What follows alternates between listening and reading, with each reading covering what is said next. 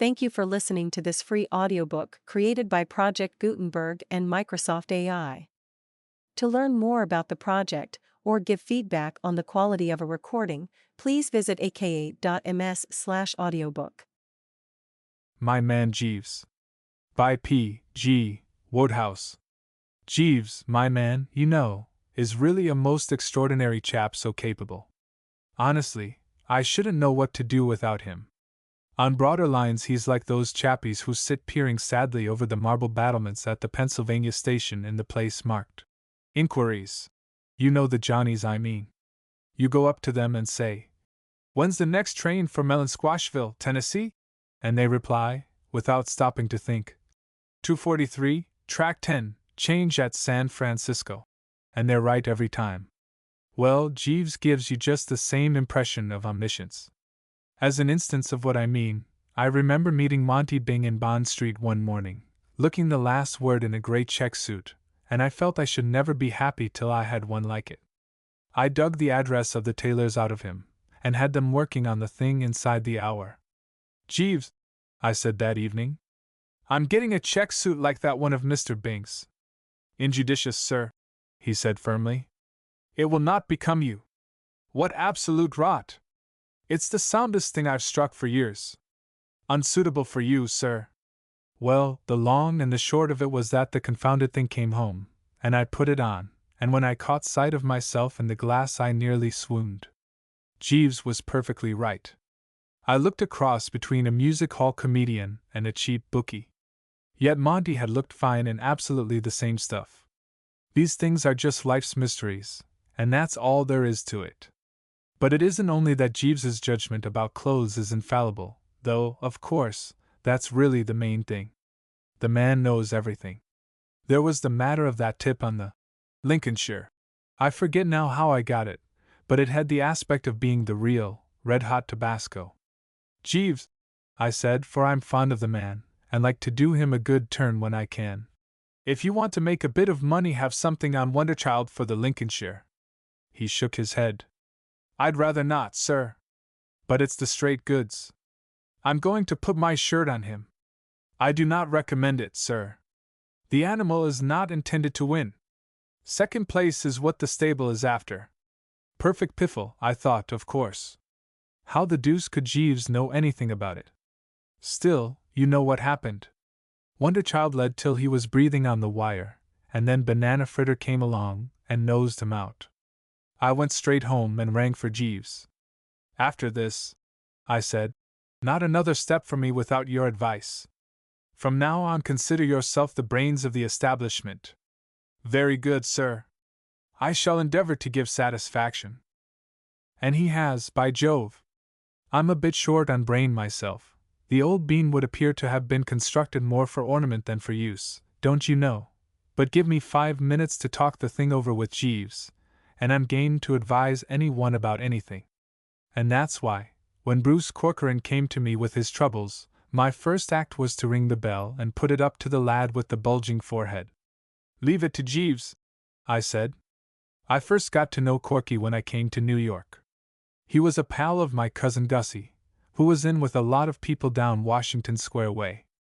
I don't know if I ever told you about it, but the reason why I left England was because I was sent over by my Aunt Agatha to try to stop young Gussie marrying a girl on the vaudeville stage, and I got the whole thing so mixed up that I decided that it would be a sound scheme for me to stop on in America for a bit instead of going back and having long cozy chats about the thing with Aunt. So I sent Jeeves out to find a decent apartment, and settled down for a bit of exile. I'm bound to say that New York's a topping place to be exiled in. Everybody was awfully good to me, and there seemed to be plenty of things going on, and I'm a wealthy bird, so everything was fine. Chappies introduced me to other chappies, and so on and so forth, and it wasn't long before I knew squads of the right sort, some who rolled in dollars in houses up by the park, and others who lived with the gas turned down mostly around Washington Square, artists and writers and so forth. Brainy coves. Corky was one of the artists. A portrait painter, he called himself, but he hadn't painted any portraits.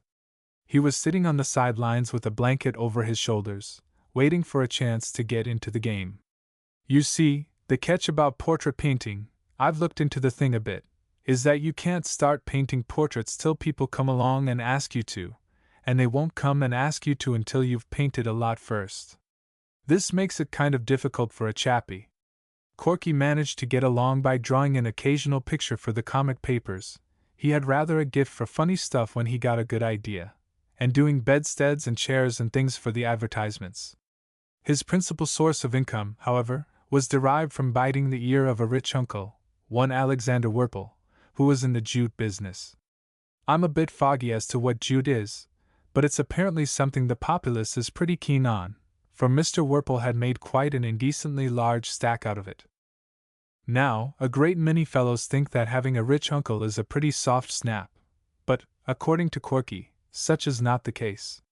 Corky's uncle was a robust sort of cove, who looked like living forever.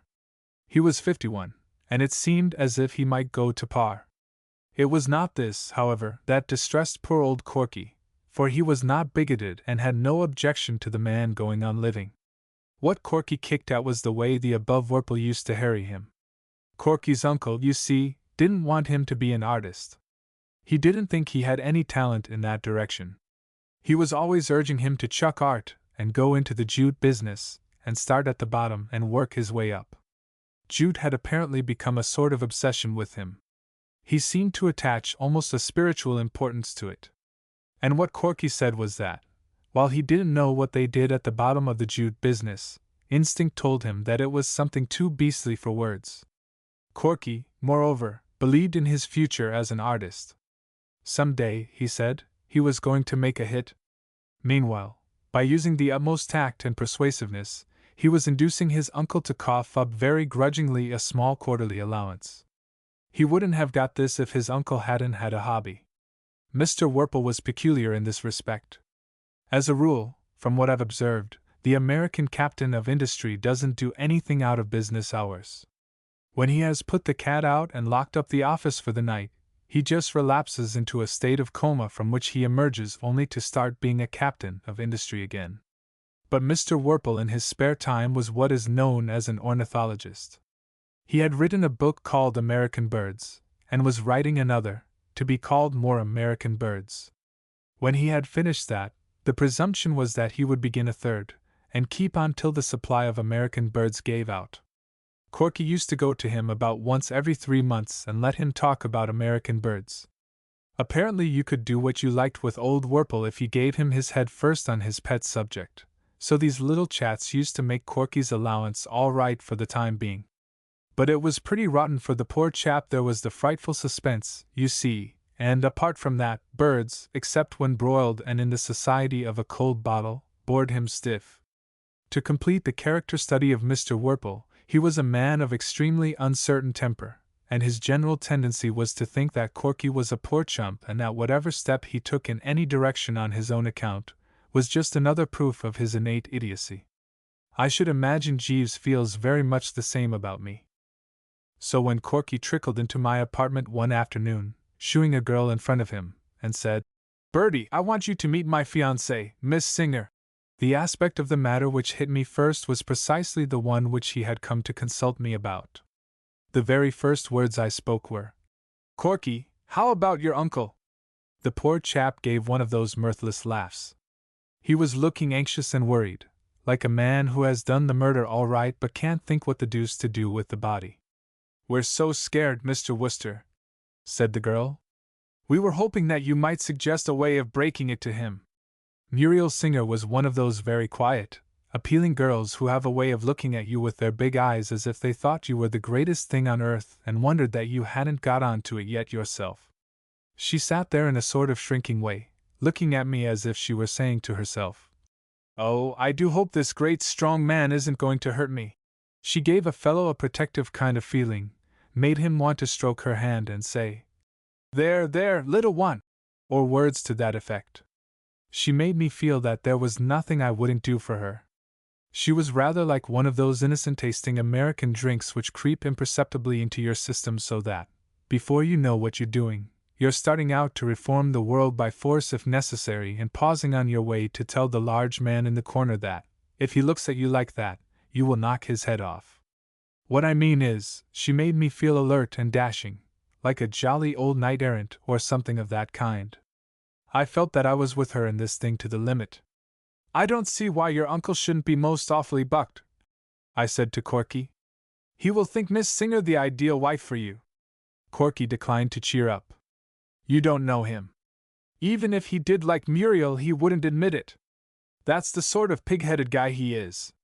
It would be a matter of principle with him to kick. All he would consider would be that I had gone and taken an important step without asking his advice, and he would raise Cain automatically. He's always done it." I strained the old bean to meet this emergency. "You want to work it so that he makes Miss Singer's acquaintance without knowing that you know her. Then you come along." "But how can I work it that way?" I saw his point. That was the catch. "There's only one thing to do," I said. "What's that?" "Leave it to Jeeves." And I rang the bell. "Sir?" said Jeeves, kind of manifesting himself. One of the rummy things about Jeeves is that, unless you watch like a hawk, you very seldom see him come into a room.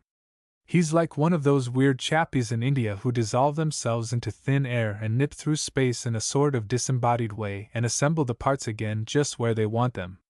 I've got a cousin who's what they call a theosophist, and he says he's often nearly worked the thing himself, but couldn't quite bring it off, probably owing to having fed in his boyhood on the flesh of animals slain in anger and pie. The moment I saw the man standing there, registering respectful attention, a weight seemed to roll off my mind. I felt like a lost child who spots his father in the offing. There was something about him that gave me confidence. Jeeves is a tallish man, with one of those dark, shrewd faces. His eye gleams with the light of pure intelligence. "Jeeves, we want your advice." "Very good, sir."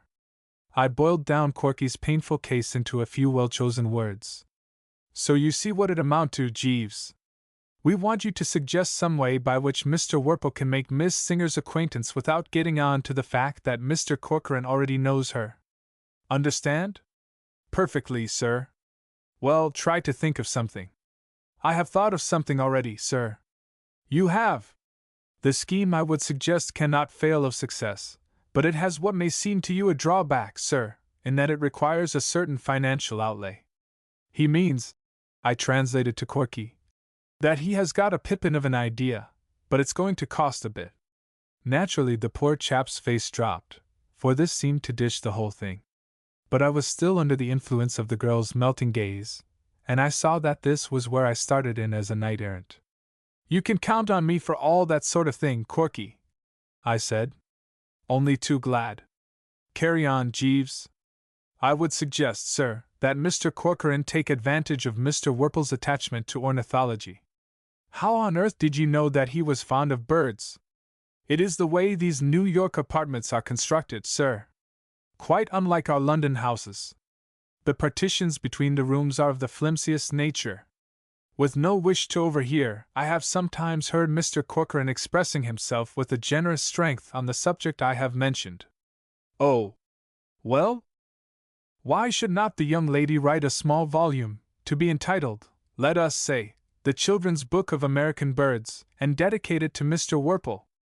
A limited edition could be published at your expense, sir, and a great deal of the book would, of course, be given over to eulogistic remarks concerning Mr. Worple's own larger treatise on the same subject. I should recommend the dispatching of a presentation copy to Mr. Worple, immediately on publication, accompanied by a letter in which the young lady asks to be allowed to make the acquaintance of one to whom she owes so much. This would, I fancy, produce the desired result, but as I say, the expense involved would be considerable." I felt like the proprietor of a performing dog on the vaudeville stage when the tyke has just pulled off his trick without a hitch. I had bet on Jeeves all along, and I had known that he wouldn't let me down. It beats me sometimes why a man with his genius is satisfied to hang around pressing my clothes and what not. If I had half Jeeves's brain, I should have a stab at being Prime Minister or something. "Jeeves," I said, "that is absolutely ripping. One of your very best efforts." "Thank you, sir." The girl made an objection. "But I'm sure I couldn't write a book about anything. I can't even write good letters." "Muriel's talents," said Corky, with a little cough. lie more in the direction of the drama, Bertie. I didn't mention it before, but one of our reasons for being a trifle nervous as to how Uncle Alexander will receive the news is that Muriel is in the chorus of that show Choose Your Exit at the Manhattan. It's absurdly unreasonable, but we both feel that that fact might increase Uncle Alexander's natural tendency to kick like a steer. I saw what he meant. Goodness knows there was fuss enough in our family when I tried to marry into musical comedy a few years ago. And the recollection of my Aunt Agatha's attitude in the matter of Gussie and the vaudeville girl was still fresh in my mind. I don't know why it is, one of these psychology sharps could explain it, I suppose, but uncles and aunts, as a class, are always dead against the drama, legitimate or otherwise. They don't seem able to stick it at any price. But Jeeves had a solution, of course. I fancy it would be a simple matter, sir, to find some impecunious author who would be glad to do the actual composition of the volume for a small fee. It is only necessary that the young lady's name should appear on the title page. That's true, said Corky. Sam Patterson would do it for $100. He writes a novelette, 3 short stories, and 10,000 words of a serial for one of the all-fiction magazines under different names every month. A little thing like this would be nothing to him. I'll get after him right away. Fine. Will that be all, sir? Said Jeeves. Very good, sir. Thank you, sir. I always used to think that publishers had to be devilish intelligent fellows, loaded down with the gray matter, but I've got their number now. All a publisher has to do is to write checks at intervals, while a lot of deserving and industrious chappies rally round and do the real work. I know, because I've been one myself. I simply sat tight in the old apartment with a fountain pen, and in due season a topping, shiny book came along. I happened to be down at Corky's place when the first copies of the Children's Book of American Birds bobbed up. Muriel Singer was there, and we were talking of things in general when there was a bang at the door, and the parcel was delivered. It was certainly some book. It had a red cover with a fowl of some species on it, and underneath the girl's name in gold letters. I opened a copy at random. Often of a spring morning, it said at the top of page 21, "As you wander through the fields, you will hear the sweet-toned, carelessly flowing warble of the purple finch linnet. When you are older you must read all about him in Mr. Alexander Werpel's wonderful book, American Birds." You see. A boost for the uncle right away. And only a few pages later there he was in the limelight again in connection with the yellow-billed cuckoo. It was great stuff. The more I read, the more I admired the chap who had written it, and Jeeves's genius in putting us on to the wheeze. I didn't see how the uncle could fail to drop. You can't call a chap the world's greatest authority on the yellow-billed cuckoo without rousing a certain disposition towards chumminess in him. "It's a cert," I said. "An absolute cinch," said Corky. And a day or two later he meandered up the avenue to my apartment to tell me that all was well. The uncle had written Muriel a letter so dripping with the milk of human kindness that if he hadn't known Mr. Werpel's handwriting Corky would have refused to believe him the author of it. Any time it suited Miss Singer to call, said the uncle, he would be delighted to make her acquaintance. Shortly after this I had to go out of town. Divers sound sportsmen had invited me to pay visits to their country places, and it wasn't for several months that I settled down in the city again. I had been wondering a lot, of course, about Corky, whether it all turned out right, and so forth, and my first evening in New York, happening to pop into a quiet sort of little restaurant which I go to when I don't feel inclined for the bright lights, I found Muriel Singer there, sitting by herself at a table near the door. Corky, I took it, was out telephoning. I went up and passed the time of day. "Well, what?" I said. "Why, Mr. Wooster! How do you do? Corky around? I beg your pardon? You're waiting for Corky, aren't you? Oh, I didn't understand. No, I'm not waiting for him."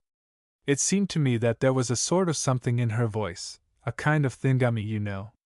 "I say, you haven't had a row with Corky, have you?" "A row?" "A spat, don't you know, little misunderstanding, faults on both sides, sir, and all that sort of thing." "Why, whatever makes you think that?" "Oh, well, as it were, what? What I mean is, I thought you usually dined with him before you went to the theater." I've left the stage now. Suddenly the whole thing dawned on me. I had forgotten what a long time I had been away. Why, of course, I see now. You're married? Yes. How perfectly topping. I wish you all kinds of happiness. Thank you so much. Oh, Alexander, she said, looking past me. This is a friend of mine, Mr. Wooster. I spun round. A chappie with a lot of stiff gray hair and a red sort of healthy face was standing there. Rather a formidable Johnny, he looked, though quite peaceful at the moment. I want you to meet my husband, Mr. Wooster. Mr. Wooster is a friend of Bruce's, Alexander. The old boy grasped my hand warmly, and that was all that kept me from hitting the floor in a heap. The place was rocking. Absolutely. So you know my nephew, Mr. Wooster, I heard him say. I wish you would try to knock a little sense into him and make him quit this playing at painting. But I have an idea that he is steadying down. I noticed it first that night he came to dinner with us, my dear, to be introduced to you. He seemed altogether quieter and more serious. Something seemed to have sobered him. Perhaps you will give us the pleasure of your company at dinner tonight, Mr. Wooster? Or have you dined? I said I had. What I needed then was air, not dinner. I felt that I wanted to get into the open and think this thing out. When I reached my apartment, I heard Jeeves moving about in his lair. I called him. Jeeves, I said, now is the time for all good men to come to the aid of the party. A stiff B.N.S. First of all, and then I've a bit of news for you. He came back with a tray and a long glass. Better have one yourself, Jeeves. You'll need it. Later on, perhaps. Thank you, sir. All right. Please yourself. But you're going to get a shock. You remember my friend, Mr. Corcoran? Yes, sir. And the girl who was to slide gracefully into his uncle's esteem by writing the book on birds? Perfectly, sir. Well, she's slid. She's married the uncle. He took it without blinking. You can't rattle Jeeves. That was always a development to be feared, sir. You don't mean to tell me that you were expecting it? It crossed my mind as a possibility. Did it, by Jove? Well, I think you might have warned us. I hardly like to take the liberty, sir. Of course, as I saw after I had had a bite to eat and was in a calmer frame of mind, what had happened wasn't my fault, if you come down to it.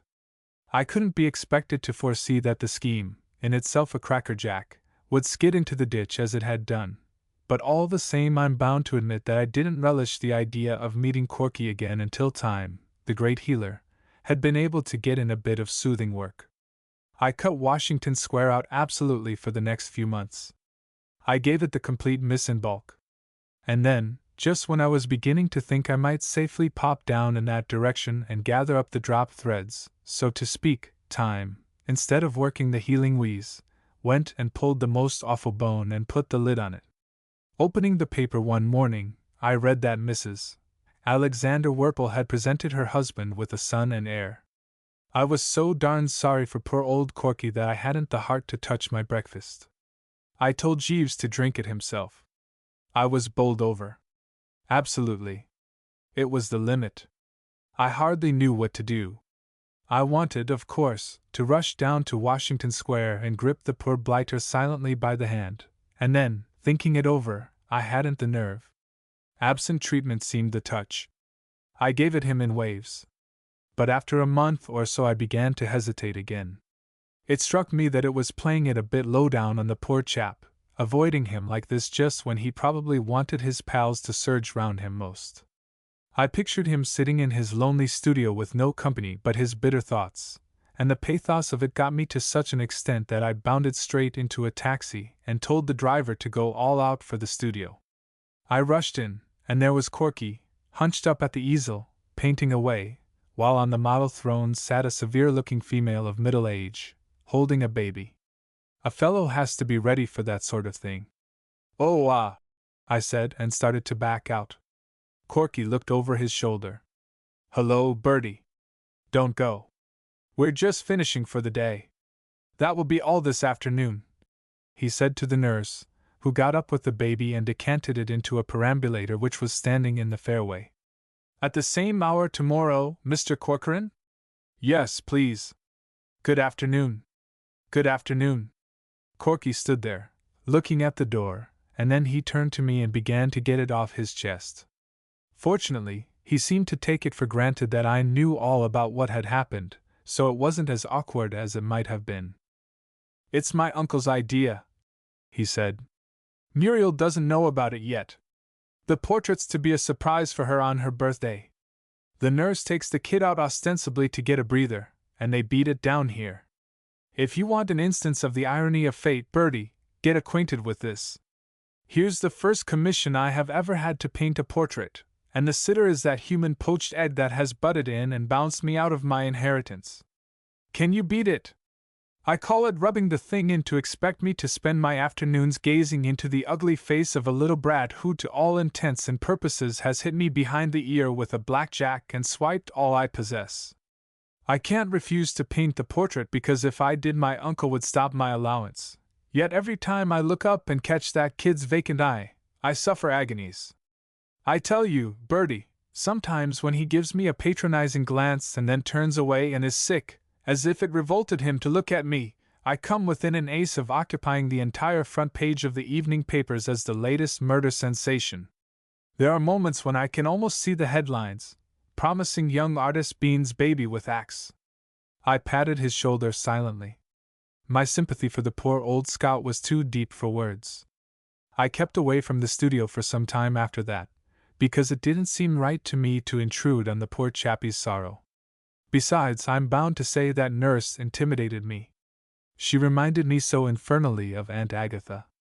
She was the same gimlet-eyed type. But one afternoon Corky called me on the phone. Bertie. Hello? Are you doing anything this afternoon? Nothing special. You couldn't come down here, could you? What's the trouble? Anything up? I've finished the portrait. Good boy. Stout work. Yes. His voice sounded rather doubtful. The fact is, Bertie, it doesn't look quite right to me. There's something about it. My uncle's coming in half an hour to inspect it, and I don't know why it is, but I kind of feel I'd like your moral support. I began to see that I was letting myself in for something. The sympathetic cooperation of Jeeves seemed to me to be indicated. You think he'll cut up rough? He may. I threw my mind back to the red-faced chappie I had met at the restaurant, and tried to picture him cutting up rough. It was only too easy. I spoke to Corky firmly on the telephone. I'll come, I said. Good. But only if I may bring Jeeves. Why Jeeves? What's Jeeves got to do with it? Who wants Jeeves? Jeeves is the fool who suggested the scheme that has led. Listen, Corky, old top. If you think I am going to face that uncle of yours without Jeeves's support, you're mistaken. I'd sooner go into a den of wild beasts and bite a lion on the back of the neck. Oh, all right, said Corky. Not cordially, but he said it, so I rang for Jeeves and explained the situation. Very good, sir, said Jeeves. That's the sort of chap he is. You can't rattle him. We found Corky near the door, looking at the picture, with one hand up in a defensive sort of way, as if he thought it might swing on him. Stand right where you are, Bertie, he said without moving. Now tell me honestly, how does it strike you? The light from the big window fell right on the picture. I took a good look at it. Then I shifted a bit nearer and took another look. Then I went back to where I had been at first, because it hadn't seemed quite so bad from there. Well? Said Corky anxiously. I hesitated a bit. Of course, old man, I only saw the kid once, and then only for a moment, but it was an ugly sort of kid, wasn't it, if I remember rightly? As ugly as that? I looked again, and honesty compelled me to be frank. I don't see how it could have been, old chap. Poor old Corky ran his fingers through his hair in a temperamental sort of way. He groaned. You're right quite, Bertie. Something's gone wrong with the darn thing. My private impression is that, without knowing it, I've worked that stunt that sergeant and those fellows pull, painting the soul of the sitter. I've got through the mere outward appearance, and have put the child's soul on canvas. But could a child of that age have a soul like that? I don't see how he could have managed it in the time. What do you think, Jeeves? I doubt it, sir. It sorts of leers at you, doesn't it? You've noticed that, too? Said Corky. I don't see how one could help noticing. All I tried to do was to give the little brute a cheerful expression. But as it worked out, he looks positively dissipated. Just what I was going to suggest, old man. He looks as if he were in the middle of a colossal spree, and enjoying every minute of it. Don't you think so, Jeeves? He has a decidedly inebriated air, sir. Corky was starting to say something when the door opened, and the uncle came in. For about 3 seconds all was joy, jollity, and goodwill. The old boy shook hands with me, slapped Corky on the back, said that he didn't think he had ever seen such a fine day, and whacked his leg with his stick. Jeeves had projected himself into the background, and he didn't notice him. Well, Bruce, my boy, so the portrait is really finished, is it? Really finished? Well, bring it out. Let's have a look at it. This will be a wonderful surprise for your aunt. Where is it? Let's. And then he got it, suddenly, when he wasn't set for the punch, and he rocked back on his heels. Oosh! He exclaimed. And for perhaps a minute there was one of the scalliest silences I've ever run up against. Is this a practical joke?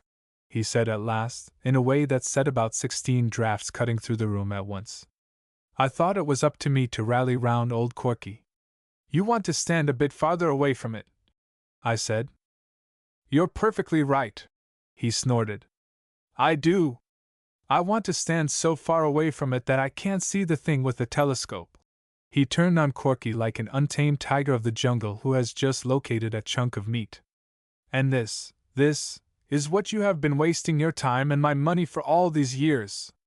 A painter! I wouldn't let you paint a house of mine. I gave you this commission, thinking that you were a competent worker, and this extract from a comic-colored supplement is the result. He swung towards the door, lashing his tail and growling to himself. This ends it. If you wish to continue this foolery of pretending to be an artist because you want an excuse for idleness, please yourself. But let me tell you this. Unless you report at my office on Monday morning, prepared to abandon all this idiocy and start in at the bottom of the business to work your way up, as you should have done half a dozen years ago, not another cent, not another cent, not another, boosh! Then the door closed, and he was no longer with us. And I crawled out of the bomb-proof shelter. Corky, old top! I whispered faintly. Corky was standing staring at the picture. His face was set. There was a hunted look in his eye. Well, that finishes it, he muttered brokenly. What are you going to do? Do? What can I do? I can't stick on here if he cuts off supplies. You heard what he said. I shall have to go to the office on Monday. I couldn't think of a thing to say. I knew exactly how he felt about the office. I don't know when I've been so infernally uncomfortable. It was like hanging round trying to make conversation to a pal who's just been sentenced to 20 years in quat. And then a soothing voice broke the silence. If I might make a suggestion, sir. It was Jeeves. He had slid from the shadows and was gazing gravely at the picture. Upon my word, I can't give you a better idea of the shattering effect of Corky's Uncle Alexander when in action than by saying that he had absolutely made me forget for the moment that Jeeves was there. I wonder if I have ever happened to mention to you, sir, a Mr. Digby Thistleton, with whom I was once in service? Perhaps you have met him? He was a financier. He is now Lord Bridgenorth. It was a favorite saying of his that there is always a way. The first time I heard him use the expression was after the failure of a patent depilatory which he promoted. Jeeves, I said, what on earth are you talking about? I mentioned Mr. Thistleton, sir, because his was in some respects a parallel case to the present one. His depilatory failed, but he did not despair. He put it on the market again under the name of Harrow, guaranteed to produce a full crop of hair in a few months. It was advertised, if you remember, sir, by a humorous picture of a billiard ball, before and after taking, and made such a substantial fortune that Mr. Thistleton was soon afterwards elevated to the peerage for services to his party. It seems to me that, if Mr. Corcoran looks into the matter, he will find, like Mr. Thistleton, that there is always a way. Mr. Worple himself suggested the solution of the difficulty. In the heat of the moment, he compared the portrait to an extract from a colored comics supplement. I consider the suggestion a very valuable one, sir. Mr. Corcoran's portrait may not have pleased Mr. Worple as a likeness of his only child, but I have no doubt the editors would gladly consider it as a foundation for a series of humorous drawings. If Mr. Corcoran will allow me to make the suggestion, his talent has always been for the humorous. There is something about this picture, something bold and vigorous, which arrests the attention. I feel sure it would be highly popular. Corky was glaring at the picture, and making a sort of dry, sucking noise with his mouth. He seemed completely overwrought. And then suddenly he began to laugh in a wild way. "Corky, old man," I said, massaging him tenderly. I feared the poor blighter was hysterical. He began to stagger about all over the floor. "He's right. The man's absolutely right. Jeeves, you're a lifesaver. You've hit on the greatest idea of the age. Report at the office on Monday. Start at the bottom of the business. I'll buy the business if I feel like it. I know the man who runs the comics section of the Sunday Star. He'll eat this thing.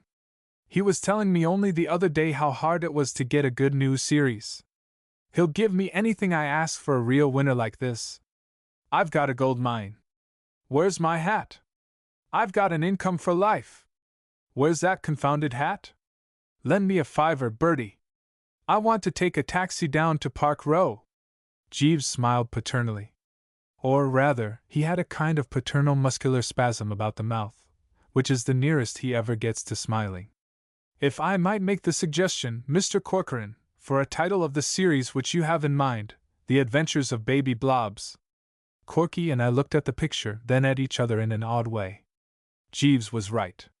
There could be no other title. "Jeeves," I said. It was a few weeks later, and I had just finished looking at the comics section of the Sunday Star. "I'm an optimist. I always have been. The older I get, the more I agree with Shakespeare and those poet Johnnies about it always being darkest before the dawn, and there's a silver lining, and what you lose on the swings you make up on the roundabouts. Look at Mr. Corcoran, for instance. There was a fellow, one would have said, clear up to the eyebrows in the soup. To all appearances he had got it right in the neck. Yet look at him now. Have you seen these pictures? I took the liberty of glancing at them before bringing them to you, sir. Extremely diverting. They have made a big hit, you know. I anticipated it, sir." I leaned back against the pillows. "You know, Jeeves, you're a genius. You ought to be drawing a commission on these things. I have nothing to complain of in that respect, sir. Mr. Corcoran has been most generous. I am putting out the brown suit, sir. No, I think I'll wear the blue with the faint red stripe. Not the blue with the faint red stripe, sir. But I rather fancy myself in it. Not the blue with the faint red stripe, sir. Oh, all right, have it your own way." "Very good, sir." "Thank you, sir. Of course, I know it's as bad as being henpecked, but then Jeeves is always right. You've got to consider that, you know." "What?" "Jeeves and the unbidden guest. I'm not absolutely certain of my facts, but I rather fancy it's Shakespeare, or, if not, it's some equally brainy lad, who says that it's always just when a chappie is feeling particularly top-hole, and more than usually braced with things in general, that fate sneaks up behind him with a bit of lead piping. There's no doubt the man's right. It's absolutely that way with me. Take, for instance, the fairly rummy matter of Lady Malvern and her son Wilmot. A moment before they turned up, I was just thinking how thoroughly all right everything was. It was one of those topping mornings, and I had just climbed out from under the cold shower, feeling like a 2-year-old. As a matter of fact, I was especially bucked just then because the day before I had asserted myself with Jeeves. Absolutely asserted myself, don't you know? You see, the way things had been going on, I was rapidly becoming a dash serf. The man had jolly well oppressed me. I didn't so much mind when he made me give up one of my new suits, because Jeeves's judgment about suits is sound. But I as near as a touch rebelled when he wouldn't let me wear a pair of cloth-topped boots which I loved like a couple of brothers. and when he tried to tread on me like a worm in the matter of a hat, I jolly well put my foot down and showed him who was who. It's a long story, and I haven't time to tell you now, but the point is that he wanted me to wear the longnicker, as worn by John Drew, when I had set my heart on the country gentleman, as worn by another famous actor chappie, and the end of the matter was that, after a rather painful scene, I bought the country gentleman. So that's how things stood on this particular morning, and I was feeling kind of manly and independent. Well, I was in the bathroom, wondering what there was going to be for breakfast while I massaged the good old spine with a rough towel and sang slightly, when there was a tap at the door. I stopped singing and opened the door an inch. "What ho without there? Lady Malvern wishes to see you, sir," said Jeeves. "Eh? Lady Malvern, sir? She is waiting in the sitting room." "Pull yourself together, Jeeves, my man," I said rather severely, for I bar practical jokes before breakfast. "You know perfectly well there's no one waiting for me in the sitting room. How could there be when it's barely 10 o'clock yet? I gathered from her ladyship, sir, that she had landed from an ocean liner at an early hour this morning." This made the thing a bit more plausible. I remembered that when I had arrived in America about a year before, the proceedings had begun at some ghastly hour like 6, and that I had been shot out onto a foreign shore considerably before 8. "Who the deuce is Lady Malvern, Jeeves?" "Her ladyship did not confide in me, sir." "Is she alone?" "Her ladyship is accompanied by a Lord Pershore, sir." "I fancied that his lordship would be her ladyship's son." "Oh, well, put out rich raiment of sorts, and I'll be dressing. Our heather mixture lounge is in readiness, sir." "Then lead me to it." While I was dressing I kept trying to think who on earth Lady Malvern could be. It wasn't till I had climbed through the top of my shirt and was reaching out for the studs that I remembered. "I've placed her, Jeeves. She's a pal of my Aunt Agatha." "Indeed, sir?" "Yes. I met her at lunch one Sunday before I left London. A very vicious specimen. Writes books. She wrote a book on social conditions in India when she came back from the Durbar." "Yes, sir? Pardon me, sir, but not that tie." "Eh? Not that tie with the heather mixture lounge, sir?" It was a shock to me. I thought I had quelled the fellow. It was rather a solemn moment. What I mean is, if I weakened now, all my good work the night before would be thrown away. I braced myself. "What's wrong with this tie? I've seen you give it a nasty look before. Speak out like a man. What's the matter with it?" "Too ornate, sir."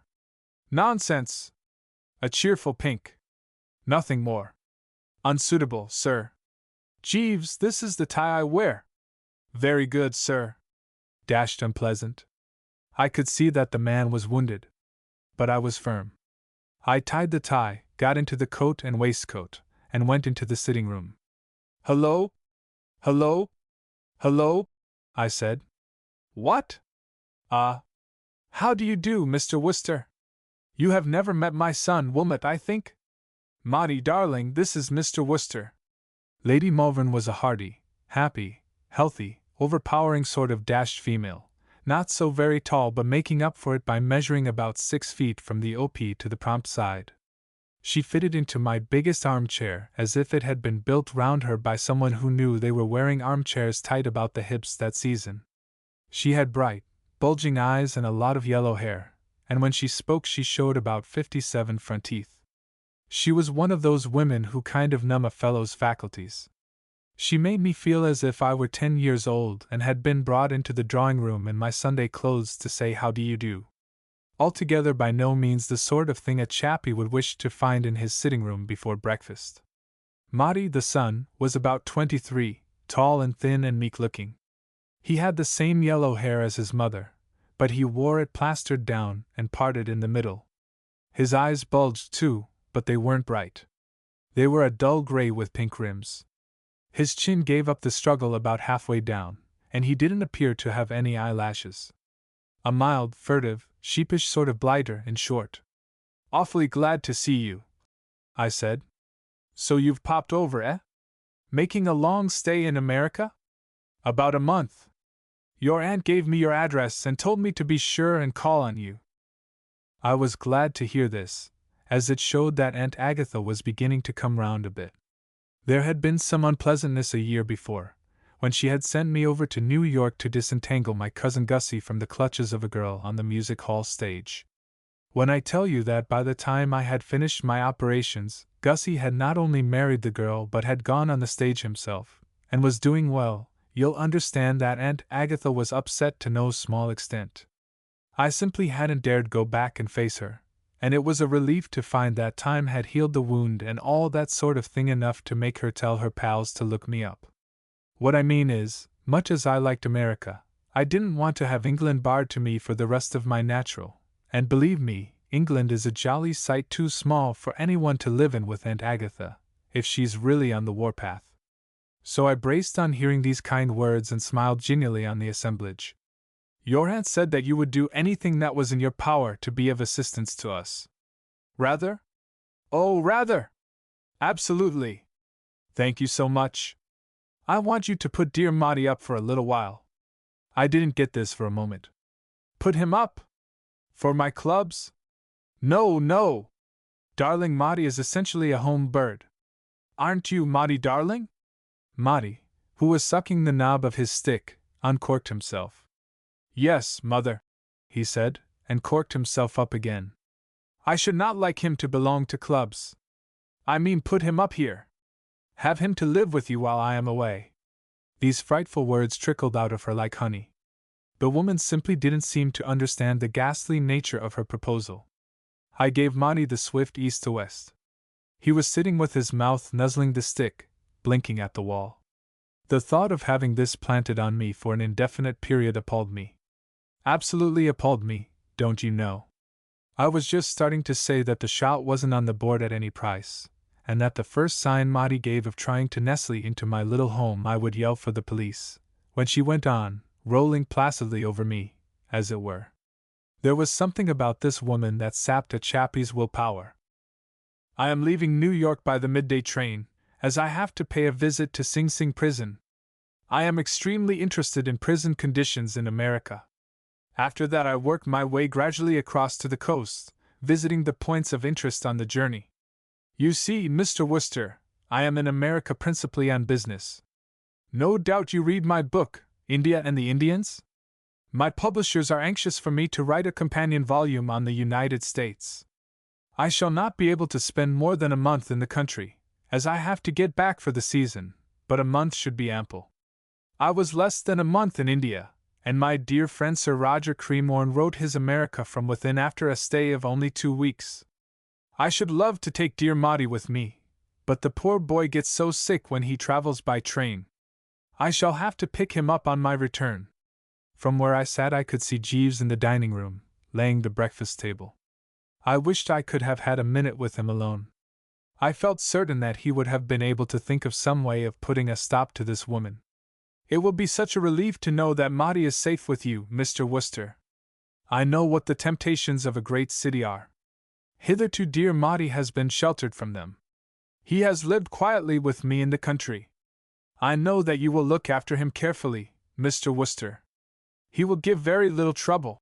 She talked about the poor blighter as if he wasn't there. Not that Maudie seemed to mind.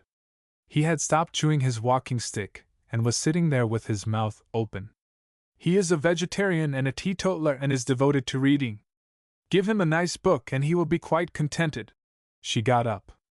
Thank you so much, Mr. Wooster. I don't know what I should have done without your help. Come, Maudie. We have just time to see a few of the sights before my train goes. But I shall have to rely on you for most of my information about New York, darling. Be sure to keep your eyes open and take notes of your impressions. It will be such a help. Goodbye, Mr. Wooster. I will send Maudie back early in the afternoon. They went out, and I howled for Jeeves. Jeeves! What about it? Sir? What's to be done? You heard it all, didn't you? You were in the dining room most of the time. That pill is coming to stay here. Pill, sir? The excrescence. I beg your pardon, sir? I looked at Jeeves sharply. This sort of thing wasn't like him. It was as if he were deliberately trying to give me the pip. Then I understood. The man was really upset about that tie. He was trying to get his own back. Lord Pershore will be staying here from tonight, Jeeves, I said coldly. Very good, sir. Breakfast is ready, sir. I could have sobbed into the bacon and eggs. That there wasn't any sympathy to be got out of Jeeves was what put the lid on it. For a moment I almost weakened and told him to destroy the hat and tie if he didn't like them, but I pulled myself together again. I was dashed if I was going to let Jeeves treat me like a bally one-man chain gang. But what with brooding on Jeeves and brooding on Maudie, I was in a pretty reduced sort of state. The more I examined the situation, the more blighted it became. There was nothing I could do. If I slung Maudie out, he would report to his mother, and she would pass it on to Aunt Agatha, and I didn't like to think what would happen then. Sooner or later, I should be wanting to go back to England, and I didn't want to get there and find Aunt Agatha waiting on the quay for me with a stuffed eel skin. There was absolutely nothing for it but to put the fellow up and make the best of it. About midday Maudie's luggage arrived, and soon afterward a large parcel of what I took to be nice books. I brightened up a little when I saw it. It was one of those massive parcels and looked as if it had enough in it to keep the chappie busy for a year. I felt a trifle more cheerful, and I got my country gentleman hat and stuck it on my head, and gave the pink tie a twist, and reeled out to take a bite of lunch with one or two of the lads at a neighboring hostelry, and what with excellent browsing and sluicing and cheery conversation and what not, the afternoon passed quite happily. By dinner-time I had almost forgotten blighted Maudie's existence. I dined at the club and looked in at a show afterward, and it wasn't till fairly late that I got back to the flat. There were no signs of Maudie, and I took it that he had gone to bed. It seemed rummy to me, though, that the parcel of nice books was still there with the string and paper on it. It looked as if Maudie, after seeing Mother off at the station, had decided to call it a day. Jeeves came in with the nightly whiskey and soda. I could tell by the chappie's manner that he was still upset. Lord Pershore gone to bed, Jeeves? I asked, with reserved hauteur and what not. No, sir. His lordship has not yet returned. Not returned? What do you mean? His lordship came in shortly after 6:30 and, having dressed, went out again. At this moment there was a noise outside the front door, a sort of scrabbling noise, as if somebody were trying to paw his way through the woodwork. Then a sort of thud. Better go and see what that is, Jeeves. Very good, sir. He went out and came back again. If you would not mind stepping this way, sir, I think we might be able to carry him in. Carry him in? His lordship is lying on the mat, sir. I went to the front door. The man was right. There was Maudie huddled up outside on the floor. He was moaning a bit. He's had some sort of dashed fit, I said. I took another look. Jeeves! Someone's been feeding him meat. Sir? He's a vegetarian, you know. He must have been digging into a steak or something. Call up a doctor. I hardly think it will be necessary, sir. If you would take his lordship's legs while I... Great Scott, Jeeves! You don't think he can't be? I am inclined to think so, sir. And, by Jove, he was right. Once on the right track, you couldn't mistake it. Maudie was under the surface. It was the deuce of a shock. You never can tell, Jeeves. Very seldom, sir. Remove the eye of authority, and where are you? Precisely, sir. Where is my wandering boy tonight, and all that sort of thing, what? It would seem so, sir. Well, we had better bring him in, eh? Yes, sir. So we lugged him in, and Jeeves put him to bed, and I lit a cigarette and sat down to think the thing over. I had a kind of foreboding. It seemed to me that I had let myself in for something pretty rocky. Next morning, after I had sucked down a thoughtful cup of tea, I went into Maudie's room to investigate. I expected to find the fellow a wreck, but there he was, sitting up in bed, quite chirpy, reading gingery stories. What ho! I said. What ho! Said Maudie. What ho! What ho! What ho! What ho! What ho! After that it seemed rather difficult to go on with the conversation. How are you feeling this morning? I asked.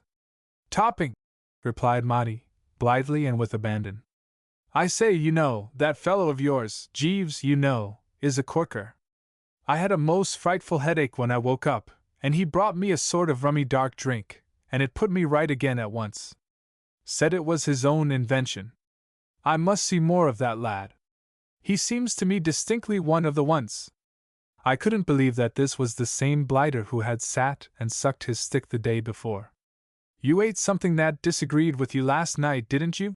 I said, by way of giving him a chance to slide out of it if he wanted to. But he wouldn't have it, at any price. No, he replied firmly. I didn't do anything of the kind. I drank too much. Much too much. Lots and lots too much. And what's more, I'm going to do it again. I'm going to do it every night. If ever you see me sober, old top, he said, with a kind of holy exaltation, tap me on the shoulder and say, "Tut! Tut!" and I'll apologize and remedy the defect. But I say, what about me? What about you? Well, I'm, so to speak, as it were, kind of responsible for you. What I mean to say is, if you go doing this sort of thing, I'm apt to get in the soup somewhat. I can't help your troubles, said Maudie firmly. Listen to me, old thing. This is the first time in my life that I've had a real chance to yield to the temptations of a great city. What's the use of a great city having temptations if fellows don't yield to them? Makes it so bally discouraging for a great city. Besides, Mother told me to keep my eyes open and collect impressions. I sat on the edge of the bed. I felt dizzy. I know just how you feel, old dear, said Maudie consolingly. And if my principles would permit it, I would simmer down for your sake. But duty first. This is the first time I've been let out alone, and I mean to make the most of it. We're only young once. Why interfere with life's morning? Young man, rejoice in thy youth. Tra-la! What ho! Put like that, it did seem reasonable. All my ballet life, dear boy, Maudie went on, I've been cooped up in the ancestral home at Much Middlefold, in Shropshire, and till you've been cooped up in Much Middlefold you don't know what cooping is. The only time we get any excitement is when one of the choir boys is caught sucking chocolate during the sermon. When that happens, we talk about it for days. I've got about a month of New York, and I mean to store up a few happy memories for the long winter evenings. This is my only chance to collect a past, and I'm going to do it. Now tell me, old sport, as man to man, how does one get in touch with that very decent chappie Jeeves? Does one ring a bell or shout a bit? I should like to discuss the subject of a good stiffby, N.S. with him. I had a sort of vague idea, don't you know, that if I stuck close to Maudie and went about the place with him, I might act as a bit of a damper on the gaiety. What I mean is, I thought that if, when he was being the life and soul of the party, he were to catch my reproving eye, he might ease up a trifle on the revelry. So the next night I took him along to supper with me. It was the last time. I'm a quiet, peaceful sort of chappie who has lived all his life in London, and I can't stand the pace these swift sportsmen from the rural districts set. What I mean to say is this, I'm all for rational enjoyment, and so forth, but I think a chappie makes himself conspicuous when he throws soft-boiled eggs at the electric fan. And decent mirth and all that sort of thing are all right, but I do bar dancing on tables and having to dash all over the place dodging waiters, managers, and chuckers out, just when you want to sit still and digest. Directly I managed to tear myself away that night and get home, I made up my mind that this was jolly well the last time that I went about with Maudie. The only time I met him late at night after that was once when I passed the door of a fairly low-down sort of restaurant, and had to step aside to dodge him as he sailed through the air en route for the opposite pavement, with a muscular sort of looking chappie peering out after him with a kind of gloomy satisfaction. In a way, I couldn't help sympathizing with the fellow. He had about 4 weeks to have the good time that ought to have been spread over about 10 years, and I didn't wonder at his wanting to be pretty busy. I should have been just the same in his place. Still, there was no denying that it was a bit thick. If it hadn't been for the thought of Lady Malvern and Aunt Agatha in the background, I should have regarded Maudie's rapid work with an indulgent smile. But I couldn't get rid of the feeling that, sooner or later, I was the lad who was scheduled to get it behind the ear. And what with brooding on this prospect, and sitting up in the old flat waiting for the familiar footstep, and putting it to bed when it got there, and stealing into the sick chamber next morning to contemplate the wreckage, I was beginning to lose weight. Absolutely becoming the good old shadow, I give you my honest word. Starting at sudden noises and what not. And no sympathy from Jeeves. That was what cut me to the quick. The man was still thoroughly pipped about the hat and tie, and simply wouldn't rally round. One morning I wanted comforting so much that I sank the pride of the Woosters and appealed to the fellow direct. "Jeeves," I said, "this is getting a bit thick." "Sir?" Business and cold respectfulness. "You know what I mean. This lad seems to have chucked all the principles of a well-spent boyhood. He has got it up his nose." "Yes, sir." "Well, I shall get blamed, don't you know? You know what my Aunt Agatha is?" "Yes, sir." "Very well, then." I waited a moment, but he wouldn't unbend. "Jeeves," I said, "haven't you any scheme up your sleeve for coping with this blighter?" "No, sir." And he shimmered off to his lair. Obstinate devil. So dashed absurd, don't you know? It wasn't as if there was anything wrong with that country gentleman hat. It was a remarkably priceless effort, and much admired by the lads. But just because he preferred the Longacre, he left me flat. It was shortly after this that young Monty got the idea of bringing pals back in the small hours to continue the gay revels in the home. This was where I began to crack under the strain. You see, the part of town where I was living wasn't the right place for that sort of thing. I knew lots of chappies down Washington Square way who started the evening at about 2 a.m., artists and writers and what not, who frolicked considerably till checked by the arrival of the morning milk. That was all right. They like that sort of thing down there. The neighbors can't get to sleep unless there's someone dancing Hawaiian dances over their heads. But on 57th Street the atmosphere wasn't right, and when Monty turned up at 3 in the morning with a collection of hearty lads, who only stopped singing their college song when they started singing "The Old Oaken Bucket," there was a marked peevishness among the old settlers in the flats. The management was extremely terse over the telephone at breakfast time, and took a lot of soothing. The next night I came home early, after a lonely dinner at a place which I'd chosen because there didn't seem any chance of meeting Monty there.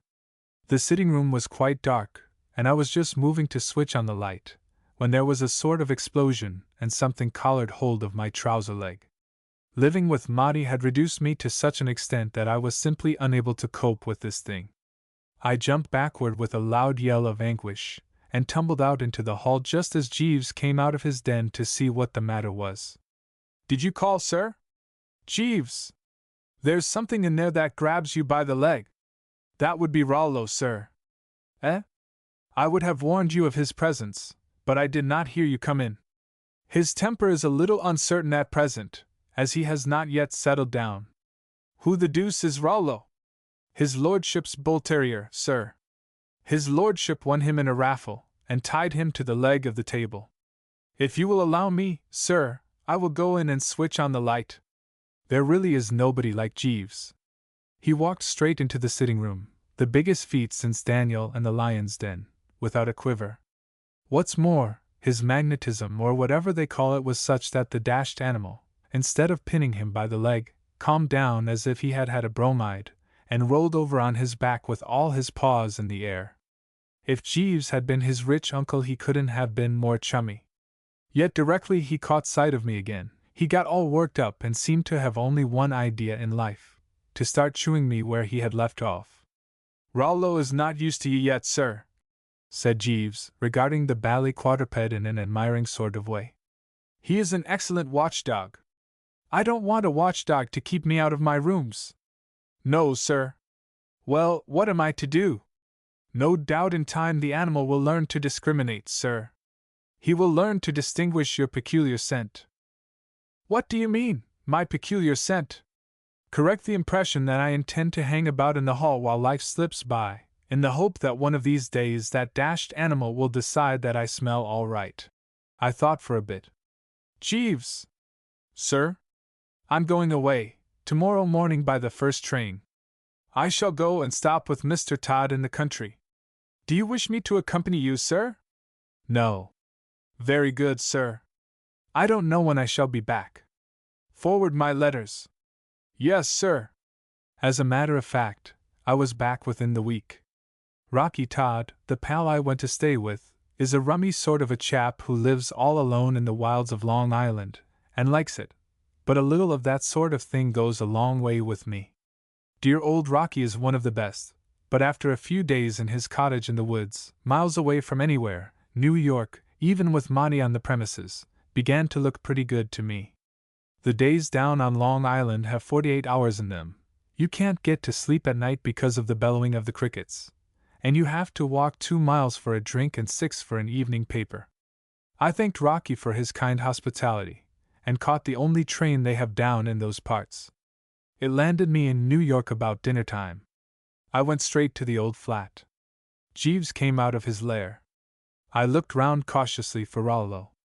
Where's that dog, Jeeves? Have you got him tied up? The animal is no longer here, sir. His lordship gave him to the porter, who sold him.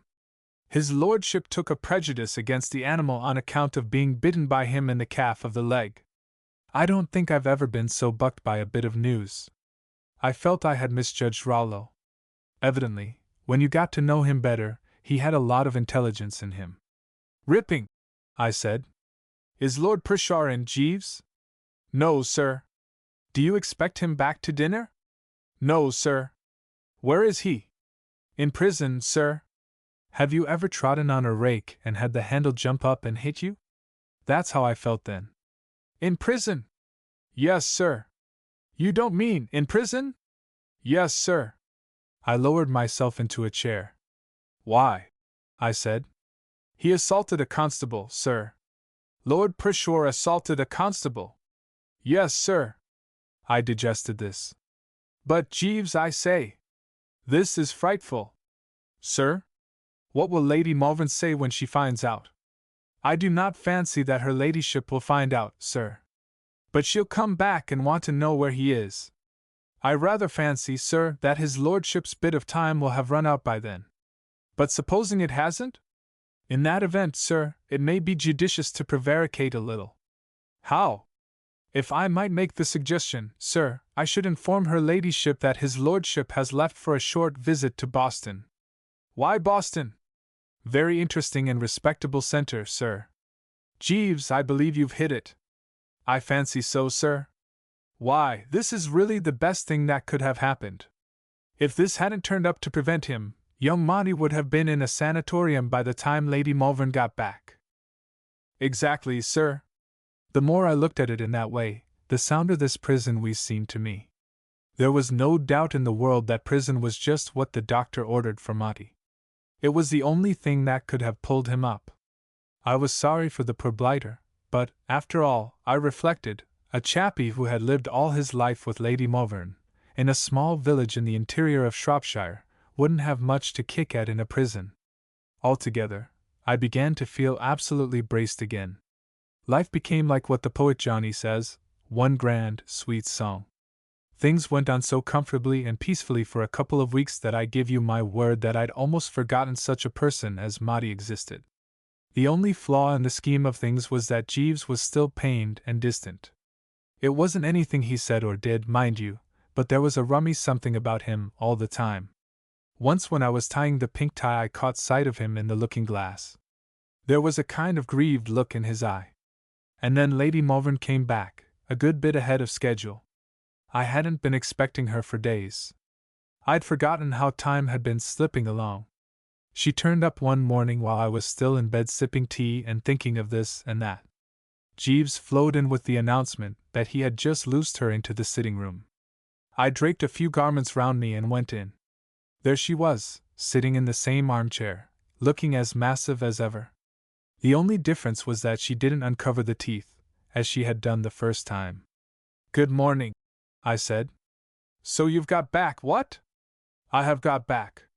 There was something sort of bleak about her tone, rather as if she had swallowed an east wind.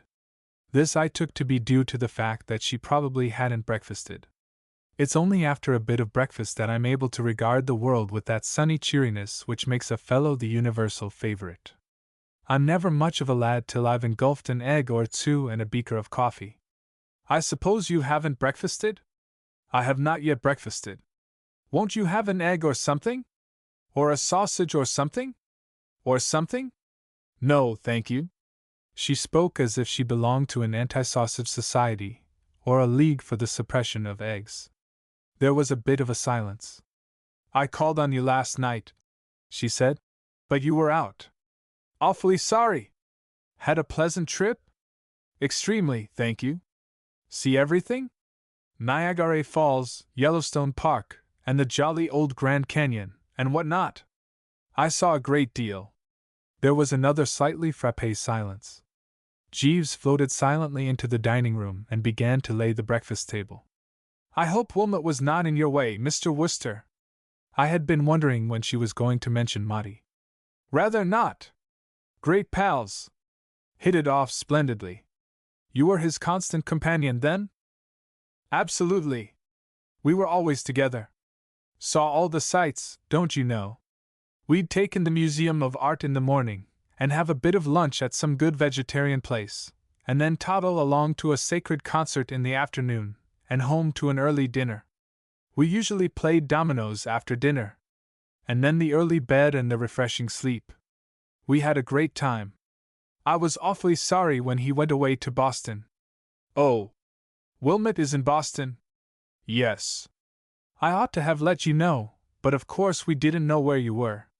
You were dodging all over the place like a snipe. I mean, don't you know, dodging all over the place, and we couldn't get at you. Yes, Maudie went off to Boston. You're sure he went to Boston? Oh, absolutely. I called out to Jeeves, who was now messing about in the next room with forks and so forth. Jeeves, Lord Pershard didn't change his mind about going to Boston, did he? No, sir. I thought I was right. Yes, Maudie went to Boston.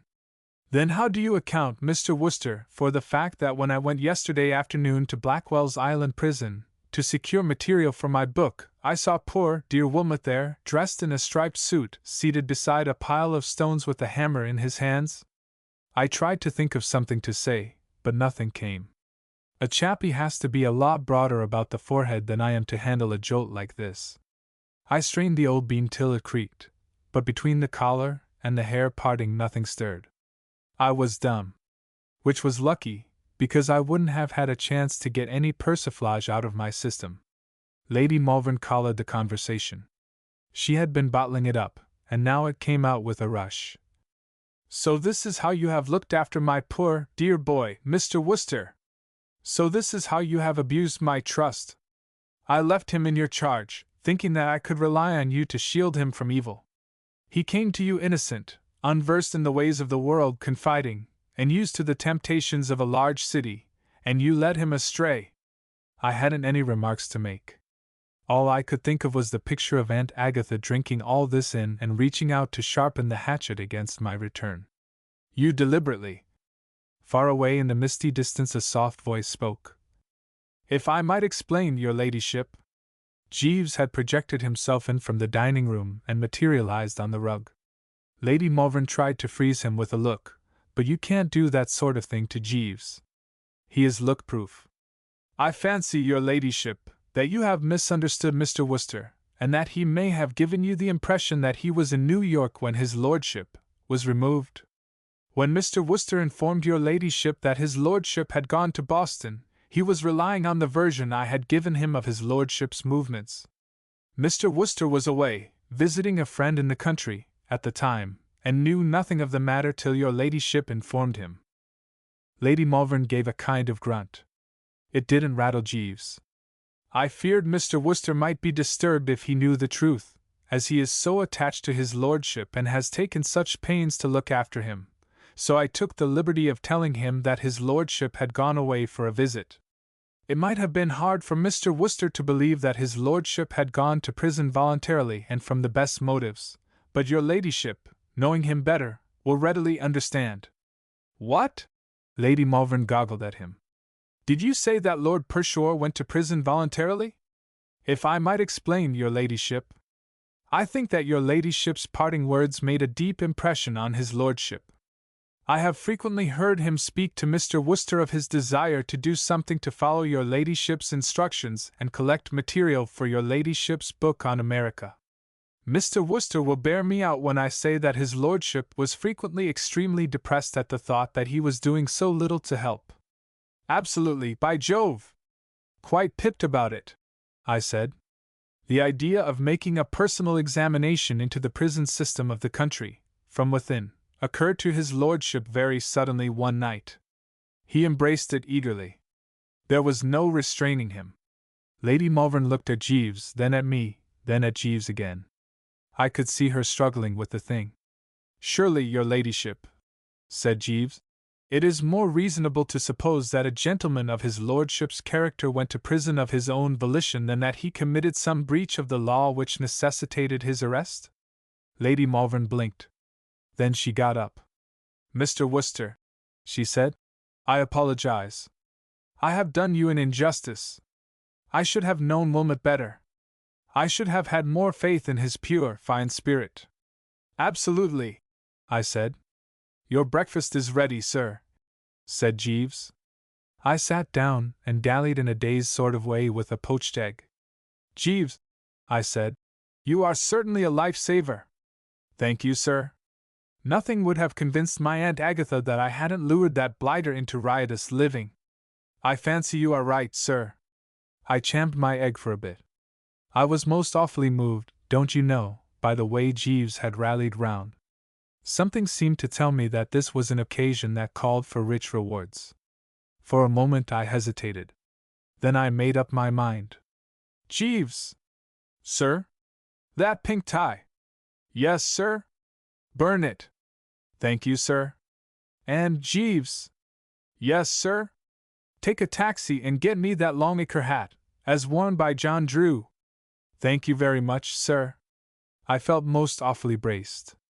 I felt as if the clouds had rolled away and all was as it used to be. I felt like one of those chappies in the novels who calls off the fight with his wife in the last chapter and decides to forget and forgive. I felt I wanted to do all sorts of other things to show Jeeves that I appreciated him. Jeeves, I said, it isn't enough. Is there anything else you would like? Yes, sir. If I may make the suggestion, $50. $50? It will enable me to pay a debt of honor, sir. I owe it to his lordship. You owe Lord Pershore $50? Yes, sir. I happened to meet him in the street the night his lordship was arrested. I had been thinking a good deal about the most suitable method of inducing him to abandon his mode of living, sir. His lordship was a little overexcited at the time, and I fancy that he mistook me for a friend of his. At any rate, when I took the liberty of wagering him $50 that he would not punch a passing policeman in the eye, he accepted the bet very cordially and won it. I produced my pocket-book and counted out 100. Take this, Jeeves, I said. 50 isn't enough. Do you know, Jeeves, you absolutely stand alone. I endeavor to give satisfaction, sir, said Jeeves. Jeeves and the hard-boiled egg. Sometimes of a morning, as I've sat in bed sucking down the early cup of tea and watched my man Jeeves flitting about the room and putting out the raiment for the day, I've wondered what the deuce I should do if the fellow ever took it into his head to leave me. It's not so bad now I'm in New York, but in London the anxiety was frightful. There used to be all sorts of attempts on the part of low blighters to sneak him away from me. Young Reggie Foljambe, to my certain knowledge, offered him double what I was giving him, and Alastair Bingham Reeves, who's got a valet who had been known to press his trousers sideways, used to look at him, when he came to see me, with a kind of glittering hungry eye which disturbed me doucely. Bally pirates. The thing, you see, is that Jeeves is so dashed competent. You can spot it even in the way he shoves studs into a shirt.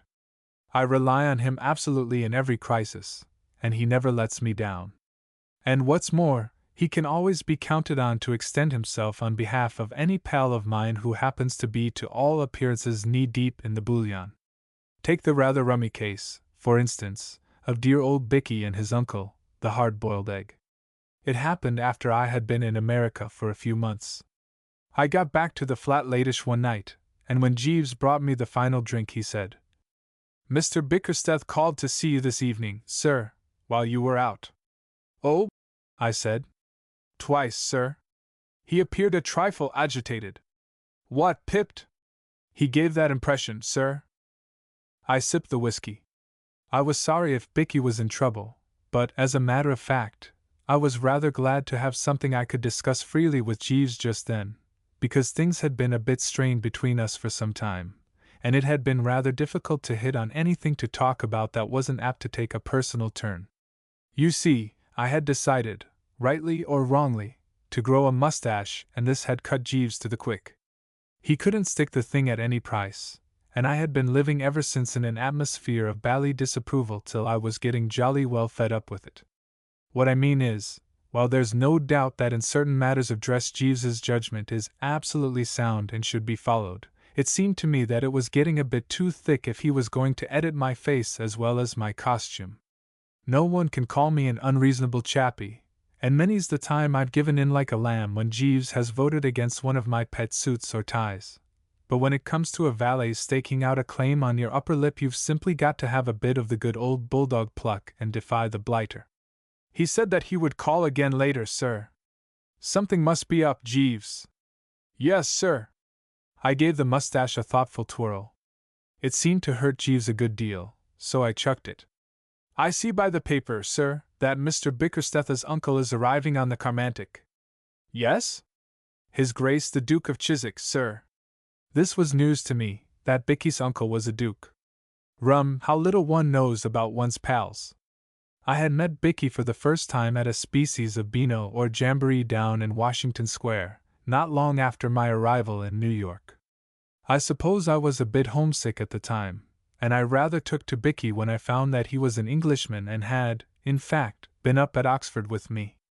Besides, he was a frightful chump, so we naturally drifted together, and while we were taking a quiet snort in a corner that wasn't all cluttered up with artists and sculptors and what not, he furthermore endeared himself to me by a most extraordinarily gifted imitation of a bull terrier chasing a cat up a tree.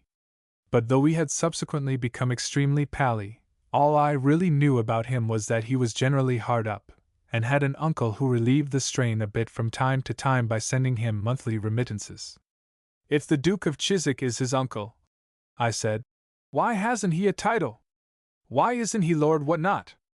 Mr. Bickersteth is the son of his Grace's late sister, sir, who married Captain Rollo Bickersteth of the Coldstream Guards. Jeeves knows everything. Is Mr. Bickersteth's father dead too? Yes, sir. Leave any money? No, sir. I began to understand why poor old Bicky was always more or less on the rocks. To the casual and irreflective observer, if you know what I mean, it may sound a pretty good wheeze having a duke for an uncle. But the trouble about old Chiswick was that, though an extremely wealthy old buster, owning half London and about 5 counties up north, he was notoriously the most prudent spender in England. He was what American chappies would call a hard-boiled egg. If Bicky's people hadn't left him anything and he depended on what he could prize out of the old duke, he was in a pretty bad way. Not that that explained why he was hunting me like this, because he was a chap who never borrowed money. He said he wanted to keep his pals, so never bit anyone's ear on principle. At this juncture the door-bell rang. Jeeves floated out to answer it. Yes, sir. Mr. Wooster has just returned, I heard him say. And Bicky came trickling in, looking pretty sorry for himself. Hello, Bicky, I said. Jeeves told me you had been trying to get me. Jeeves, bring another glass, and let the revels commence.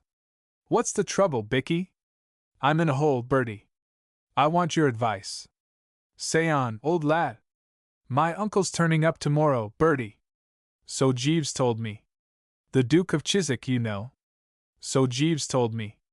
Bicky seemed a bit surprised. Jeeves seems to know everything.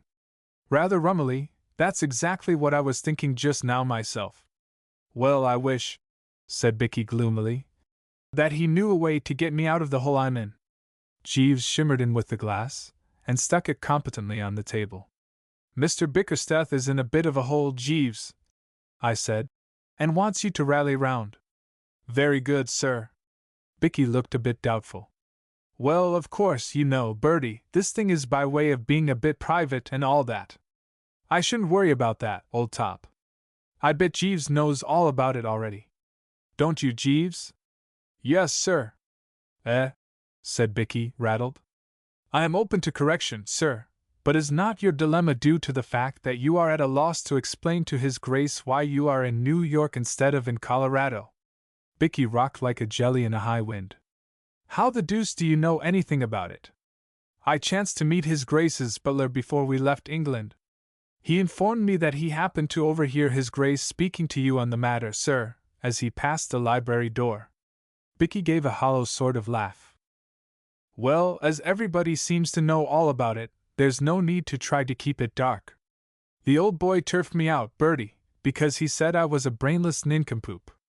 The idea was that he would give me a remittance on condition that I dashed out to some blighted locality of the name of Colorado and learned farming or ranching, or whatever they call it, at some Valley ranch or farm, or whatever it's called. I didn't fancy the idea a bit. I should have had to ride horses and pursue cows, and so forth.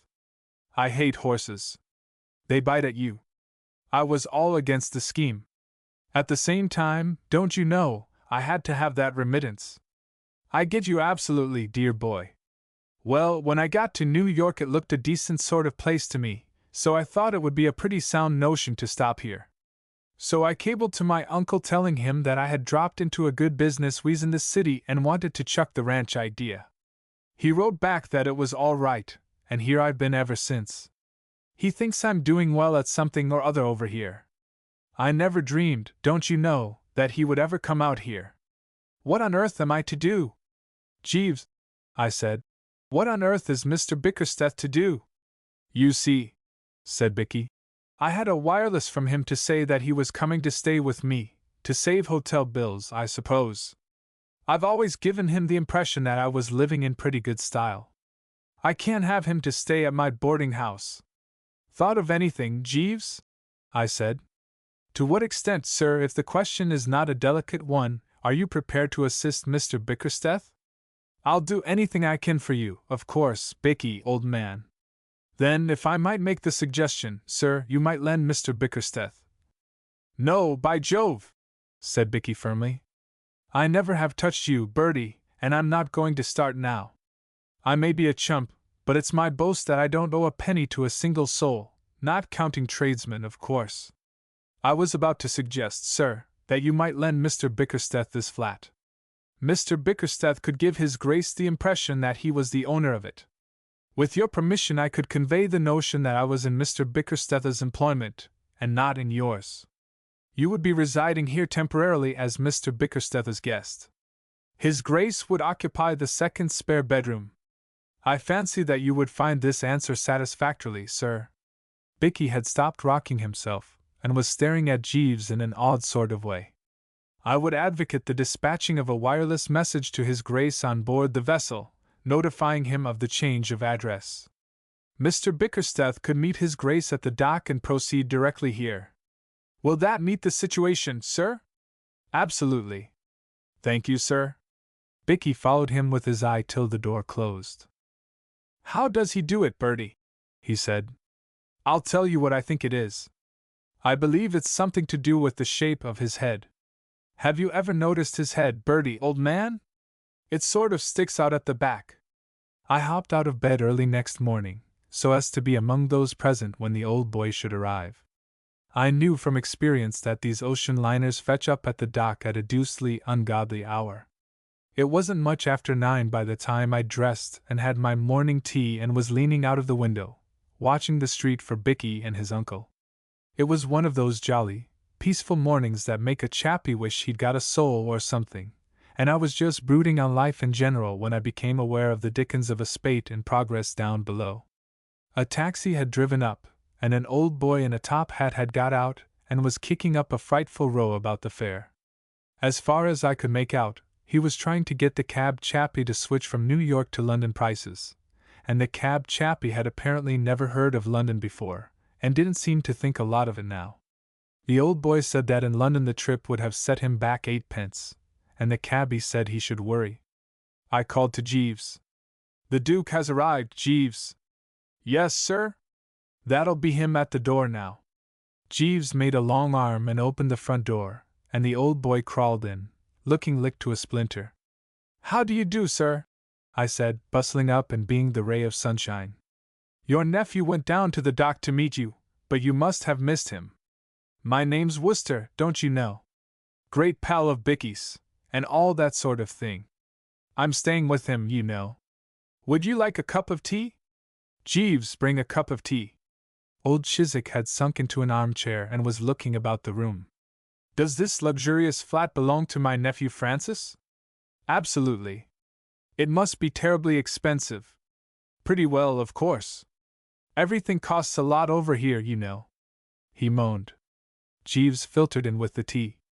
Old Chiswick took a stab at it to restore his tissues, and nodded. A terrible country, Mr. Wooster. A terrible country. Nearly 8 shillings for a short cab drive. Iniquitous. He took another look round the room. It seemed to fascinate him. Have you any idea how much my nephew pays for this flat, Mr. Wooster? About $200 a month, I believe. What? £40 a month? I began to see that, unless I made the thing a bit more plausible, the scheme might turn out a frost. I could guess what the old boy was thinking. He was trying to square all this prosperity with what he knew of poor old Bicky. And one had to admit that it took a lot of squaring, for dear old Bicky, though a stout fellow and absolutely unrivaled as an imitator of bull terriers and cats, was in many ways one of the most pronounced fatheads that ever pulled on a suit of gents' underwear. I suppose it seems rummy to you, I said, but the fact is New York often bucks chappies up and makes them show a flash of speed that you wouldn't have imagined them capable of. It sort of develops them. Something in the air, don't you know? I imagine that Bicky in the past, when you knew him, may have been something of a chump, but it's quite different now. Devilish efficient sort of chappie, and looked on in commercial circles as quite the nib. I am amazed. What is the nature of my nephew's business, Mr. Wooster? Oh, just business, don't you know? The same sort of thing Carnegie and Rockefeller and all these coves do, you know. I slid for the door. Awfully sorry to leave you, but I've got to meet some of the lads elsewhere. Coming out of the lift, I met Bicky bustling in from the street. Hello, Bertie! I missed him. Has he turned up? He's upstairs now, having some tea. What does he think of it all? He's absolutely rattled. Ripping! I'll be toddling up then. Toodaloo, Bertie, old man. See you later. Pip pip, Bicky, dear boy. He trotted off, full of merriment and good cheer, and I went off to the club to sit in the window and watch the traffic coming up one way and going down the other. It was latish in the evening when I looked in at the flat to dress for dinner. Where's everybody, Jeeves? I said, finding no little feet pattering about the place. Gone out? His Grace desired to see some of the sights of the city, sir. Mr. Bickersteth is acting as his escort. I fancy their immediate objective was Grant's tomb. I suppose Mr. Bickersteth is a bit braced at the way things are going, what? Sir? I say, I take it that Mr. Bickersteth is tolerably full of beans. Not altogether, sir. What's his trouble now? The scheme which I took the liberty of suggesting to Mr. Bickersteth and yourself has, unfortunately, not answered entirely satisfactorily, sir. Surely the Duke believes that Mr. Bickersteth is doing well in business, and all that sort of thing? Exactly, sir. With the result that he has decided to cancel Mr. Bickersteth's monthly allowance, on the ground that, as Mr. Bickersteth is doing so well on his own account, he no longer requires pecuniary assistance. Great Scott, Jeeves! This is awful. Somewhat disturbing, sir. I never expected anything like this. I confess I scarcely anticipated the contingency myself, sir. I suppose it bowled the poor blighter over absolutely? Mr. Bickersteth appeared somewhat taken aback, sir. My heart bled for Bicky. We must do something, Jeeves. Yes, sir. Can you think of anything? Not at the moment, sir. There must be something we can do. It was a maxim of one of my former employers, sir, as I believe I mentioned to you once before, the present Lord Bridgenorth, that there is always a way. I remember his lordship using the expression on the occasion, He was then a business gentleman and had not yet received his title, when a patent hair restorer which he chanced to be promoting failed to attract the public. He put it on the market under another name as a depilatory, and amassed a substantial fortune. I have generally found his lordship's aphorism based on sound foundations. No doubt we shall be able to discover some solution of Mr. Bickersteth's difficulty, sir. Well, have a stab at it, Jeeves. I will spare no pains, sir. I went and dressed sadly. It will show you pretty well how pipped I was when I tell you that I near as a toucher put on a white tie with a dinner jacket. I sallied out for a bit of food more to pass the time than because I wanted it. It seemed brutal to be wading into the bill of fare with poor old Bicky headed for the breadline. When I got back, old Chiswick had gone to bed, but Bicky was there, hunched up in an armchair, brooding pretty tensely, with a cigarette hanging out of the corner of his mouth and a more or less glassy stare in his eyes. He had the aspect of one who had been soaked with what the newspaper chappies call some blunt instrument. "This is a bit thick, old thing, what?" I said. He picked up his glass and drained it feverishly, overlooking the fact that it hadn't anything in it. "I'm done, Bertie," he said. He had another go at the glass. It didn't seem to do him any good. "If only this had happened a week later, Bertie! My next month's money was due to roll in on Saturday.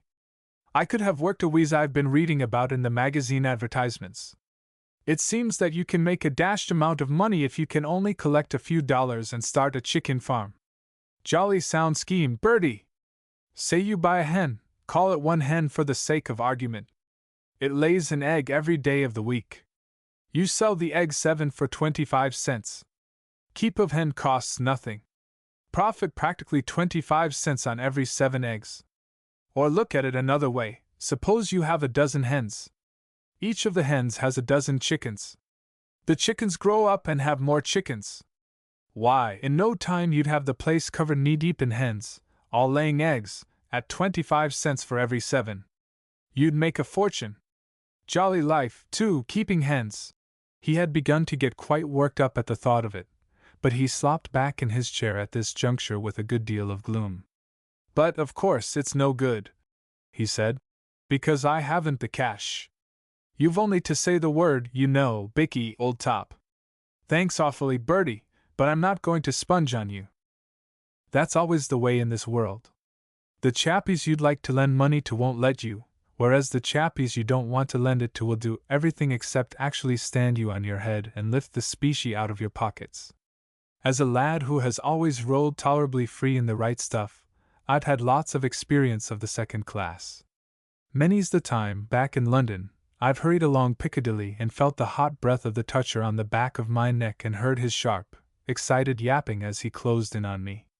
I've simply spent my life scattering largesse to blighters I didn't care a hang for, yet here was I now, dripping doubloons and pieces of 8 and longing to hand them over, and Bicky, poor fish, absolutely on his uppers, not taking any at any price.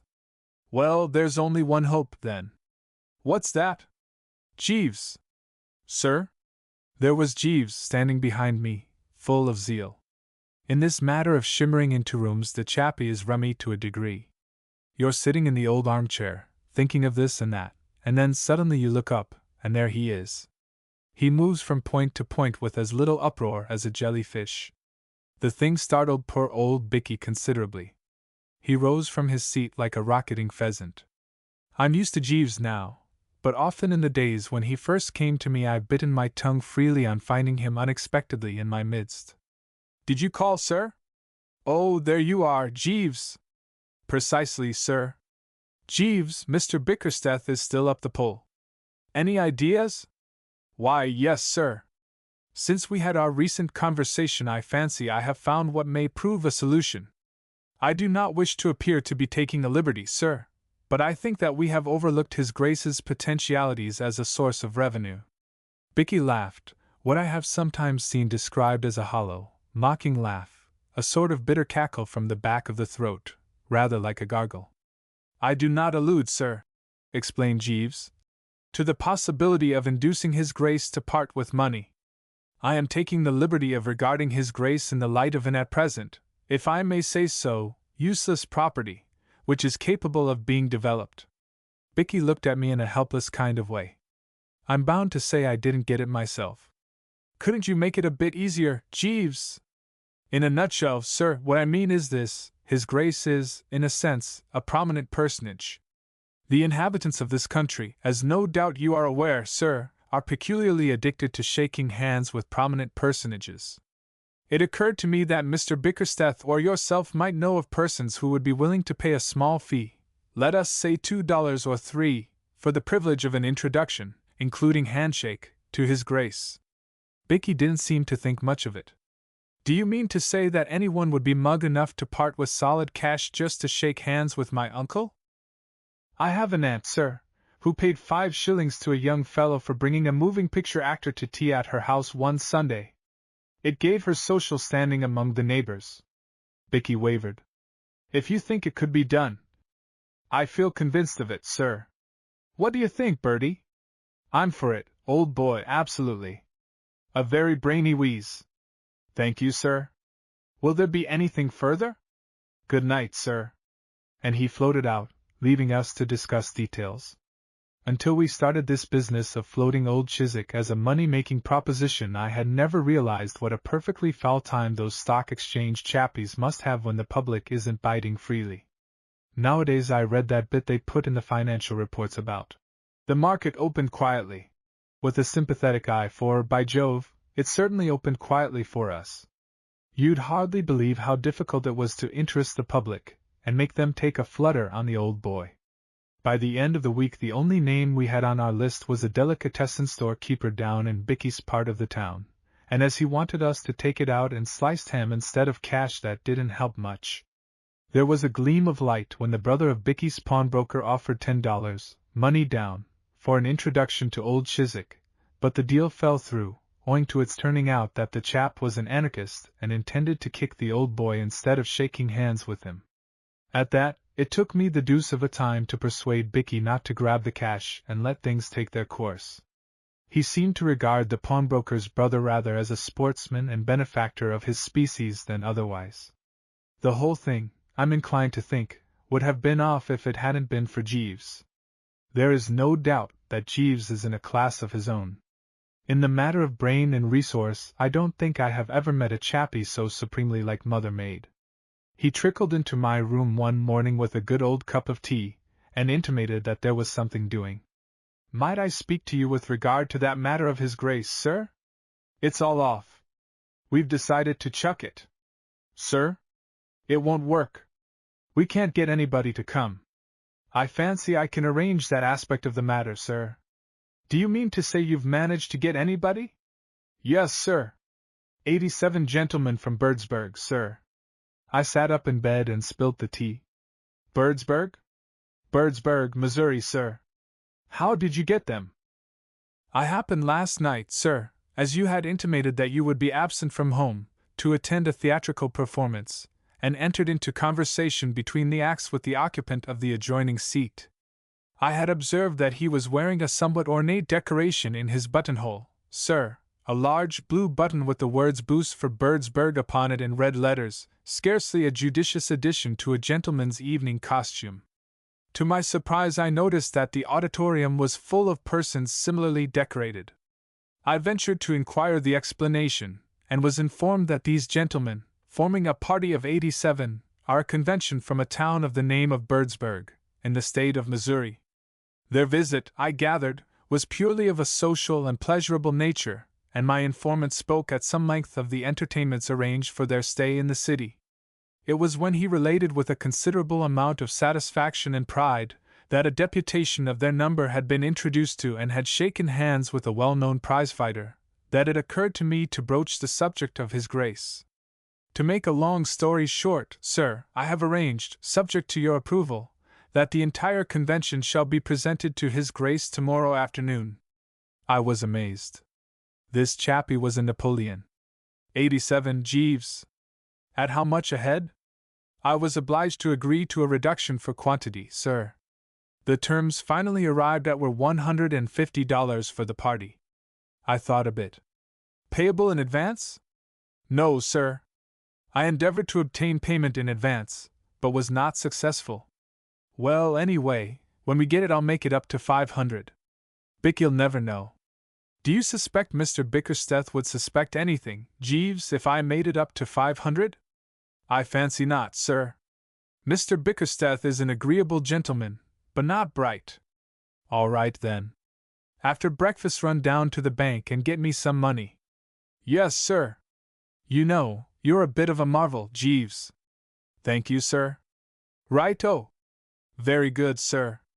When I took dear old Bicky aside in the course of the morning, and told him what had happened, he nearly broke down. He tottered into the sitting-room and buttonholed old Chiswick, who was reading the comic section of the morning paper with a kind of grim resolution. Uncle, he said, are you doing anything special tomorrow afternoon? I mean to say, I've asked a few of my pals in to meet you, don't you know? The old boy cocked a speculative eye at him. There will be no reporters among them? Reporters? Rather not. Why? I refuse to be badgered by reporters. There were a number of adhesive young men who endeavored to elicit from me my views on America while the boat was approaching the dock. I will not be subjected to this persecution again. That'll be absolutely all right, Uncle. There won't be a newspaper man in the place. In that case, I shall be glad to make the acquaintance of your friends. You'll shake hands with them and so forth? I shall naturally order my behavior according to the accepted rules of civilized intercourse. Bicky thanked him heartily and came off to lunch with me at the club, where he babbled freely of hens, incubators, and other rotten things. After mature consideration, we had decided to unleash the Birdsburg contingent on the old boy 10 at a time. Jeeves brought his theater pal round to see us, and we arranged the whole thing with him. A very decent chappie, but rather inclined to collar the conversation and turn it in the direction of his hometown's new water supply system. We settled that, as an hour was about all he would be likely to stand, each gang should consider itself entitled to 7 minutes of the Duke's society by Jeeves's stopwatch, and that when their time was up, Jeeves should slide into the room and cough meaningly. Then we parted with what I believe are called mutual expressions of goodwill, the Birdsburg chappie extending a cordial invitation to us all to pop out some day and take a look at the new water supply system, for which we thanked him. Next day the deputation rolled in. The first shift consisted of the cove we had met, and 9 others almost exactly like him in every respect. They all looked deuced keen and businesslike, as if from youth up they had been working in the office and catching the boss's eye and what not. They shook hands with the old boy with a good deal of apparent satisfaction, all except one chappie, who seemed to be brooding about something, and then they stood off and became chatty. "What message have you for Birdsburg, Duke?" asked our pal. The old boy seemed a bit rattled. "I have never been to Birdsburg." The chappie seemed pained. "You should pay it a visit," he said. "The most rapidly growing city in the country. Boost for Birdsburg." "Boost for Birdsburg," said the other chappies reverently. The chappie who had been brooding suddenly gave tongue. "Say!" He was a stout sort of well-fed cove with one of those determined chins and a cold eye. The assemblage looked at him. "As a matter of business," said the chappie. "Mind you, I'm not questioning anybody's good faith, but as a matter of strict business, I think this gentleman here ought to put himself on record before witnesses as stating that he really is a duke." "What do you mean, sir?" cried the old boy, getting purple. "No offense, simply business. I'm not saying anything, mind you, but there's one thing that seems kind of funny to me. This gentleman here says his name's Mr. Bickersteth, as I understand it. Well, if you're the Duke of Chiswick, why isn't he Lord Percy something? I've read English novels, and I know all about it. This is monstrous. Now don't get hot under the collar. I'm only asking. I've a right to know. You're going to take our money, so it's only fair that we should see that we get our money's worth." The water supply cove chipped in. "You're quite right, Sims. I overlooked that when making the agreement. You see, gentlemen, as businessmen we've a right to reasonable guarantees of good faith. We are paying Mr. Bickersteth here $150 for this reception, and we naturally want to know." Old Chiswick gave Bicky a searching look, then he turned to the water supply chappie. He was frightfully calm. "I can assure you that I know nothing of this," he said quite politely. I should be grateful if you would explain. Well, we arranged with Mr. Bickersteth that 87 citizens of Birdsburg should have the privilege of meeting and shaking hands with you for a financial consideration mutually arranged, and what my friend Sims here means, and I'm with him, is that we have only Mr. Bickersteth's word for it, and he is a stranger to us, that you are the Duke of Chiswick at all. Old Chiswick gulped. Allow me to assure you, sir, he said in a rummy kind of voice, that I am the Duke of Chiswick. Then that's all right, said the chappie heartily. That was all we wanted to know. Let the thing go on. I am sorry to say, said old Chiswick, that it cannot go on. I am feeling a little tired. I fear I must ask to be excused. But there are 77 of the boys waiting round the corner at this moment, Duke, to be introduced to you. I fear I must disappoint them. But in that case the deal would have to be off. That is a matter for you and my nephew to discuss. The chappie seemed troubled. You really won't meet the rest of them? No. Well then, I guess we'll be going. They went out, and there was a pretty solid silence. Then old Chiswick turned to Bicky. Well? Bicky didn't seem to have anything to say. Was it true what that man said? Yes, uncle. What do you mean by playing this trick? Bicky seemed pretty well knocked out, so I put in a word. I think you'd better explain the whole thing, Bicky, old top. Bicky's Adam's apple jumped about a bit, then he started. You see, you had cut off my allowance, uncle, and I wanted a bit of money to start a chicken farm. I mean to say it's an absolute cert if you once get a bit of capital. You buy a hen, and it lays an egg every day of the week, and you sell the eggs, say, 7 for 25 cents. Keep of hens cost nothing. Profit practically. What is all this nonsense about hens? You led me to suppose you were a substantial businessman. Old Bicky rather exaggerated, sir, I said, helping the chappie out. The fact is, the poor old lad is absolutely dependent on that remittance of yours, and when you cut it off, don't you know, he was pretty solidly in the soup, and had to think of some way of closing in on a bit of the ready pretty quick. That's why we thought of this handshaking scheme. Old Chiswick foamed at the mouth. So you have lied to me. You have deliberately deceived me as to your financial status. Poor old Bicky didn't want to go to that ranch, I explained. He doesn't like cows and horses, but he rather thinks he would be hot stuff among the hens. All he wants is a bit of capital. Don't you think it would be rather a wheeze if you were to? After what has happened? After this deceit and foolery? Not a penny. But, not a penny. There was a respectful cough in the background. If I might make a suggestion, sir? Jeeves was standing on the horizon, looking devilish brainy. Go ahead, Jeeves, I said. I would merely suggest, sir, that if Mr. Bickersteth is in need of a little ready money, and is at a loss to obtain it elsewhere, he might secure the sum he requires by describing the occurrences of this afternoon for the Sunday issue of one of the more spirited and enterprising newspapers. By Jove, I said. By George, said Bicky. Great heavens, said old Chiswick. Very good, sir, said Jeeves. Bicky turned to old Chiswick with a gleaming eye. Jeeves is right. I'll do it. The Chronicle would jump at it. They eat that sort of stuff. Old Chiswick gave a kind of moaning howl. I absolutely forbid you, Francis, to do this thing. That's all very well, said Bicky, wonderfully braced. But if I can't get the money any other way. Wait, my boy. You are so impetuous. We might arrange something. I won't go to that bally ranch. No, my boy. I would not suggest it. I would not for a moment suggest it. I think. He seemed to have a bit of a struggle with himself. I think that, on the whole, it would be best if you returned with me to England. I might. In fact, I think I see my way to doing, too. I might be able to utilize your services in some secretarial position. I shouldn't mind that. I should not be able to offer you a salary, but, as you know, in English political life the unpaid secretary is a recognized figure. The only figure I'll recognize, said Bicky firmly, is 500 quid a year, paid quarterly. My dear boy. Absolutely.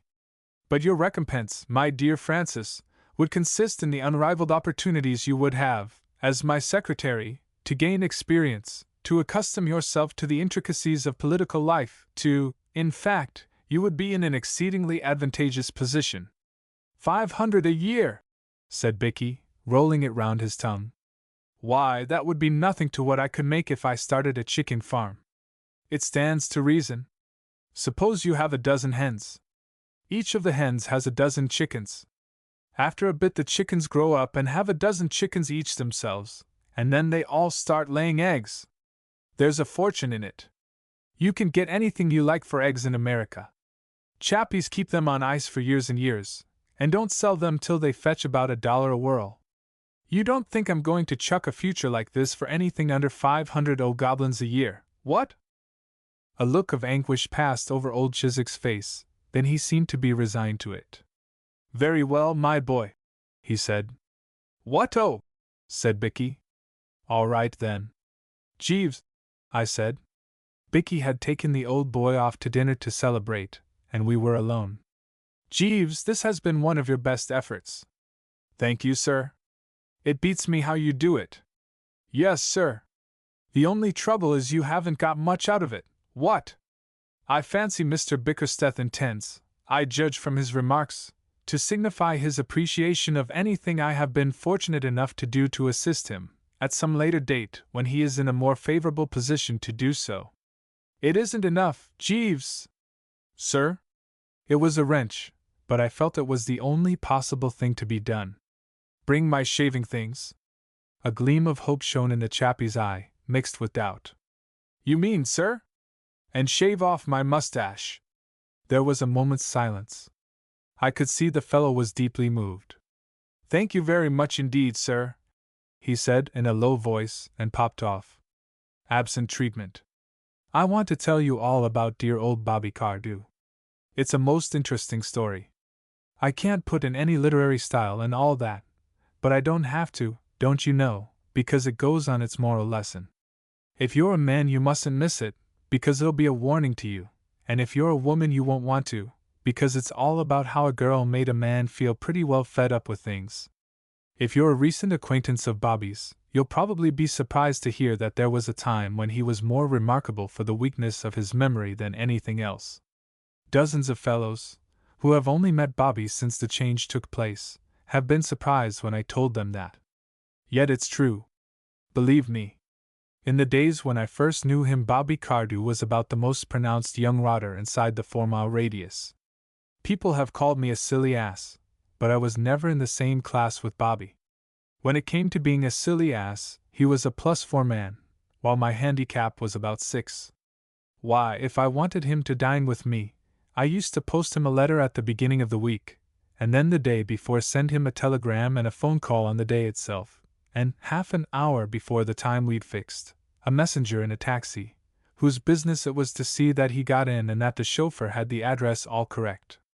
By doing this I generally managed to get him, unless he had left town before my messenger arrived. The funny thing was that he wasn't altogether a fool in other ways. Deep down in him there was a kind of stratum of sense. I had known him, once or twice, show an almost human intelligence. But to reach that stratum, mind you, you needed dynamite. At least, that's what I thought. But there was another way which hadn't occurred to me. Marriage, I mean. Marriage, the dynamite of the soul, that was what hit Bobby. He married. Have you ever seen a bull pup chasing a bee? The pup sees the bee. It looks good to him. But he still doesn't know what's at the end of it till he gets there. It was like that with Bobby.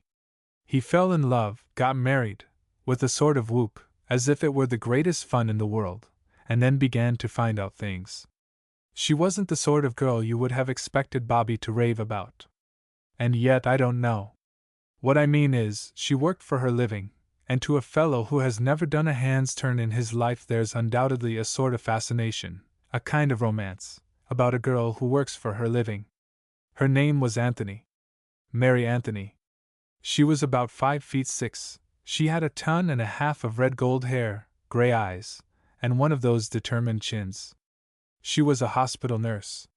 When Bobby smashed himself up at polo, she was told off by the authorities to smooth his brow and rally round with cooling unguents and all that, and the old boy hadn't been up and about again for more than a week before they popped off to the registrar's and fixed it up. Quite the romance. Bobby broke the news to me at the club one evening, and next day he introduced me to her. I admired her. I've never worked myself. My name's Pepper, by the way. Almost forgot to mention it. Reggie Pepper. My Uncle Edward was Pepper, Wells, and Company, the colliery people. He left me a sizable chunk of bullion. I say I've never worked myself, but I admire anyone who earns a living under difficulties, especially a girl. And this girl had had a rather unusually tough time of it, being an orphan and all that, and having had to do everything off her own bat for years. Mary and I got along together splendidly. We don't now, but we'll come to that later. I'm speaking of the past. She seemed to think Bobby the greatest thing on earth, judging by the way she looked at him when she thought I wasn't noticing. And Bobby seemed to think the same about her. So that I came to the conclusion that, if only dear old Bobby didn't forget to go to the wedding, they had a sporting chance of being quite happy. Well, let's brisk up a bit here, and jump a year. The story doesn't really start till then. They took a flat and settled down. I was in and out of the place quite a good deal. I kept my eyes open, and everything seemed to me to be running along as smoothly as you could want. If this was marriage, I thought, I couldn't see why fellows were so frightened of it. There were a lot of worse things that could happen to a man. But we now come to the incident of the quiet dinner, and it's just here that love's young dream hits a snag, and things begin to occur. I happened to meet Bobby in Piccadilly, and he asked me to come back to dinner at the flat. And, like a fool, instead of bolting and putting myself under police protection, I went. When we got to the flat, there was Mrs. Bobby looking, well, I tell you, it staggered me. Her gold hair was all piled up in waves and crinkles and things, with a what-do-you-call-it of diamonds in it. And she was wearing the most perfectly ripping dress. I couldn't begin to describe it. I can only say it was the limit. It struck me that if this was how she was in the habit of looking every night when they were dining quietly at home together, it was no wonder that Bobby liked domesticity. "Here's old Reggie, dear," said Bobby. "I've brought him home to have a bit of dinner. I'll phone down to the kitchen and ask them to send it up now, what?" She stared at him as if she had never seen him before. Then she turned scarlet. Then she turned as white as a sheet. Then she gave a little laugh. It was most interesting to watch. Made me wish I was up a tree about 800 miles away. Then she recovered herself. "I am so glad you were able to come, Mr. Pepper," she said, smiling at me. And after that she was all right. At least, you would have said so. She talked a lot at dinner, and chaffed Bobby, and played us ragtime on the piano afterwards, as if she hadn't a care in the world. Quite a jolly little party it was, not? I'm no lynx-eyed sleuth, and all that sort of thing, but I had seen her face at the beginning, and I knew that she was working the whole time and working hard, to keep herself in hand, and that she would have given that diamond what's-its-name in her hair and everything else she possessed to have one good scream, just one. I've sat through some pretty thick evenings in my time, but that one had the rust beaten in a canter. At the very earliest moment I grabbed my hat and got away. Having seen what I did, I wasn't particularly surprised to meet Bobby at the club next day looking about as merry and bright as a lonely gumdrop at an Eskimo tea party. He started in straightway. He seemed glad to have someone to talk to about it. "Do you know how long I've been married?" he said. I didn't exactly. "About a year, isn't it?" "Not about a year," he said sadly.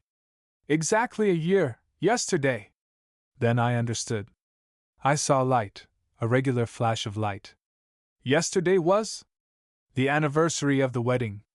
I'd arranged to take Mary to the Savoy, and on to Covent Garden.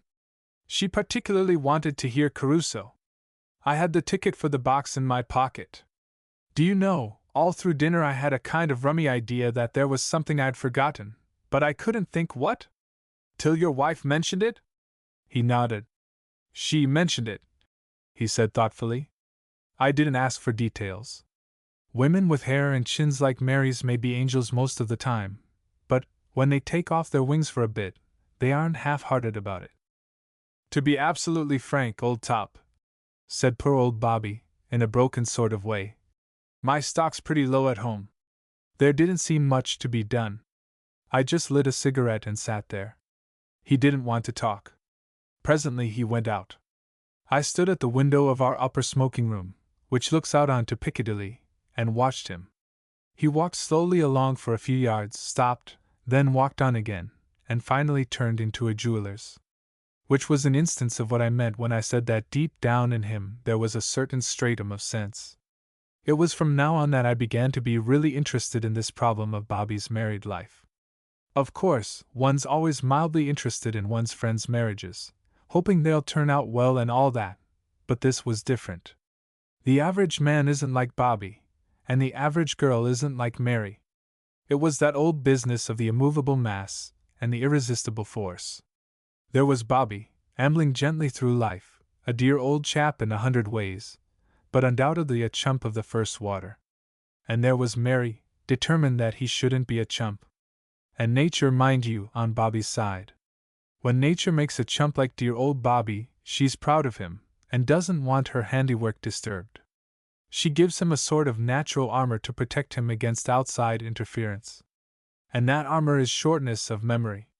Shortness of memory keeps a man a chump when, but for it, he might cease to be one.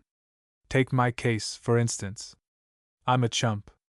Well, if I had remembered half the things people have tried to teach me during my life, my size and hats would be about number 9. But I didn't. I forgot them. And it was just the same with Bobby. For about a week, perhaps a bit more, the recollection of that quiet little domestic evening bucked him up like a tonic. Elephants, I read somewhere, are champions at the memory business, but they were fools to Bobby during that week. But bless you, the shock wasn't nearly big enough. It had dinted the armor, but it hadn't made a hole in it. Pretty soon he was back at the old game. It was pathetic, don't you know? The poor girl loved him, and she was frightened. It was the thin edge of the wedge, you see, and she knew it. A man who forgets what day he was married, when he's been married 1 year, will forget, at about the end of the 4th, that he's married at all. If she meant to get him in hand at all, she had got to do it now, before he began to drift away.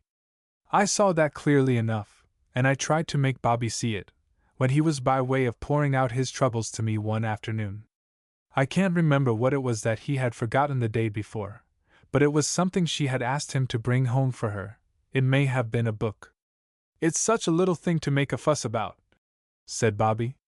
And she knows that it's simply because I've got such an infernal memory about everything. I can't remember anything. Never could. He talked on for a while, and just as he was going, he pulled out a couple of sovereigns. Oh, by the way, he said. What's this for? I asked, though I knew. I owe it you. How's that? I said.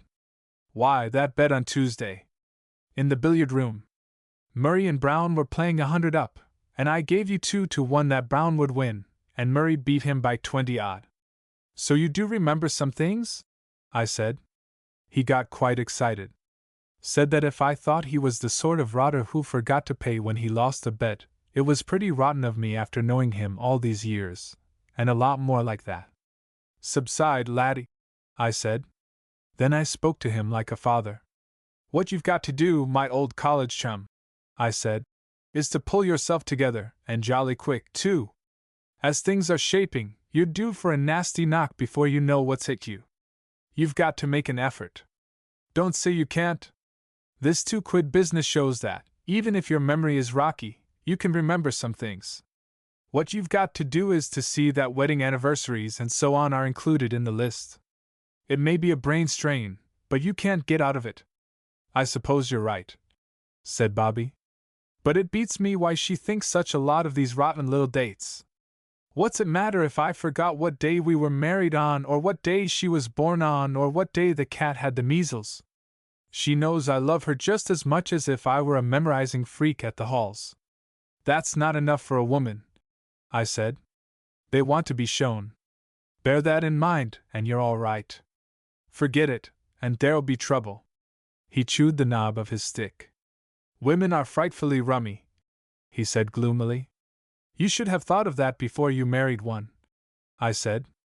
I don't see that I could have done any more. I had put the whole thing in a nutshell for him. You would have thought he'd have seen the point, and that it would have made him brace up and get a hold on himself. But no, off he went again in the same old way. I gave up arguing with him. I had a good deal of time on my hands, but not enough to amount to anything when it was a question of reforming dear old Bobby by argument. If you see a man asking for trouble, and insisting on getting it, the only thing to do is to stand by and wait till it comes to him. After that you may get a chance. But till then there's nothing to be done. But I thought a lot about him. Bobby didn't get into the soup all at once. Weeks went by, and months, and still nothing happened.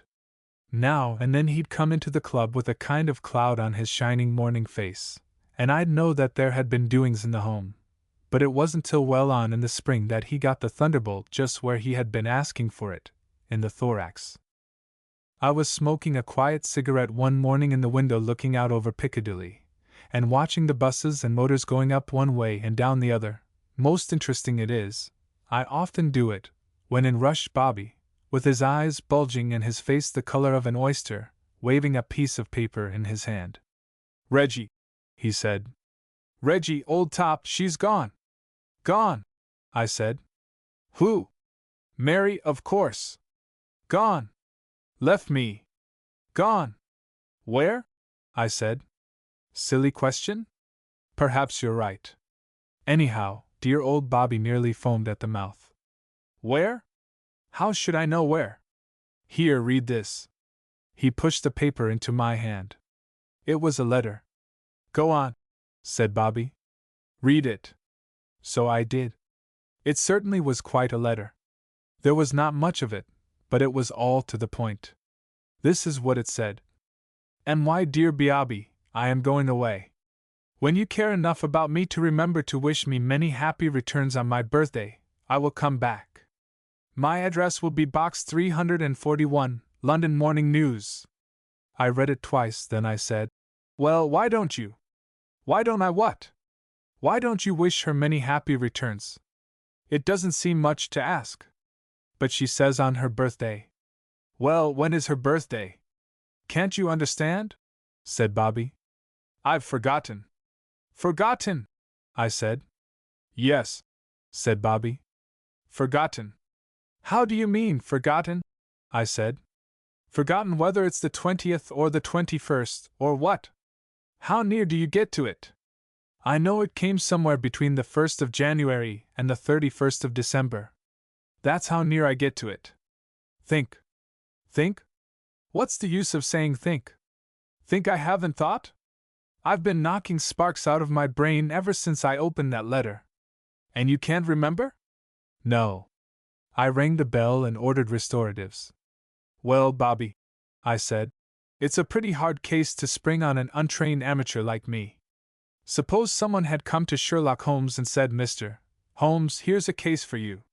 When is my wife's birthday? Wouldn't that have given Sherlock a jolt? However, I know enough about the game to understand that a fellow can't shoot off his deductive theories unless you start him with a clue, so rouse yourself out of that pop-eyed trance and come across with 2 or 3. For instance, can't you remember the last time she had a birthday? What sort of weather was it? That might fix the month. Bobby shook his head. It was just ordinary weather, as near as I can recollect. Warm? Warmish. Or cold?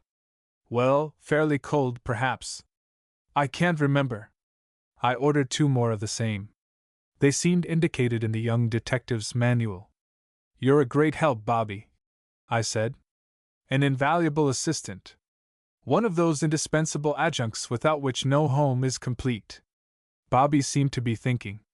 I've got it, he said suddenly. Look here. I gave her a present on her last birthday. All we have to do is to go to the shop, hunt up the date when it was bought, and the thing's done. Absolutely. What did you give her? He sagged. I can't remember, he said. Getting ideas is like golf. Some days you're right off, others it's as easy as falling off a log. I don't suppose dear old Bobby had ever had two ideas in the same morning before in his life, but now he did it without an effort. He just loosed another dry martini into the undergrowth, and before you could turn round it had flushed quite a brainwave. Do you know those little books called When Were You Born? There's one for each month.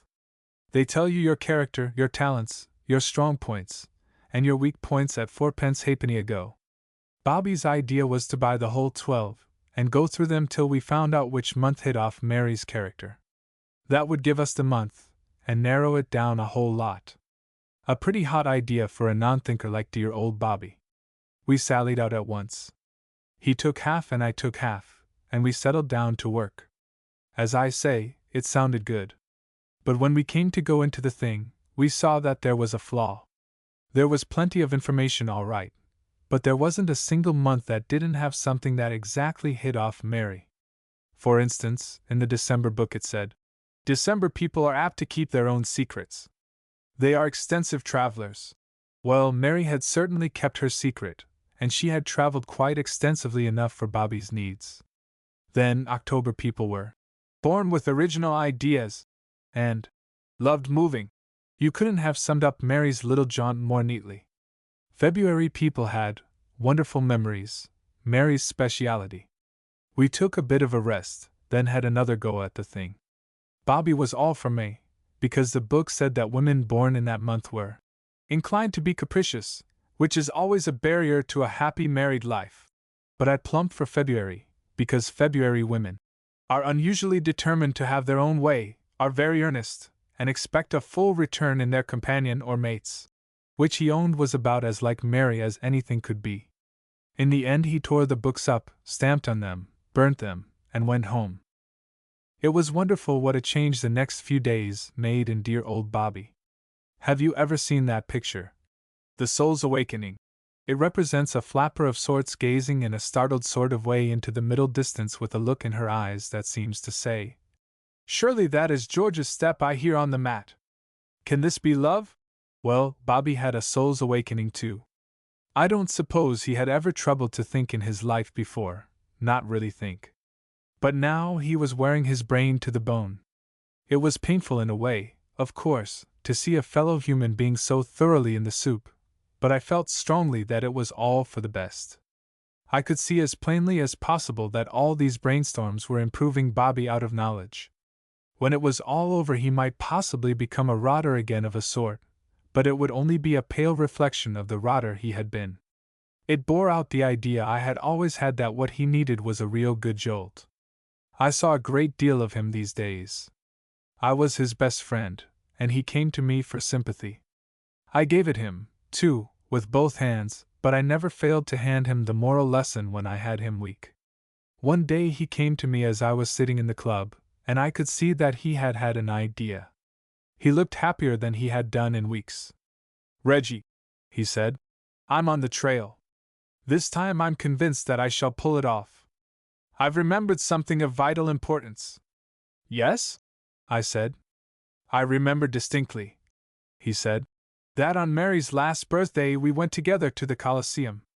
How does that hit you? It's a fine bit of memorizing, I said, but how does it help? Why, they change the program every week there. Ah, I said. Now you are talking. And the week we went one of the turns was Professor Someone's Terpsichorean cats. I recollect them distinctly. Now, are we narrowing it down, or aren't we? Reggie, I'm going round to the Colosseum this minute, and I'm going to dig the date of those Terpsichorean cats out of them, if I have to use a crowbar. So that got him within 6 days, for the management treated us like brothers, brought out the archives, and ran agile fingers over the pages till they treed the cats in the middle of May. I told you it was May, said Bobby. Maybe you'll listen to me another time. If you've any sense, I said. There won't be another time. And Bobby said that there wouldn't.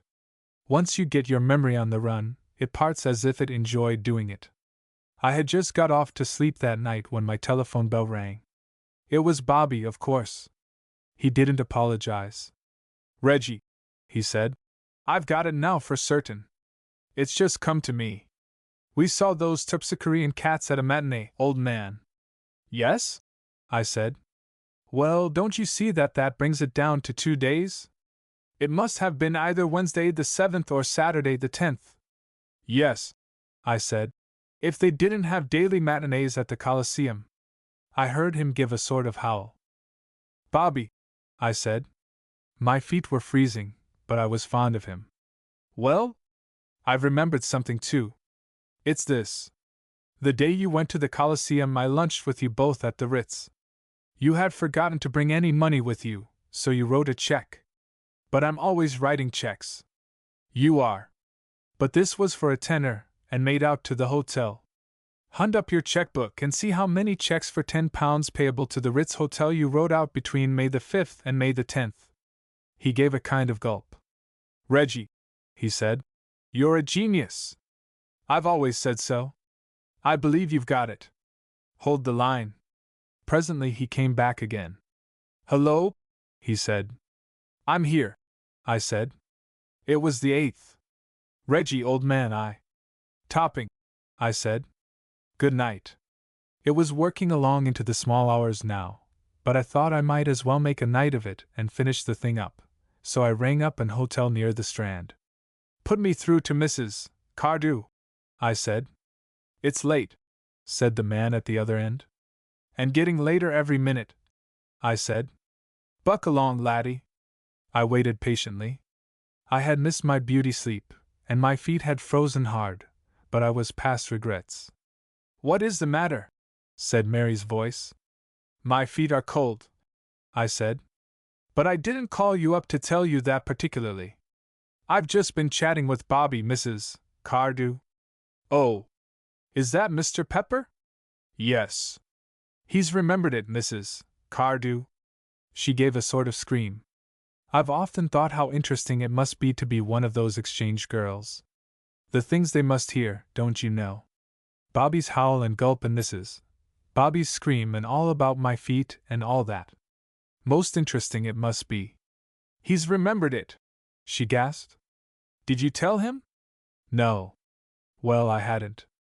Mr. Pepper. Yes? Was he very worried? I chuckled. This was where I was billed to be the life and soul of the party. Worried? He was about the most worried man between here and Edinburgh. He has been worrying as if he was paid to do it by the nation. He has started out to worry after breakfast and… Oh, well, you can never tell with women. My idea was that we should pass the rest of the night slapping each other on the back across the wire, and telling each other what bally-brainy conspirators we were, don't you know, and all that. But I'd got just as far as this, when she bit at me. Absolutely. I heard the snap. And then she said, oh, in that choked kind of way. And when a woman says, oh, like that, it means all the bad words she'd love to say if she only knew them. And then she began. What brutes men are! What horrid brutes! How you could stand by and see poor dear Bobby worrying himself into a fever, when a word from you would have put everything right, I can't. But… and you call yourself his friend! His friend! Metallic laugh, most unpleasant. It shows how one can be deceived. I used to think you a kind-hearted man. But I say, when I suggested the thing, you thought it perfectly. I thought it hateful, abominable. But you said it was absolutely top. I said nothing of the kind. And if I did, I didn't mean it. I don't wish to be unjust, Mr. Pepper, but I must say that to me there seems to be something positively fiendish in a man who can go out of his way to separate a husband from his wife, simply in order to amuse himself by gloating over his agony. But… when one single word would have… But you made me promise not to, I bleated. And if I did, do you suppose I didn't expect you to have the sense to break your promise? I had finished.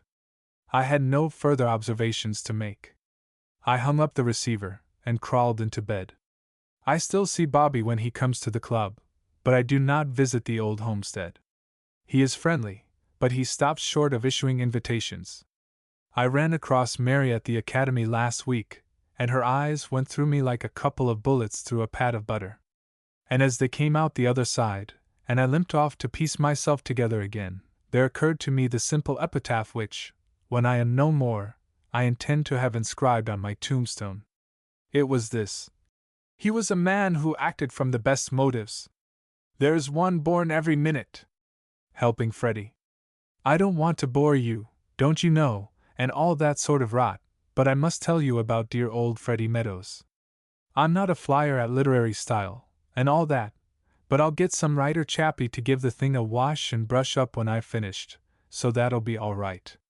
Dear old Freddie, don't you know, has been a dear old pal of mine for years and years, so when I went into the club one morning and found him sitting alone in a dark corner, staring glassily at nothing, and generally looking like the last rose of summer, you can understand I was quite disturbed about it. As a rule, the old rotter is the life and soul of our set. Quite the little lump of fun, and all that sort of thing. Jimmy Pinkerton was with me at the time. Jimmy's a fellow who writes plays, a deuced brainy sort of fellow, and between us we set to work to question the poor pop-eyed chappie, until finally we got at what the matter was. As we might have guessed, it was a girl. He had had a quarrel with Angela West, the girl he was engaged to, and she had broken off the engagement. What the row had been about he didn't say, but apparently she was pretty well fed up.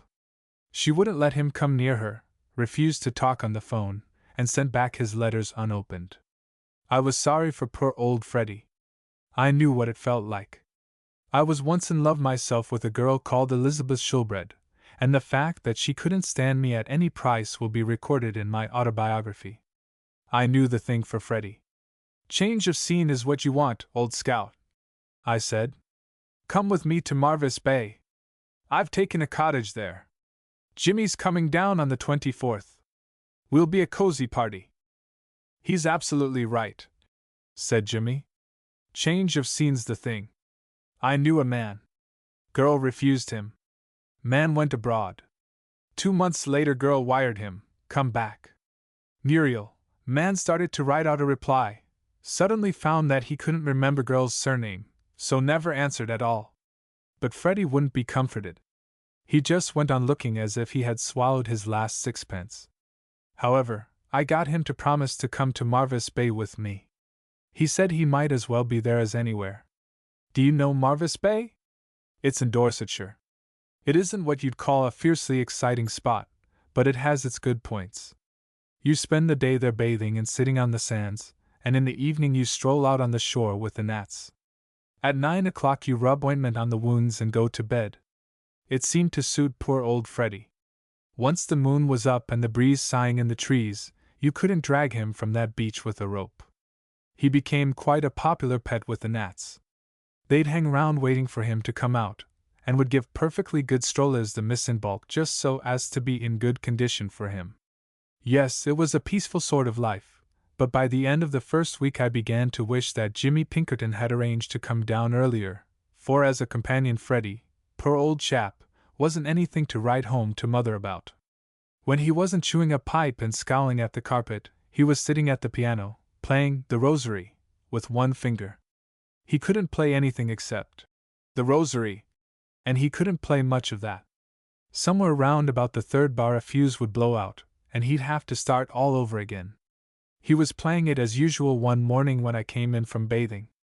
Reggie, he said in a hollow voice, looking up. I've seen her. Seen her? I said. What, Miss West? I was down at the post office, getting the letters, and we met in the doorway.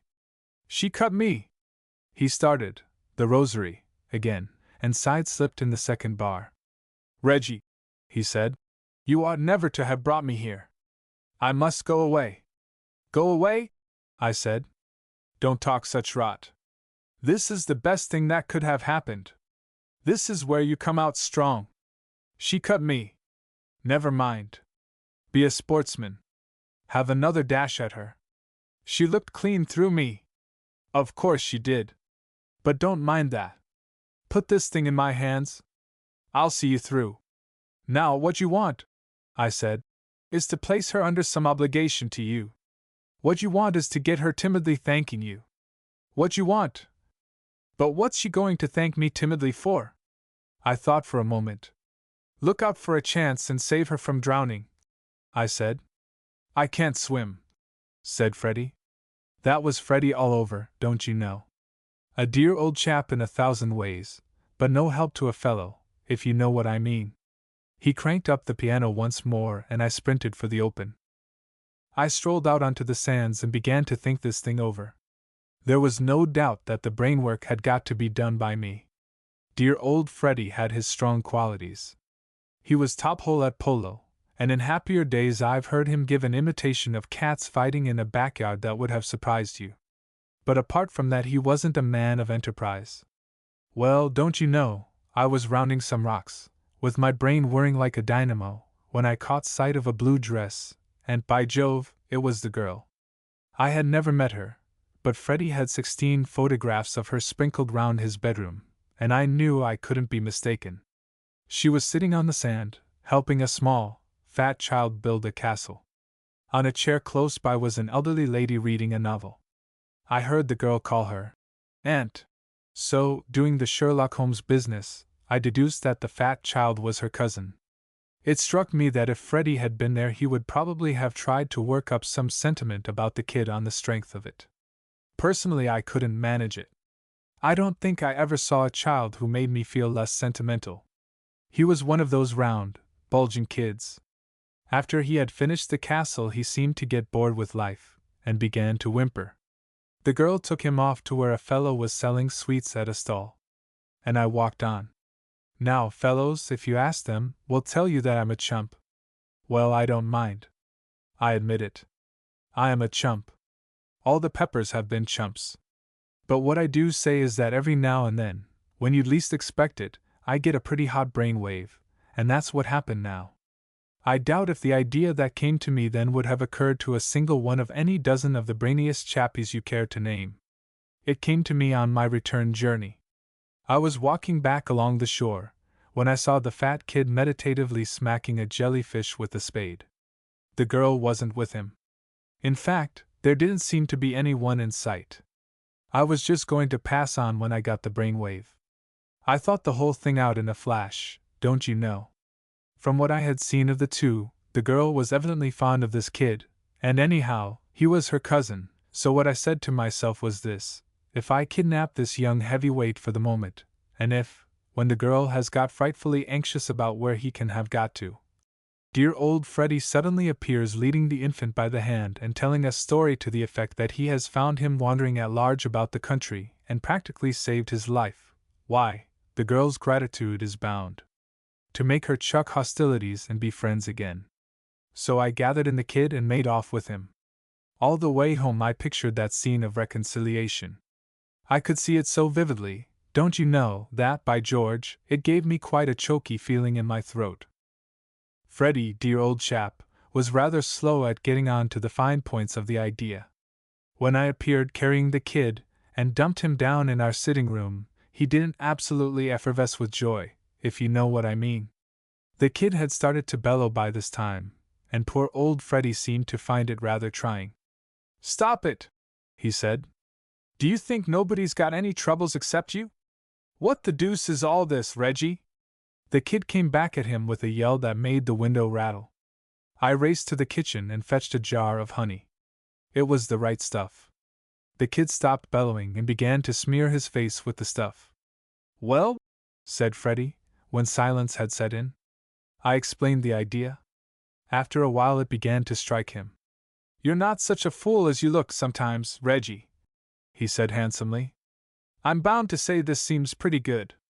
And he disentangled the kid from the honey jar and took him out, to scour the beach for Angela. I don't know when I felt so happy. I was so fond of dear old Freddie that to know that he was soon going to be his old bright self again made me feel as if somebody had left me about £1,000,000.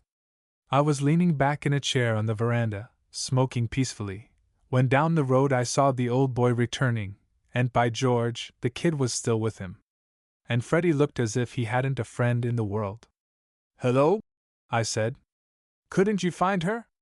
"Yes, I found her," he replied, with one of those bitter, hollow laughs. "Well then?" Freddie sank into a chair and groaned. "This isn't her cousin, you idiot," he said. "He's no relation at all. He's just a kid she happened to meet on the beach. She had never seen him before in her life. What? Who is he then? I don't know. Oh Lord, I've had a time. Thank goodness you'll probably spend the next few years of your life in Dartmoor for kidnapping. That's my only consolation. I'll come and jeer at you through the bars. Tell me all, old boy, I said. It took him a good long time to tell the story, for he broke off in the middle of nearly every sentence to call me names, but I gathered gradually what had happened. She had listened like an iceberg while he told the story he had prepared, and then, well, she didn't actually call him a liar, but she gave him to understand in a general sort of way that if he and Dr. Cook ever happened to meet, and started swapping stories, it would be about the biggest duel on record. And then he had crawled away with the kid, licked to a splinter. And mind, this is your affair, he concluded. I'm not mixed up in it at all. If you want to escape your sentence, you'd better go and find the kid's parents and return him before the police come for you. By Jove, you know, till I started to tramp the place with this infernal kid, I never had a notion it would have been so deuced difficult to restore a child to its anxious parents. It's a mystery to me how kidnappers ever get caught. I searched Marvis Bay like a bloodhound, but nobody came forward to claim the infant. You'd have thought, from the lack of interest in him, that he was stopping there all by himself in a cottage of his own. It wasn't till, by an inspiration, I thought to ask the sweet stallman that I found out that his name was Medwin, and that his parents lived at a place called Ocean Rest, in Beach Road. I shot off there like an arrow and knocked at the door. Nobody answered. I knocked again. I could hear movements inside, but nobody came. I was just going to get to work on that knocker in such a way that the idea would filter through into these people's heads that I wasn't standing there just for the fun of the thing, when a voice from somewhere above shouted, "Hi!" I looked up and saw a round, pink face, with gray whiskers east and west of it, staring down from an upper window. "Hi!" it shouted again. "What the deuce do you mean by hi?" I said. "You can't come in," said the face. "Hello, is that Toodles?" "My name is not Toodles, and I don't want to come in," I said. "Are you Mr. Medwin? I brought back your son. I see him. Peep-o, Toodles! Dada can see oh!" The face disappeared with a jerk. I could hear voices. The face reappeared. "Hi!" I churned the gravel madly.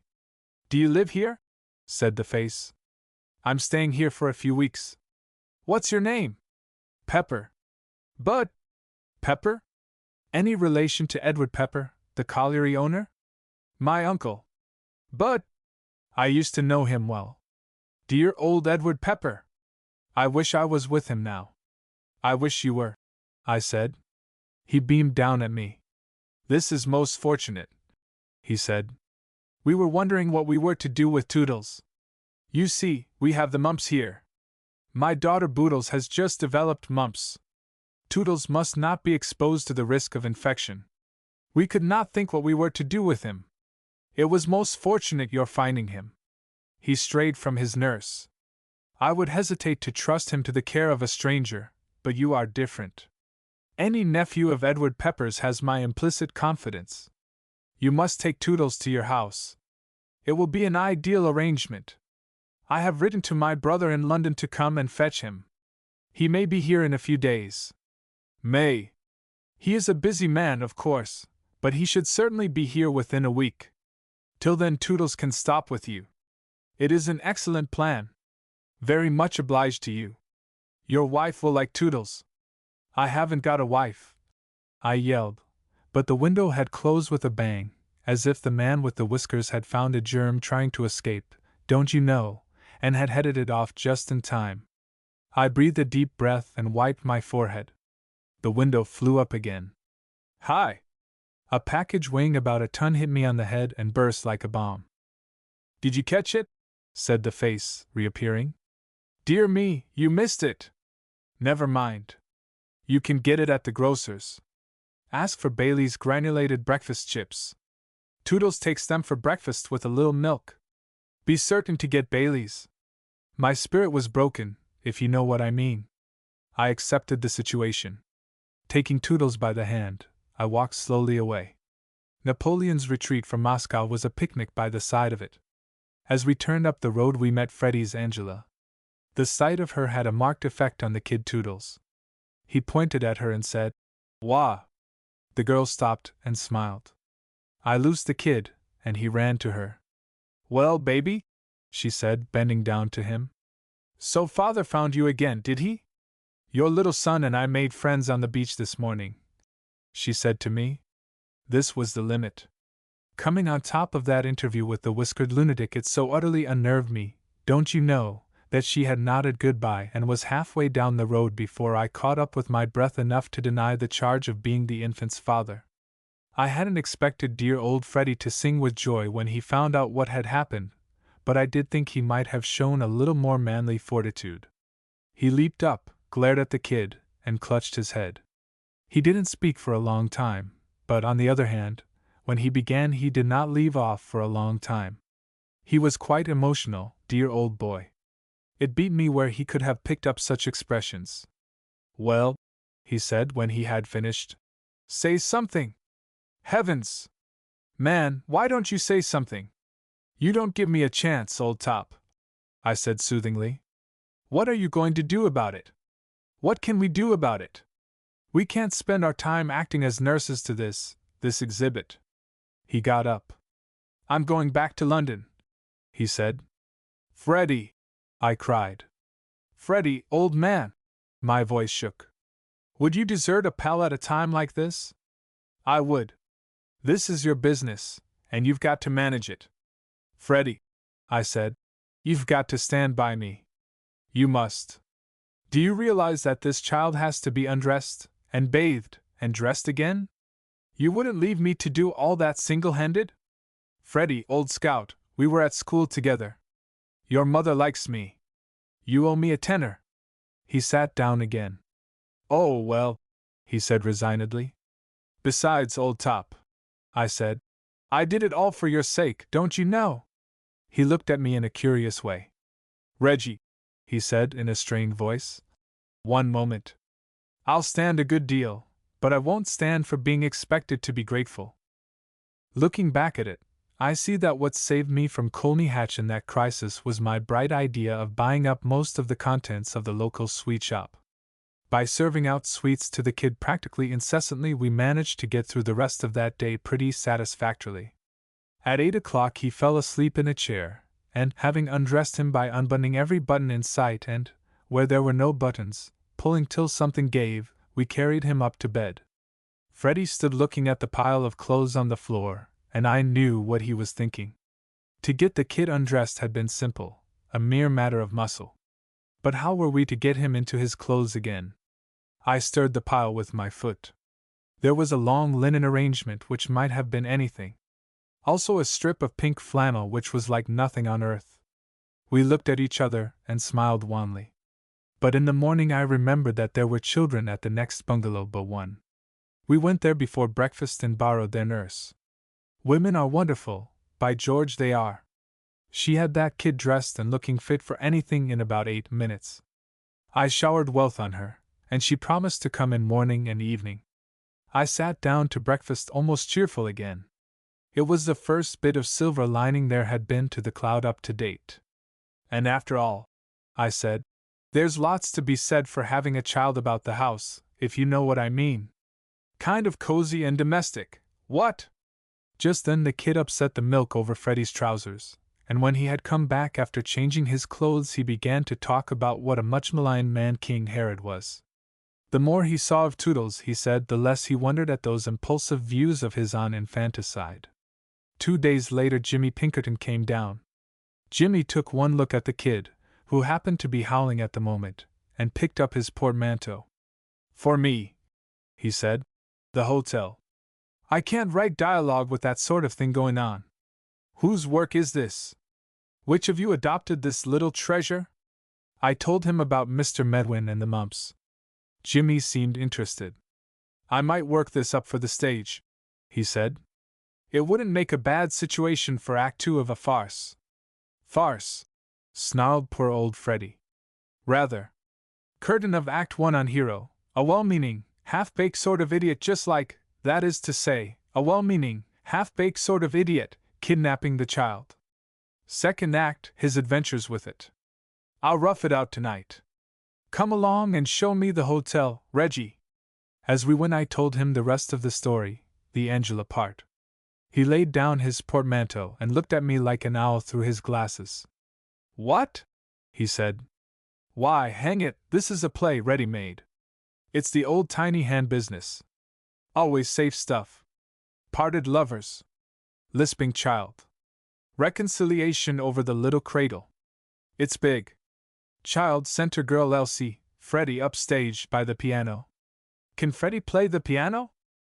He can play a little of the rosary with one finger. Jimmy shook his head.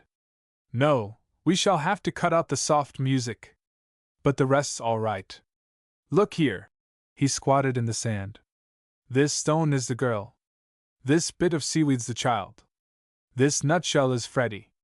Dialogue leading up to child's line. Child speaks like boofer lady, does I love data, business of outstretched hands. Hold picture for a moment. Freddie crosses L, takes girl's hand. Business of swallowing lump in throat. Then big speech. Marie, or whatever her name is, Jane, Agnes, Angela? Very well. Angela, has not this gone on too long? A little child rebukes us. Angela, and so on. Freddie must work up his own part. I'm just giving you the general outline. And we must get a good line for the child. Boofer lady, does ol' love data, isn't definite enough. We want something more, Kiss Freddie, that's it.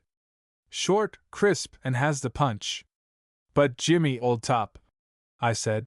The only objection is, don't you know, that there's no way of getting the girl to the cottage. She cuts Freddie. She wouldn't come within a mile of him. Jimmy frowned. That's awkward, he said. Well, we shall have to make it an exterior set instead of an interior. We can easily corner her on the beach somewhere, when we're ready. Meanwhile, we must get the kid letter perfect. First rehearsal for lines and business 11 sharp tomorrow. Poor old Freddie was in such a gloomy state of mind that we decided not to tell him the idea till we had finished coaching the kid. He wasn't in the mood to have a thing like that hanging over him. So we concentrated on Toodles. And pretty early in the proceedings we saw that the only way to get Toodles worked up to the spirit of the thing was to introduce sweets of some sort as a submotive, so to speak. The chief difficulty, said Jimmy Pinkerton at the end of the first rehearsal, is to establish a connection in the kid's mind between his line and the sweets. Once he has grasped the basic fact that those two words, clearly spoken, result automatically in acid drops, we have got a success. I've often thought, don't you know, how interesting it must be to be one of those animal trainer Johnnies, to stimulate the dawning intelligence, and that sort of thing. Well, this was every bit as exciting. Some days success seemed to be staring us in the eye, and the kid got the line out as if he'd been an old professional. And then he'd go all to pieces again. And time was flying. We must hurry up, Jimmy, I said. The kid's uncle may arrive any day now and take him away. And we haven't an understudy, said Jimmy. There's something in that. We must work. My goodness, that kid's a bad study. I've known deaf-mutes who would have learned the part quicker. I will say this for the kid, though, he was a trier. Failure didn't discourage him. Whenever there was any kind of sweet near, he had a dash at his line, and kept on saying something till he got what he was after. His only fault was his uncertainty. Personally, I would have been prepared to risk it, and start the performance at the first opportunity, but Jimmy said no. We're not nearly ready, said Jimmy. Today, for instance, he said kick Freddie. That's not going to win any girl's heart. And she might do it too. No, we must postpone production a while yet. But by George, we didn't. The curtain went up the very next afternoon. It was nobody's fault, certainly not mine. It was just fate. Freddie had settled down at the piano, and I was leading the kid out of the house to exercise it, when, just as we'd got out to the veranda, along came the girl Angela on her way to the beach. The kid set up his usual yell at the sight of her, and she stopped at the foot of the steps. Hello, baby, she said. Good morning, she said to me. May I come up? She didn't wait for an answer. She just came. She seemed to be that sort of girl. She came up on the veranda and started fussing over the kid. And 6 feet away, mind you, Freddie's smiting the piano in the sitting room. It was a disturbing situation, don't you know? At any minute Freddie might take it into his head to come out onto the veranda, and we hadn't even begun to rehearse him in his part. I tried to break up the scene. We were just going down to the beach, I said. Yes? Said the girl. She listened for a moment. So you're having your piano tuned? She said. My aunt has been trying to find a tuner for ours. Do you mind if I go in and tell this man to come on to us when he's finished here? Not yet, I said. Not yet, if you don't mind. He can't bear to be disturbed when he's working. It's the artistic temperament. I'll tell him later. Very well, she said, getting up to go. Ask him to call at Pine Bungalow. West is the name. Oh, he seems to have stopped. I suppose he will be out in a minute now. I'll wait. Don't you think, shouldn't we be going on to the beach? I said. She had started talking to the kid and didn't hear. She was feeling in her pocket for something. The beach, I babbled. See what I brought for you, baby, she said. And by George, don't you know, she held up in front of the kid's bulging eyes a chunk of toffee about the size of the Automobile Club. That finished it. We had just been having a long rehearsal, and the kid was all worked up in his part. He got it right first time. Kiss Freddie, he shouted. And the front door opened, and Freddie came out onto the veranda, for all the world as if he had been taking a cue. He looked at the girl, and the girl looked at him. I looked at the ground, and the kid looked at the toffee. Kiss Freddie, he yelled. Kiss Freddie. The girl was still holding up the toffee, and the kid did what Jimmy Pinkerton would have called business of outstretched hands towards it. Kiss Freddie, he shrieked. What does this mean? Said the girl, turning to me. You'd better give it to him, don't you know? I said. He'll go on till you do. She gave the kid his toffee, and he subsided. Poor old Freddie still stood there gaping, without a word. What does it mean? Said the girl again. Her face was pink, and her eyes were sparkling in the sort of way, don't you know, that makes a fellow feel as if he hadn't any bones in him, if you know what I mean.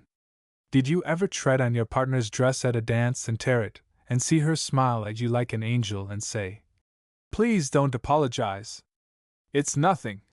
And then suddenly meet her clear blue eyes and feel as if you had stepped on the teeth of a rake and had the handle jump up and hit you in the face? Well, that's how Freddie's Angela looked. Well? She said, and her teeth gave a little click. I gulped. Then I said it was nothing. Then I said it was nothing much. Then I said, Oh, well, it was this way. And after a few brief remarks about Jimmy Pinkerton, I told her all about it. And all the while idiot Freddie stood there gaping, without a word. And the girl didn't speak either. She just stood listening. And then she began to laugh. I never heard a girl laugh so much. She leaned against the side of the veranda and shrieked. And all the while Freddie, the world's champion chump, stood there, saying nothing. Well, I sidled towards the steps. I had said all I had to say, and it seemed to me that about here the stage direction, exit, was written in my part. I gave poor old Freddie up in despair. If only he had said a word, it might have been all right. But there he stood, speechless. What can a fellow do with a fellow like that? Just out of sight of the house I met Jimmy Pinkerton. Hello, Reggie, he said. I was just coming to you. Where's the kid? We must have a big rehearsal today. No good, I said sadly. It's all over. The thing's finished. Poor dear old Freddie has made an ass of himself and killed the whole show. Tell me, said Jimmy. I told him. Fluffed in his lines, did he? Said Jimmy, nodding thoughtfully. It's always the way with these amateurs. We must go back at once. Things look bad, but it may not be too late, he said as we started. Even now a few well-chosen words from a man of the world and— Great Scott! I cried. Look! In front of the cottage stood 6 children, a nurse, and the fellow from the grocer's staring. From the windows of the houses opposite projected about 400 heads of both sexes staring. Down the road came galloping 5 more children, a dog, 3 men, and a boy, about to stare. And on our porch, as unconscious of the spectators as if they had been alone in the Sahara, stood Freddie and Angela, clasped in each other's arms. Dear old Freddie may have been fluffy in his lines, but by George, his business had certainly gone with a bang. Rallying round old George. I think one of the rummiest affairs I was ever mixed up with, in the course of a lifetime devoted to butting into other people's business, was that affair of George Latacre at Monte Carlo. I wouldn't bore you, don't you know, for the world, but I think you ought to hear about it. We had come to Monte Carlo on the yacht Circe, belonging to an old sportsman of the name of Marshall. Among those present were myself, my man Vowles, a Mrs. Vanderlei, her daughter Stella, Mrs. Vanderley's maid Pilbeam, and George. George was a dear old pal of mine. In fact, it was I who had worked him into the party. You see, George was due to meet his uncle Augustus, who was scheduled, George having just reached his 25th birthday, to hand over to him a legacy left by one of George's aunts, for which he had been trustee. The aunt had died when George was quite a kid. It was a date that George had been looking forward to, for, though he had a sort of income, an income, after all, is only an income, whereas a chunk of old goblins is a pile. George's uncle was in Monte Carlo, and had written George that he would come to London and unbelt. But it struck me that a far better plan was for George to go to his uncle at Monte Carlo instead. Kill 2 birds with 1 stone, don't you know? Fix up his affairs and have a pleasant holiday simultaneously. So George had tagged along, and at the time when the trouble started we were anchored in Monaco harbor, and Uncle Augustus was due next day. Looking back, I may say that, so far as I was mixed up in it, the thing began at 7 o'clock in the morning, when I was aroused from a dreamless sleep by the dickens of a scrap in progress outside my stateroom door. The chief ingredients were a female voice that sobbed and said, "Oh, Harold!" and a male voice, raised in anger, as they say, which after considerable difficulty, I identified as Vowles's. I hardly recognized it. In his official capacity Vowles talks exactly like you'd expect a statue to talk, if it could. In private, however, he evidently relaxed to some extent, and to have that sort of thing going on in my midst at that hour was too much for me. "Vowles!" I yelled. Spion Cops ceased with a jerk. There was silence, then sobs diminishing in the distance, and finally a tap at the door. Vowles entered with that impressive, "My lord, the carriage waits" look which is what I pay him for. You wouldn't have believed he had a drop of any sort of emotion in him. "Vowles," I said, "are you under the delusion that I'm going to be Queen of the May? You've called me early, all right. It's only just 7. I understood you to summon me, sir. I summoned you to find out why you were making that infernal noise outside. I owe you an apology, sir. I am afraid that in the heat of the moment I raised my voice. It's a wonder you didn't raise the roof. Who was that with you?" "Miss Pilbeam, sir, Mrs. Vanderley's maid." "What was all the trouble about?" "I was breaking our engagement, sir." I couldn't help gaping. Somehow one didn't associate Vowles with engagements. Then it struck me that I'd no right to butt in on his secret sorrows, so I switched the conversation. "I think I'll get up," I said. "Yes, sir. I can't wait to breakfast with the rest." "Can you get me some right away?" "Yes, sir." So I had a solitary breakfast, and went up on deck to smoke. It was a lovely morning. Blue sea, gleaming casino, cloudless sky, and all the rest of the hippodrome. Presently the others began to trickle up. Stella Vanderlei was one of the first. I thought she looked a bit pale and tired. She said she hadn't slept well. That accounted for it. "Unless you get your 8 hours, where are you?" "Seen George?" I asked. I couldn't help thinking the name seemed to freeze her a bit. Which was queer, because all the voyage she and George had been particularly close pals. In fact, at any moment I expected George to come to me and slip his little hand in mine, and whisper, "I've done it, old scout, she loves ma." "I have not seen Mr. Latacre," she said. I didn't pursue the subject. George's stock was apparently low that AM. The next item in the day's program occurred a few minutes later when the morning papers arrived. Mrs. Vanderlei opened hers and gave a scream. "The poor, dear prince," she said. "What a shocking thing," said old Marshall. "I knew him in Vienna," said Mrs. Vanderlei. "He waltzed divinely." Then I got at mine and saw what they were talking about. The paper was full of it.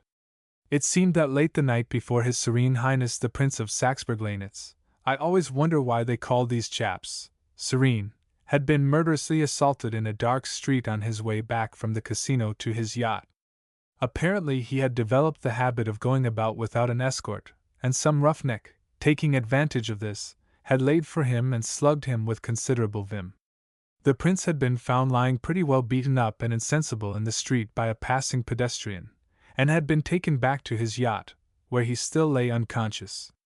"This is going to do somebody no good," I said. "What do you get for slugging a Serene Highness? I wonder if they'll catch the fellow?" Later, read old Marshall. The pedestrian who discovered His Serene Highness proves to have been Mr. Denman Sturgis, the eminent private investigator. Mr. Sturgis has offered his services to the police, and is understood to be in possession of a most important clue. That's the fellow who had charge of that kidnapping case in Chicago. If anyone can catch the man, he can. About 5 minutes later, just as the rest of them were going to move off to breakfast, a boat hailed us and came alongside. A tall, thin man came up the gangway. He looked round the group, and fixed on old Marshall as the probable owner of the yacht. "Good morning," he said. "I believe you have a Mr. Lataker on board, Mr. George Lataker?" "Yes," said Marshall. "He's down below. Want to see him?" "Whom shall I say?" "He would not know my name. I should like to see him for a moment on somewhat urgent business." "Take a seat. He'll be up in a moment. Reggie, my boy, go and hurry him up." I went down to George's stateroom. "George, old man!" I shouted. No answer. I opened the door and went in. The room was empty. What's more, the bunk hadn't been slept in. I don't know when I've been more surprised. I went on deck. "He isn't there," I said. "Not there," said old Marshall. "Where is he, then?" "Perhaps he's gone for a stroll ashore. But he'll be back soon for breakfast. You'd better wait for him. Have you breakfasted?" "No." "Then will you join us?" The man said he would, and just then the gong went and they trooped down, leaving me alone on deck. I sat smoking and thinking, and then smoking a bit more, when I thought I heard somebody call my name in a sort of hoarse whisper. I looked over my shoulder, and by Jove, there at the top of the gangway in evening dress, dusty to the eyebrows and without a hat, was dear old George. "Great Scott!" I cried. "S.H.," he whispered. "Anyone about?" "They're all down at breakfast." He gave a sigh of relief, sank into my chair, and closed his eyes. I regarded him with pity. The poor old boy looked a wreck. "I say," I said, touching him on the shoulder. He leaped out of the chair with a smothered yell. "Did you do that? What did you do it for? What's the sense of it? How do you suppose you can ever make yourself popular if you go about touching people on the shoulder?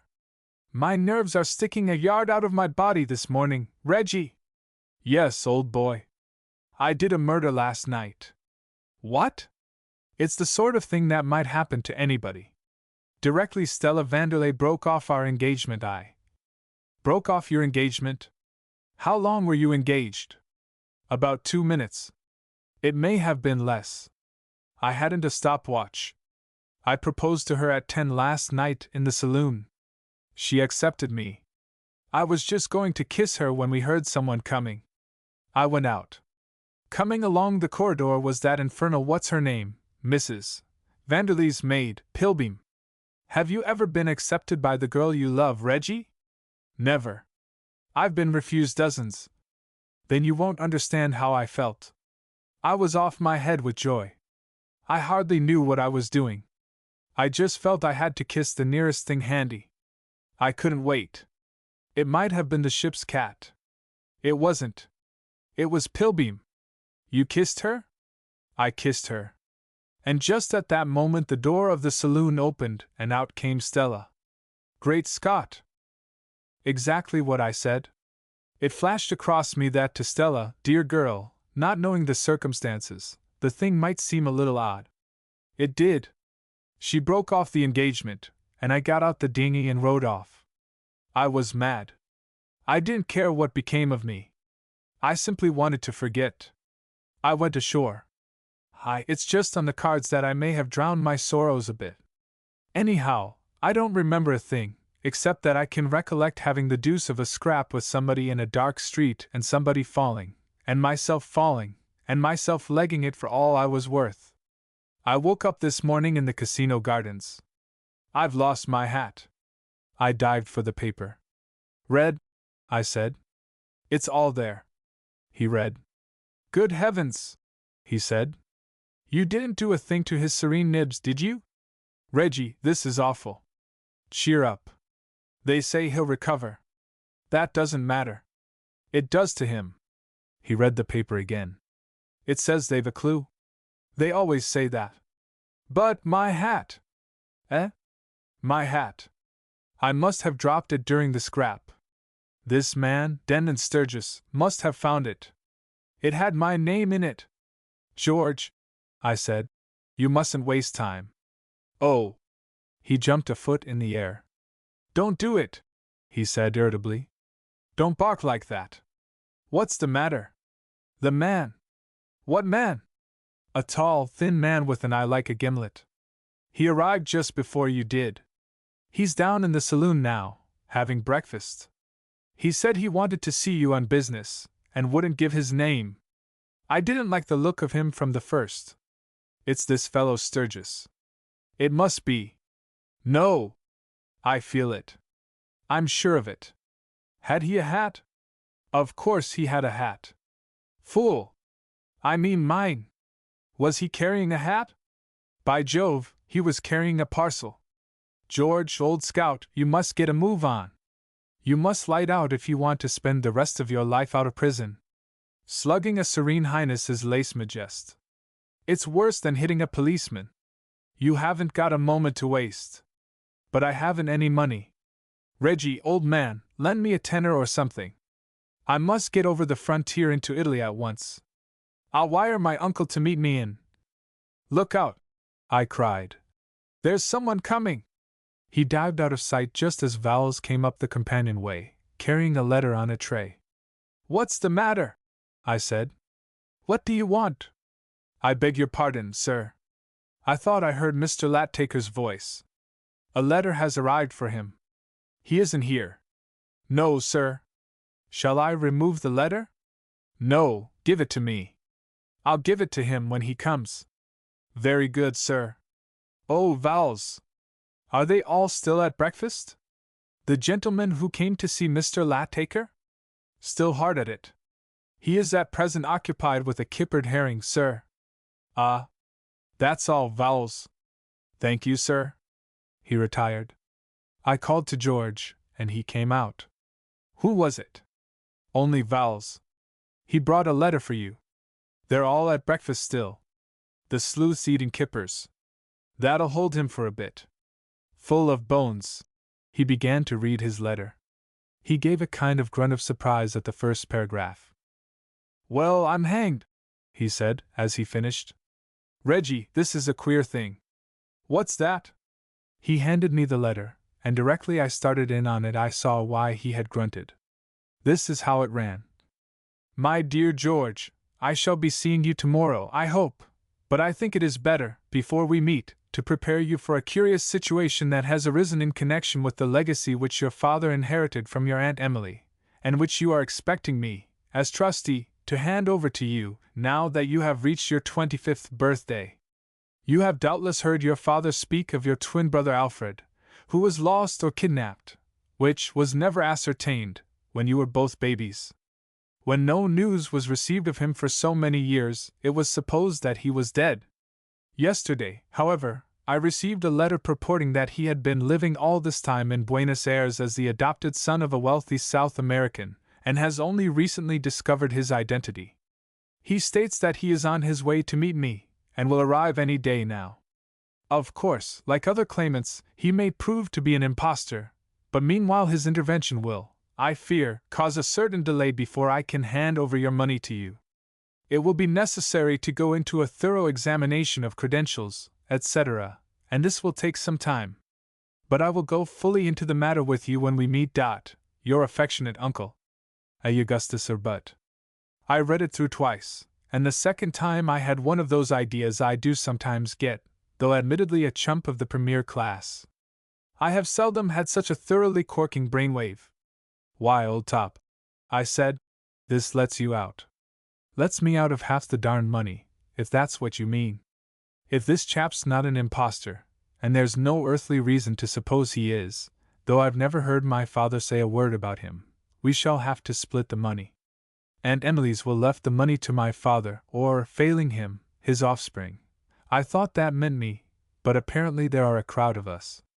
I call it rotten work, springing unexpected offspring on a fellow at the 11th hour like this. Why, you chump, I said, it's going to save you. This lets you out of your spectacular dash across the frontier. All you've got to do is to stay here and be your brother Alfred. It came to me in a flash. He looked at me in a kind of dazed way. You ought to be in some sort of a home, Reggie. Ass, I cried. Don't you understand? Have you ever heard of twin brothers who weren't exactly alike? Who's to say you aren't Alfred if you swear you are? Your uncle will be there to back you up that you have a brother Alfred. And Alfred will be there to call me a liar. He won't. It's not as if you had to keep it up for the rest of your life. It's only for an hour or two, till we can get this detective off the yacht. We sail for England tomorrow morning. At last the thing seemed to sink into him. His face brightened. Why, I really do believe it would work, he said. Of course it would work. If they want proof, show them your mole. I'll swear George hadn't one. And as Alfred I should get a chance of talking to Stella and making things all right for George. Reggie, old top, you're a genius. No. You are. Well, it's only sometimes. I can't keep it up. And just then there was a gentle cough behind us.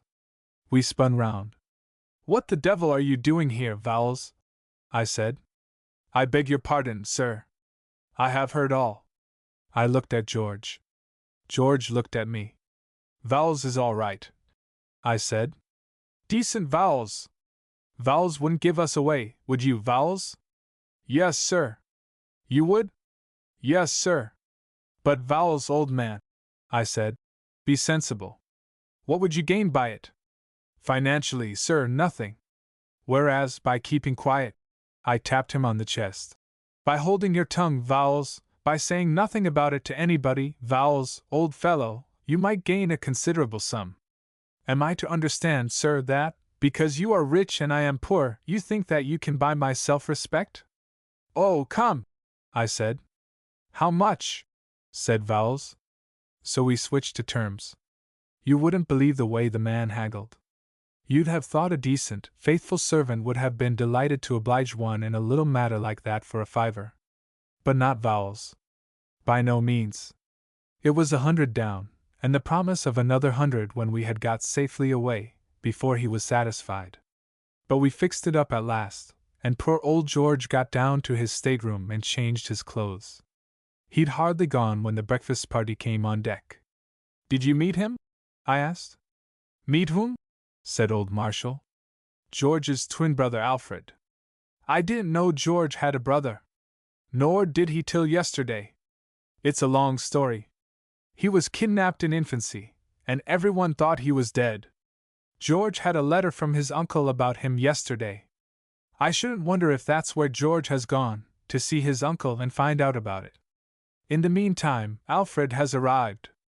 He's down in George's stateroom now, having a brush-up. It'll amaze you, the likeness between them. You'll think it is George at first. Look! Here he comes. And up came George, brushed and clean, in an ordinary yachting suit. They were rattled. There was no doubt about that. They stood looking at him, as if they thought there was a catch somewhere, but weren't quite certain where it was. I introduced him, and still they looked doubtful. "Mr. Pepper tells me my brother is not on board," said George. "It's an amazing likeness," said old Marshall. "Is my brother like me?" asked George amiably. "No one could tell you apart," I said. "I suppose twins always are alike," said George. "But if it ever came to a question of identification, there would be one way of distinguishing us. Do you know George well, Mr. Pepper? He's a dear old pal of mine. You've been swimming with him, perhaps? Every day last August. Well, then, you would have noticed it if he had had a mole like this on the back of his neck, wouldn't you?" He turned his back and stooped, and showed the mole. His collar hid it at ordinary times. I had seen it often when we were bathing together. "Has George a mole like that?" he asked. "No," I said. "Oh, no. You would have noticed it if he had?" "Yes," I said. "Oh, yes. I'm glad of that," said George. "It would be a nuisance not to be able to prove one's own identity." That seemed to satisfy them all.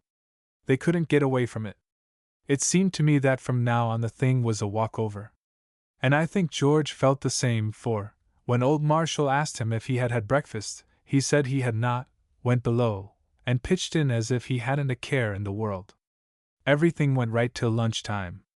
George sat in the shade on the foredeck talking to Stella most of the time. When the gong went and the rest had started to go below, he drew me back. He was beaming. "It's all right," he said. "What did I tell you? What did you tell me?" "Why, about Stella. Didn't I say that Alfred would fix things for George? I told her she looked worried, and got her to tell me what the trouble was. And then, you must have shown a flash of speed if you got her to confide in you after knowing you for about 2 hours."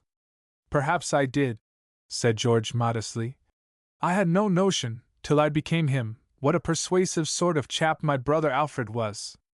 Anyway, she told me all about it, and I started in to show her that George was a pretty good sort of fellow on the whole, who oughtn't to be turned down for what was evidently merely temporary insanity. She saw my point. And it's all right? Absolutely, if only we can produce George. How much longer does that infernal sleuth intend to stay here? He seems to have taken root. I fancy he thinks that you're bound to come back sooner or later, and is waiting for you. He's an absolute nuisance," said George. We were moving towards the companionway, to go below for lunch, when a boat hailed us. We went to the side and looked over. "It's my uncle," said George. A stout man came up the gangway. "Hello, George," he said. "Get my letter? I think you are mistaking me for my brother," said George. "My name is Alfred Lattaker." "What's that?" "I am George's brother Alfred." "Are you my Uncle Augustus?" The stout man stared at him. "You're very like George," he said. "So everyone tells me. And you're really Alfred?" "I am. I'd like to talk business with you for a moment." He cocked his eye at me. I sidled off and went below. At the foot of the companion steps I met Vowles. "I beg your pardon, sir," said Vowles. "If it would be convenient, I should be glad to have the afternoon off." I'm bound to say I rather liked his manner. Absolutely normal. Not a trace of the fellow conspirator about it. I gave him the afternoon off. I had lunch, George didn't show up, and as I was going out I was waylaid by the girl Pilbeam. She had been crying. "I beg your pardon, sir, but did Mr. Vowles ask you for the afternoon?" I didn't see what business it was of hers, but she seemed all worked up about it, so I told her. "Yes, I have given him the afternoon off." She broke down, absolutely collapsed. Devilish unpleasant it was. I'm hopeless in a situation like this. After I'd said, "There, there," which didn't seem to help much, I hadn't any remarks to make. He said he was going to the tables to gamble away all his savings and then shoot himself, because he had nothing left to live for. I suddenly remembered the scrap in the small hours outside my stateroom door. I hate mysteries. I meant to get to the bottom of this. I couldn't have a really first-class valet like Vowles going about the place shooting himself up. Evidently the girl Pilbeam was at the bottom of the thing. I questioned her. She sobbed. I questioned her more. I was firm. And eventually she yielded up the facts. Vowles had seen George kiss her the night before. That was the trouble. Things began to piece themselves together. I went up to interview George. There was going to be another job for persuasive Alfred. Vowles's mind had got to be eased as Stella's had been. I couldn't afford to lose a fellow with his genius for preserving a trouser crease. I found George on the foredeck. What is it Shakespeare or somebody says about some fellow's face being sicklied o'er with the pale cast of care? George's was like that. He looked green. Finished with your uncle? I said. He grinned a ghostly grin. There isn't any uncle, he said. There isn't any Alfred. And there isn't any money. Explain yourself, old top, I said. It won't take long. The old crook has spent every penny of the trust money. He's been at it for years, ever since I was a kid. When the time came to cough up, and I was due to see that he did it, he went to the tables in the hope of a run of luck, and lost the last remnant of the stuff. He had to find a way of holding me for a while and postponing the squaring of accounts while he got away, and he invented this twin brother business.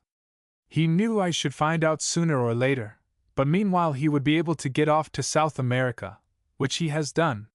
He's on his way now. You let him go? What could I do? I can't afford to make a fuss with that man Sturgis around. I can't prove there's no Alfred when my only chance of avoiding prison is to be Alfred.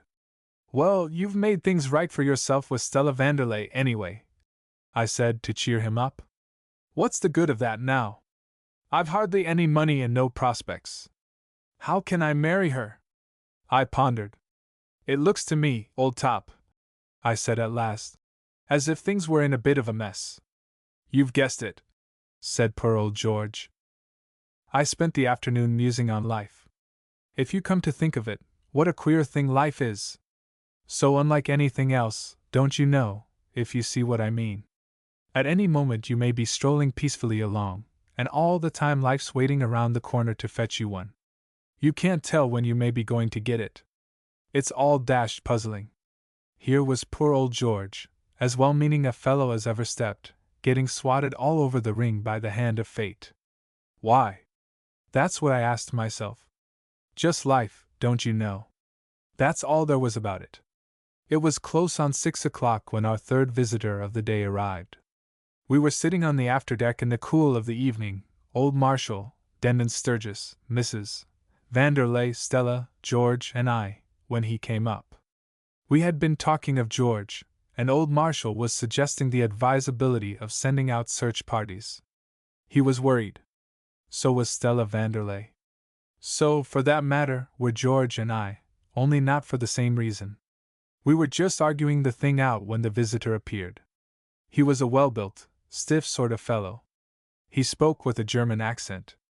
Mr. Marshall? He said. I am Count Fritz von Kosslin, equerry to His Serene Highness. He clicked his heels together and saluted. The Prince of Saxe-Berglanitz. Mrs. Vanderlei jumped up. Why, Count, she said. What ages since we met in Vienna? You remember? Could I ever forget? And the charming Miss Stella, she is well, I suppose not? Stella, you remember Count Fritz? Stella shook hands with him. And how is the poor, dear prince? Asked Mrs. Vanderlei. What a terrible thing to have happened! I rejoice to say that my high-born master is better. He has regained consciousness and is sitting up and taking nourishment. That's good, said old Marshall. In a spoon only, sighed the Count. Mr. Marshall, with your permission I should like a word with Mr. Sturgis. Mr. who? The gimlet-eyed sportsman came forward. I am Denton Sturgis, at your service. The deuce you are! What are you doing here? Mr. Sturgis, explained the Count, graciously volunteered his services. I know. But what's he doing here? I am waiting for Mr. George Latacre, Mr. Marshall. Eh? You have not found him? Asked the Count anxiously. Not yet, Count, but I hope to do so shortly. I know what he looks like now. This gentleman is his twin brother. They are doubles. You are sure this gentleman is not Mr. George Lattaker? George put his foot down firmly on the suggestion. Don't go mixing me up with my brother, he said. I am Alfred. You can tell me by my mole. He exhibited the mole. He was taking no risks. The Count clicked his tongue regretfully. I am sorry, he said. George didn't offer to console him. Don't worry, said Sturgis. He won't escape me. I shall find him. Do, Mr. Sturgis, do. And quickly. Find swiftly that noble young man. What? Shouted George. That noble young man, George Lattaker, who, at the risk of his life, saved my high-born master from the assassin. George sat down suddenly. I don't understand, he said feebly. We were wrong, Mr. Sturgis, went on the Count. We leaped to the conclusion, was it not so, that the owner of the hat you found was also the assailant of my high-born master? We were wrong. I have heard the story from His Serene Highness's own lips. He was passing down a dark street when a ruffian in a mask sprang out upon him. Doubtless he had been followed from the casino, where he had been winning heavily. My high-born master was taken by surprise. He was felled. But before he lost consciousness he perceived a young man in evening dress, wearing the hat you found, running swiftly towards him. The hero engaged the assassin in combat, and my high-born master remembers no more. His Serene Highness asks repeatedly, where is my brave preserver? His gratitude is princely. He seeks for this young man to reward him. Ah, you should be proud of your brother, sir. Thanks, said George limply. And you, Mr. Sturgis, you must redouble your efforts. You must search the land, you must scour the sea to find George Lattaker. He needn't take all that trouble, said a voice from the gangway. It was Vowles. His face was flushed, his hat was on the back of his head, and he was smoking a fat cigar. I'll tell you where to find George Lattaker, he shouted. He glared at George, who was staring at him. Yes, look at me, he yelled. Look at me. You won't be the first this afternoon who's stared at the mysterious stranger who won for 2 hours without a break. I'll be even with you now, Mr. Blooming Lattaker. I'll learn you to break a poor man's heart. Mr. Marshal and gents, this morning I was on deck, and I overheard I'm plotting to put up a game on you. They'd spotted that gent there as a detective, and they arranged that Blooming Lattaker was to pass himself off as his own twin brother. And if you wanted proof, Blooming Pepper tells him to show them his mole and he'd swear George hadn't one. Those were his very words. That man there is George Lattaker, Esquire, and let him deny it if he can. George got up. I haven't the least desire to deny it, Vowles. Mr. Vowles, if you please. It's true, said George, turning to the Count. The fact is, I had rather a foggy recollection of what happened last night. I only remembered knocking someone down, and, like you, I jumped to the conclusion that I must have assaulted His Serene Highness. Then you are really George Lattaker? Asked the Count. I am. What does all this mean? Demanded Vowles. Merely that I saved the life of His Serene Highness the Prince of Saxe-Burglenitz, Mr. Vowles. It's a swindle, began Vowles, when there was a sudden rush and the girl Pilbeam cannonied into the crowd, sending me into old Marshall's chair, and flung herself into the arms of Vowles. Oh, Harold, she cried. I thought you were dead. I thought you'd shot yourself. He sort of braced himself together to fling her off, and then he seemed to think better of it, and fell into the clinch. It was all dashed romantic, don't you know, but there are limits. Vowles, you're sacked, I said. Who cares? He said. Think I was going to stop on now I'm a gentleman of property? Come along, Emma, my dear. Give a month's notice and get your hat, and I'll take you to dinner at Ciro's. And you, Mr. Lattaker, said the Count, may I conduct you to the presence of my high-born master? He wishes to show his gratitude to his preserver. You may, said George. May I have my hat, Mr. Sturgis? There's just one bit more. After dinner that night I came up for a smoke, and strolling on to the foredeck, almost bumped into George and Stella. They seemed to be having an argument. I'm not sure, she was saying. That I believe that a man can be so happy that he wants to kiss the nearest thing in sight, as you put it. Don't you? Said George. Well, as it happens, I'm feeling just that way now. I coughed, and he turned round. Hello, Reggie, he said. Hello, George, I said. Lovely night. Beautiful, said Stella. The moon, I said. Ripping, said George. Lovely, said Stella. And look at the reflection of the stars on the. George caught my eye. Pop off, he said. I popped. Doing Clarence a bit of good. Have you ever thought about, and when I say thought about, I mean really carefully considered the question of the coolness, the cheek, or, if you prefer it, the gall with which woman, as a sex, fairly bursts? I have, by Jove! But then I've had it thrust on my notice, by George, in a way I should imagine has happened to pretty few fellows. And the limit was reached by that business of the Yeardsley Venus.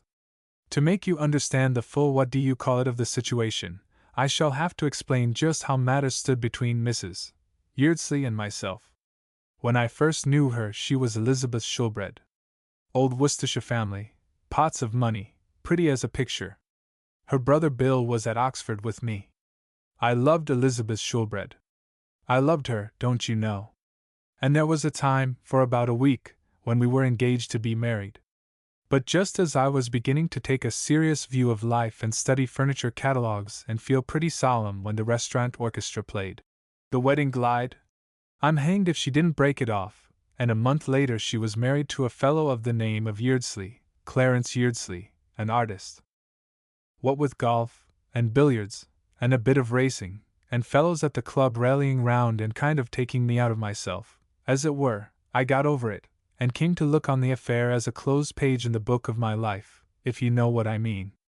It didn't seem likely to me that we should meet again, as she and Clarence had settled down in the country somewhere and never came to London, and I'm bound to own that, by the time I got her letter, the wound had pretty well healed, and I was to a certain extent sitting up and taking nourishment.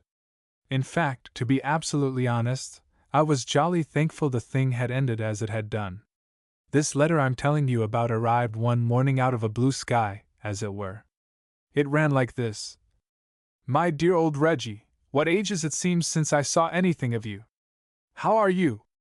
We have settled down here in the most perfect old house, with a lovely garden in the middle of delightful country. Couldn't you run down here for a few days? Clarence and I would be so glad to see you. Bill is here, and is most anxious to meet you again. He was speaking of you only this morning. Do come. Wire your train, and I will send the car to meet you. Yours most sincerely, Elizabeth Yeardsley. P.S. We can give you new milk and fresh eggs. Think of that. P.P.S. Bill says our billiard table is one of the best he has ever played on. P.P.S. We are only half a mile from a golf course. Bill says it is better than St. Andrews. P.P.S.S. You must come. Well, a fellow comes down to breakfast one morning, with a bit of a head on, and finds a letter like that from a girl who might quite easily have blighted his life. It rattled me rather, I must confess. However, that bit about the golf settled me. I knew Bill knew what he was talking about, and if he said the course was so topping, it must be something special. So I went. Old Bill met me at the station with the car. I hadn't come across him for some months, and I was glad to see him again. And he apparently was glad to see me. Thank goodness you've come, he said as we drove off. I was just about at my last grip. What's the trouble, old scout? I asked. If I had the artistic what's its name, he went on. If the mere mention of pictures didn't give me the pip, I dare say it wouldn't be so bad. As it is, it's rotten. Pictures? Pictures. Nothing else is mentioned in this household. Clarence is an artist. So is his father. And you know yourself what Elizabeth is like when one gives her her head? I remembered then, it hadn't come back to me before, that most of my time with Elizabeth had been spent in picture galleries. During the period when I had let her do just what she wanted to do with me, I had had to follow her like a dog through gallery after gallery, though pictures are poison to me, just as they are to old Bill. Somehow it had never struck me that she would still be going on in this way after marrying an artist. I should have thought that by this time the mere sight of a picture would have fed her up. Not so, however, according to old Bill. They talk pictures at every meal, he said. I tell you, it makes a chap feel out of it. How long are you down for? A few days. Take my tip, and let me send you a wire from London. I go there tomorrow. I promised to play against the Scottish. The idea was that I was to come back after the match. But you couldn't get me back with a lasso. I tried to point out the silver lining. But Bill, old scout, your sister says there's a most corking links near here. He turned and stared at me, and nearly ran us into the bank. You don't mean honestly she said that? She said you said it was better than St. Andrews. So I did. Was that all she said? I said. Well, wasn't it enough?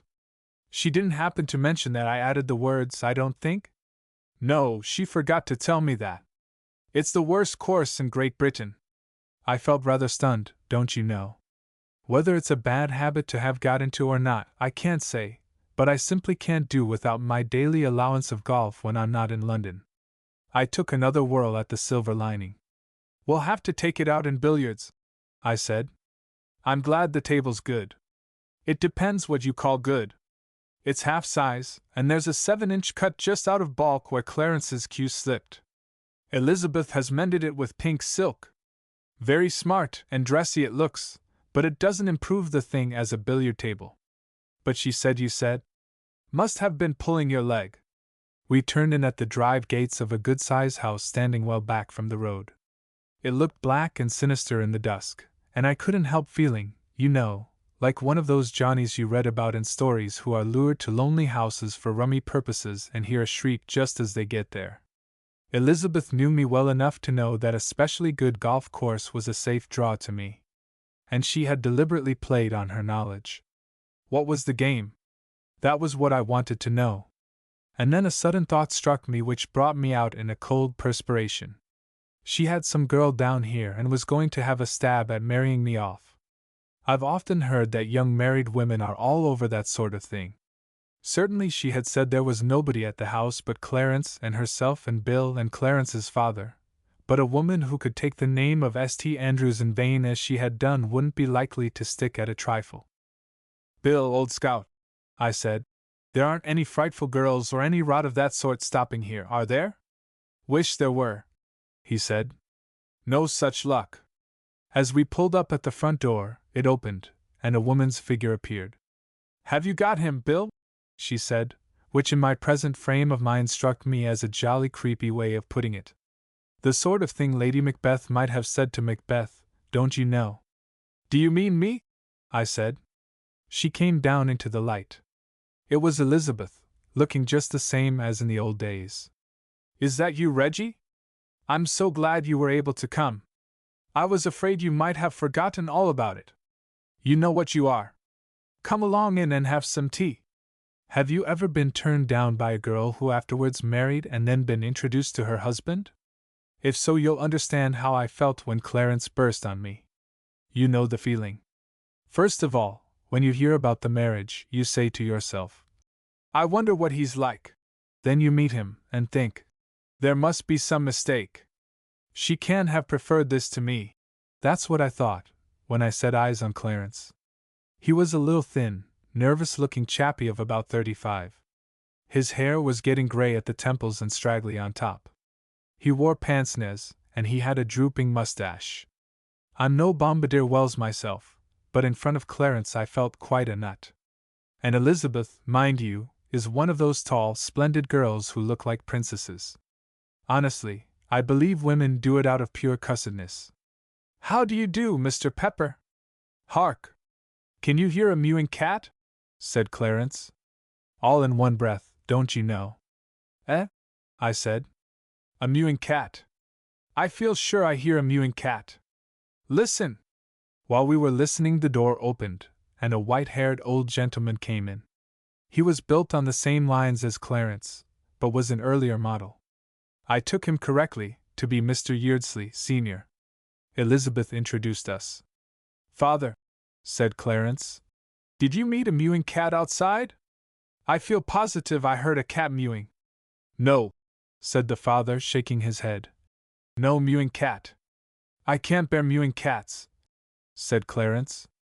A mewing cat gets on my nerves. A mewing cat is so trying, said Elizabeth. I dislike mewing cats, said old Mr. Yeardsley. That was all about mewing cats for the moment. They seemed to think they had covered the ground satisfactorily, and they went back to pictures. We talked pictures steadily till it was time to dress for dinner. At least, they did. I just sort of sat around. Presently the subject of picture robberies came up.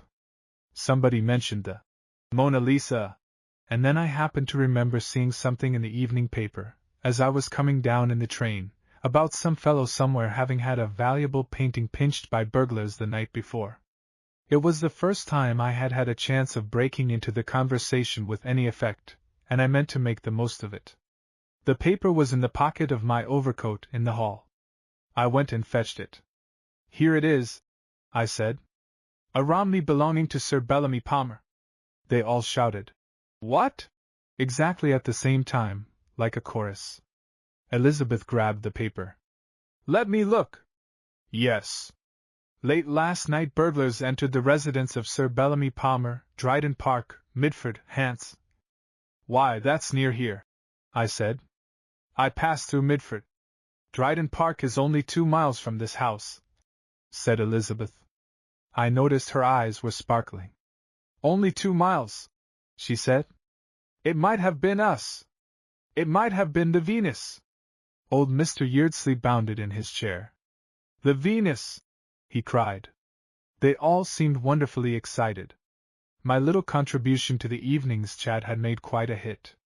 Why I didn't notice it before I don't know, but it was not till Elizabeth showed it to me after dinner that I had my first look at the Yeardsley Venus. When she led me up to it, and switched on the light, it seemed impossible that I could have sat right through dinner without noticing it. But then, at meals, my attention is pretty well riveted on the foodstuffs. Anyway, it was not till Elizabeth showed it to me that I was aware of its existence. She and I were alone in the drawing-room after dinner. Old Yeardsley was writing letters in the morning-room, while Bill and Clarence were rollicking on the half-size billiard table with the pink silk tapestry effects. All, in fact, was joy, jollity, and song, so to speak, when Elizabeth, who had been sitting wrapped in thought for a bit, bent towards me and said, Reggie. And the moment she said it I knew something was going to happen. You know that what-do-you-call-it you get sometimes? Well, I got it then. What-oh? I said nervously. Reggie, she said, I want to ask a great favor of you. Yes? She stooped down and put a log on the fire, and went on, with her back to me. Do you remember, Reggie, once saying you would do anything in the world for me? There. That's what I meant when I said that about the cheek of woman as a sex. What I mean is, after what had happened, you'd have thought she would have preferred to let the dead past bury its dead, and all that sort of thing, what? Mind you, I had said I would do anything in the world for her. I admit that. But it was a distinctly pre-Clarence remark. He hadn't appeared on the scene then, and it stands to reason that a fellow who may have been a perfect knight-errant to a girl when he was engaged to her, doesn't feel nearly so keen on spreading himself in that direction when she has given him the miss in bulk, and gone and married a man who reason and instinct both tell him is a decided blighter. I couldn't think of anything to say but, oh yes, there's something you can do for me now, which will make me everlastingly grateful. Yes, I said. Do you know, Reggie, she said suddenly, that only a few months ago Clarence was very fond of cats? Well, he still seems, interested in them, what? Now they get on his nerves. Everything gets on his nerves. Some fellows swear by that stuff you see advertised all over the... No, that wouldn't help him. He doesn't need to take anything. He wants to get rid of something. I don't quite follow. Get rid of something? The Venus, said Elizabeth. She looked up and caught my bulging eye. You saw the Venus, she said. Not that I remember. Well, come into the dining room. We went into the dining room, and she switched on the lights. There, she said. On the wall close to the door, that may have been why I hadn't noticed it before, I had sat with my back to it, was a large oil painting. It was what you'd call a classical picture, I suppose? What I mean is, well, you know what I mean. All I can say is that it's funny I hadn't noticed it. Is that the Venus? I said. She nodded. How would you like to have to look at that every time you sat down to a meal? Well, I don't know. I don't think it would affect me much. I'd worry through all right. She jerked her head impatiently. But you're not an artist, she said. Clarence is. And then I began to see daylight. What exactly was the trouble I didn't understand, but it was evidently something to do with the good old artistic temperament, and I could believe anything about that. It explains everything. It's like the unwritten law, don't you know, which you plead in America if you've done anything they want to send you to chokey for and you don't want to go. What I mean is, if you're absolutely off your rocker, but don't find it convenient to be scooped into the loony bin, you simply explain that, when you said you were a teapot, it was just your artistic temperament, and they apologize and go away. So I stood by to hear just how the AD had affected Clarence, the cat's friend, ready for anything. And believe me, it had hit Clarence badly. It was this way. It seemed that old Yeardsley was an amateur artist and that this Venus was his masterpiece. He said so, and he ought to have known. Well, when Clarence married, he had given it to him, as a wedding present, and had hung it where it stood with his own hands. All right so far, what? But mark the sequel. Temperamental Clarence, being a professional artist and consequently some streets ahead of the dad at the game, saw flaws in the Venus. He couldn't stand it at any price. He didn't like the drawing. He didn't like the expression of the face. He didn't like the coloring. In fact, it made him feel quite ill to look at it. Yet, being devoted to his father and wanting to do anything rather than give him pain, he had not been able to bring himself to store the thing in the cellar, and the strain of confronting the picture 3 times a day had begun to tell on him to such an extent that Elizabeth felt something had to be done. Now you see, she said. In a way, I said. But don't you think it's making rather heavy weather over a trifle? Oh, can't you understand? Look. Her voice dropped as if she was in church, and she switched on another light. It shone on the picture next to old Yeardsley's. There, she said. Clarence painted that. She looked at me expectantly, as if she were waiting for me to swoon, or yell, or something. I took a steady look at Clarence's effort. It was another classical picture. It seemed to me very much like the other one. Some sort of art criticism was evidently expected of me, so I made a dash at it. Venus? I said. Mark you, Sherlock Holmes would have made the same mistake. On the evidence, I mean. No. Jock and Spring, she snapped. She switched off the light. I see you don't understand even now. You never had any taste about pictures. When we used to go to the galleries together, you would far rather have been at your club. This was so absolutely true that I had no remark to make. She came up to me and put her hand on my arm. I'm sorry, Reggie. I didn't mean to be cross. Only I do want to make you understand that Clarence is suffering. Suppose, well, let us take the case of a great musician. Suppose a great musician had to sit and listen to a cheap vulgar tune, the same tune, day after day, day after day, wouldn't you expect his nerves to break? Well, it's just like that with Clarence. Now you see? Yes, but what? Surely I've put it plainly enough? Yes. But what I mean is, where do I come in? What do you want me to do? I want you to steal the Venus. I looked at her. You want me to? Steal it. Reggie. Her eyes were shining with excitement. Don't you see? It's Providence. When I asked you to come here, I had just got the idea. I knew I could rely on you. And then by a miracle this robbery of the Romney takes place at a house not 2 miles away. It removes the last chance of the poor old man suspecting anything and having his feelings hurt. Why, it's the most wonderful compliment to him. Think! One night thieves steal a splendid Romney, the next the same gang take his Venus. It will be the proudest moment of his life. Do it tonight, Reggie. I'll give you a sharp knife. You simply cut the canvas out of the frame, and it's done. But one moment, I said. I'd be delighted to be of any use to you, but in a purely family affair like this, wouldn't it be better? In fact, how about tackling old Bill on the subject? I have asked Bill already. Yesterday. He refused. But if I'm caught? You can't be. All you have to do is to take the picture, open one of the windows, leave it open, and go back to your room. It sounded simple enough. And as to the picture itself, when I've got it? Burn it. I'll see that you have a good fire in your room. But… She looked at me. She always did have the most wonderful eyes. Reggie, she said, nothing more. Just, Reggie. She looked at me. Well, after all, if you see what I mean, the days that are no more, don't you know? Auld Lang Syne, and all that sort of thing. You follow me? All right, I said. I'll do it. I don't know if you happen to be one of those Johnnies who are steeped in crime, and so forth, and think nothing of pinching diamond necklaces.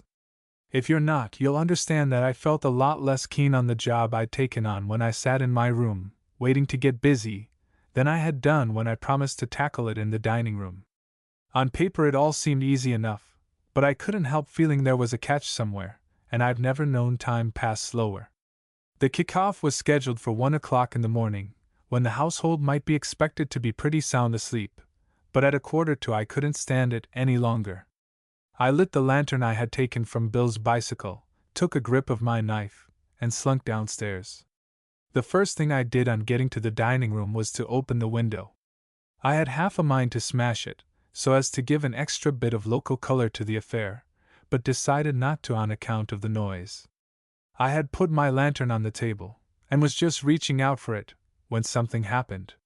What it was for the moment I couldn't have said. It might have been an explosion of some sort or an earthquake. Some solid object caught me a frightful whack on the chin. Sparks and things occurred inside my head, and the next thing I remember is feeling something wet and cold splash into my face, and hearing a voice that sounded like old Bill's say, "Feeling better now?" I sat up. The lights were on, and I was on the floor, with old Bill kneeling beside me with a soda siphon. "What happened?" I said. "I'm awfully sorry, old man," he said. "I hadn't a notion it was you. I came in here, and saw a lantern on the table, and the window open and a chap with a knife in his hand, so I didn't stop to make inquiries. I just let go at his jaw for all I was worth. What on earth do you think you're doing? Were you walking in your sleep?" "It was Elizabeth," I said. "Why, you know all about it. She said she had told you." "You don't mean the picture? You refused to take it on, so she asked me." "Reggie, old man," he said, "I'll never believe what they say about repentance again. It's a fool's trick and upsets everything. If I hadn't repented, and thought it was rather rough on Elizabeth not to do a little thing like that for her, and come down here to do it after all, you wouldn't have stopped that sleep producer with your chin. I'm sorry." "Me too," I said, giving my head another shake to make certain it was still on. "Are you feeling better now?" "Better than I was. But that's not saying much. Would you like some more soda water?" "No." "Well, how about getting this job finished and going to bed? And let's be quick about it, too. You made a noise like a ton of bricks when you went down just now, and it's on the cards some of the servants may have heard. Toss you who carves." "Heads." "Tails it is," he said, uncovering the coin. "Up you get. I'll hold the light. Don't spike yourself on that sword of yours." It was as easy a job as Elizabeth had said. Just 4 quick cuts, and the thing came out of its frame like an oyster. I rolled it up. Old Bill had put the lantern on the floor and was at the sideboard, collecting whiskey, soda, and glasses. "We've got a long evening before us," he said. "You can't burn a picture of that size in one chunk. You'd set the chimney on fire. Let's do the thing comfortably. Clarence can't grudge us the stuff. We've done him a bit of good this trip. Tomorrow'll be the maddest, merriest day of Clarence's glad New Year." On we go. We went up to my room, and sat smoking and yarning away and sipping our drinks, and every now and then cutting a slice off the picture and shoving it in the fire till it was all gone. And what with the coziness of it, and the cheerful blaze, and the comfortable feeling of doing good by stealth, I don't know when I've had a jollier time since the days when we used to brew in my study at school. We had just put the last slice on when Bill sat up suddenly, and gripped my arm. I heard something, he said. I listened, and by Jove, I heard something too. My room was just over the dining room, and the sound came up to us quite distinctly. Stealthy footsteps, by George. And then a chair falling over. There's somebody in the dining room, I whispered. There's a certain type of chap who takes a pleasure in positively chivying trouble. Old Bill's like that. If I had been alone, it would have taken me about 3 seconds to persuade myself that I hadn't really heard anything after all. I'm a peaceful sort of cove, and believe in living and letting live, and so forth. To old Bill, however, a visit from burglars was pure jam. He was out of his chair in one jump. Come on, he said. Bring the poker. I brought the tongs as well. I felt like it. Old Bill collared the knife. We crept downstairs. We'll fling the door open and make a rush, said Bill. Supposing they shoot, old scout. Burglars never shoot, said Bill. Which was comforting provided the burglars knew it. Old Bill took a grip of the handle, turned it quickly, and in he went. And then we pulled up sharp, staring. The room was in darkness except for a feeble splash of light at the near end.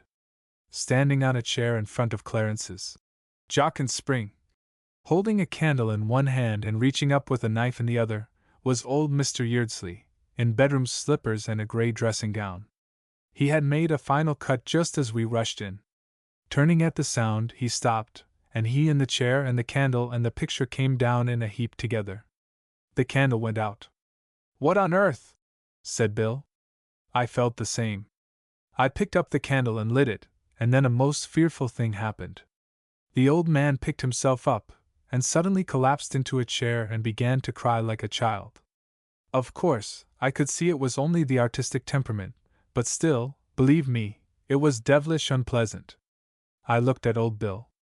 Old Bill looked at me. We shut the door quick, and after that we didn't know what to do. I saw Bill look at the sideboard, and I knew what he was looking for. But we had taken the siphon upstairs, and his ideas of first aid stopped short at squirting soda water. We just waited, and presently old Yeardsley switched off, sat up, and began talking with a rush. Clarence, my boy, I was tempted. It was that burglary at Dryden Park. It tempted me. It made it all so simple.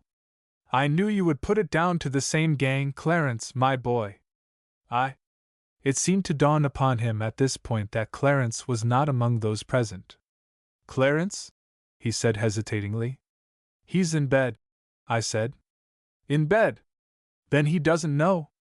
Even now, young men, I throw myself on your mercy. Don't be hard on me. Listen. He grabbed at Bill, who sidestepped. I can explain everything. He gave a gulp. You are not artists, you two young men, but I will try to make you understand, make you realize what this picture means to me. I was 2 years painting it. It is my child. I watched it grow. I loved it. It was part of my life. Nothing would have induced me to sell it. And then Clarence married, and in a mad moment I gave my treasure to him. You cannot understand, you two young men, what agonies I suffered. The thing was done. It was irrevocable. I saw how Clarence valued the picture. I knew that I could never bring myself to ask him for it back. And yet I was lost without it. What could I do? Till this evening I could see no hope. Then came this story of the theft of the Romney from a house quite close to this, and I saw my way. Clarence would never suspect. He would put the robbery down to the same band of criminals who stole the Romney. Once the idea had come, I could not drive it out. I fought against it, but to no avail. At last I yielded, and crept down here to carry out my plan. You found me. He grabbed again, at me this time, and got me by the arm. He had a grip like a lobster. Young man, he said, you would not betray me? You would not tell Clarence? I was feeling most frightfully sorry for the poor old chap by this time, don't you know, but I thought it would be kindest to give it him straight instead of breaking it by degrees. I won't say a word to Clarence, Mr. Yeardsley, I said. I quite understand your feelings. The artistic temperament, and all that sort of thing. I mean, what? I know. But I'm afraid, well, look. I went to the door and switched on the electric light, and there, staring him in the face, were the two empty frames. He stood goggling at them in silence. Then he gave a sort of wheezy grunt. The gang! The burglars! They have been here, and they have taken Clarence's picture. He paused. It might have been mine. My Venus! He whispered it was getting most fearfully painful, you know, but he had to know the truth. I'm awfully sorry, you know, I said. But it was. He started, poor old chap. Eh? What do you mean? They did take your Venus. But I have it here. I shook my head. That's Clarence's jocund spring, I said. He jumped at it and straightened it out. What? What are you talking about?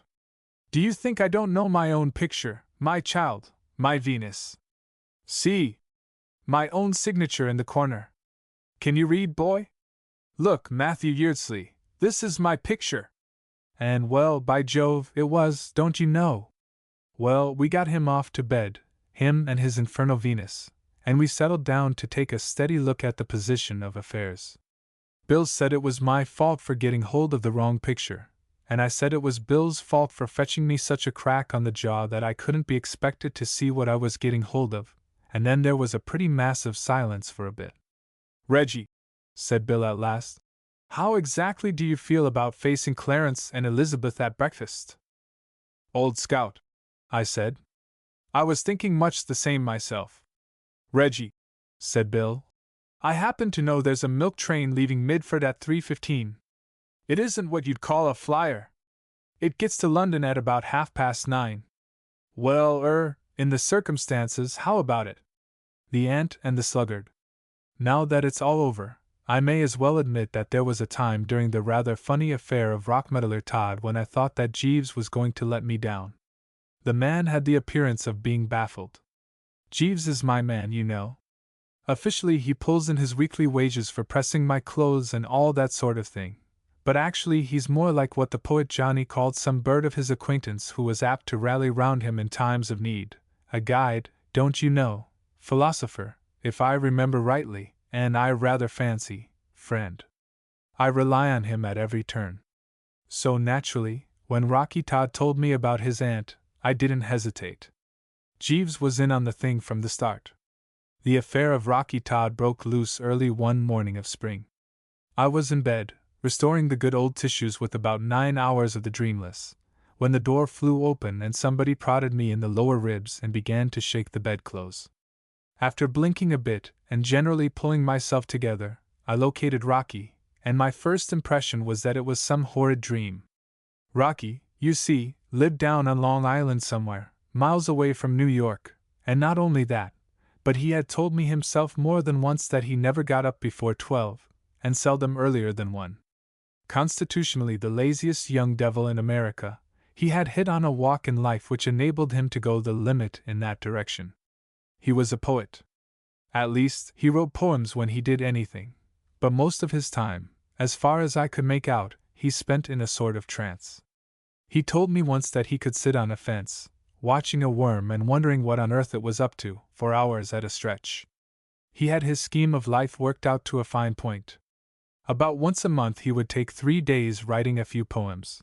The other 329 days of the year he rested.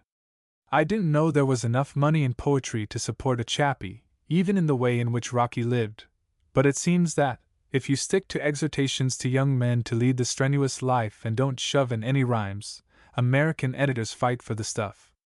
Rocky showed me one of his things once. It began. It was printed opposite the frontispiece of a magazine with a sort of scroll round it, and a picture in the middle of a fairly nude chappie, with bulging muscles, giving the rising sun the glad eye. Rocky said they gave him $100 for it, and he stayed in bed till 4 in the afternoon for over a month. As regarded the future, he was pretty solid, owing to the fact that he had a moneyed aunt tucked away somewhere in Illinois, and, as he had been named Rockmeddler after her, and was her only nephew, his position was pretty sound.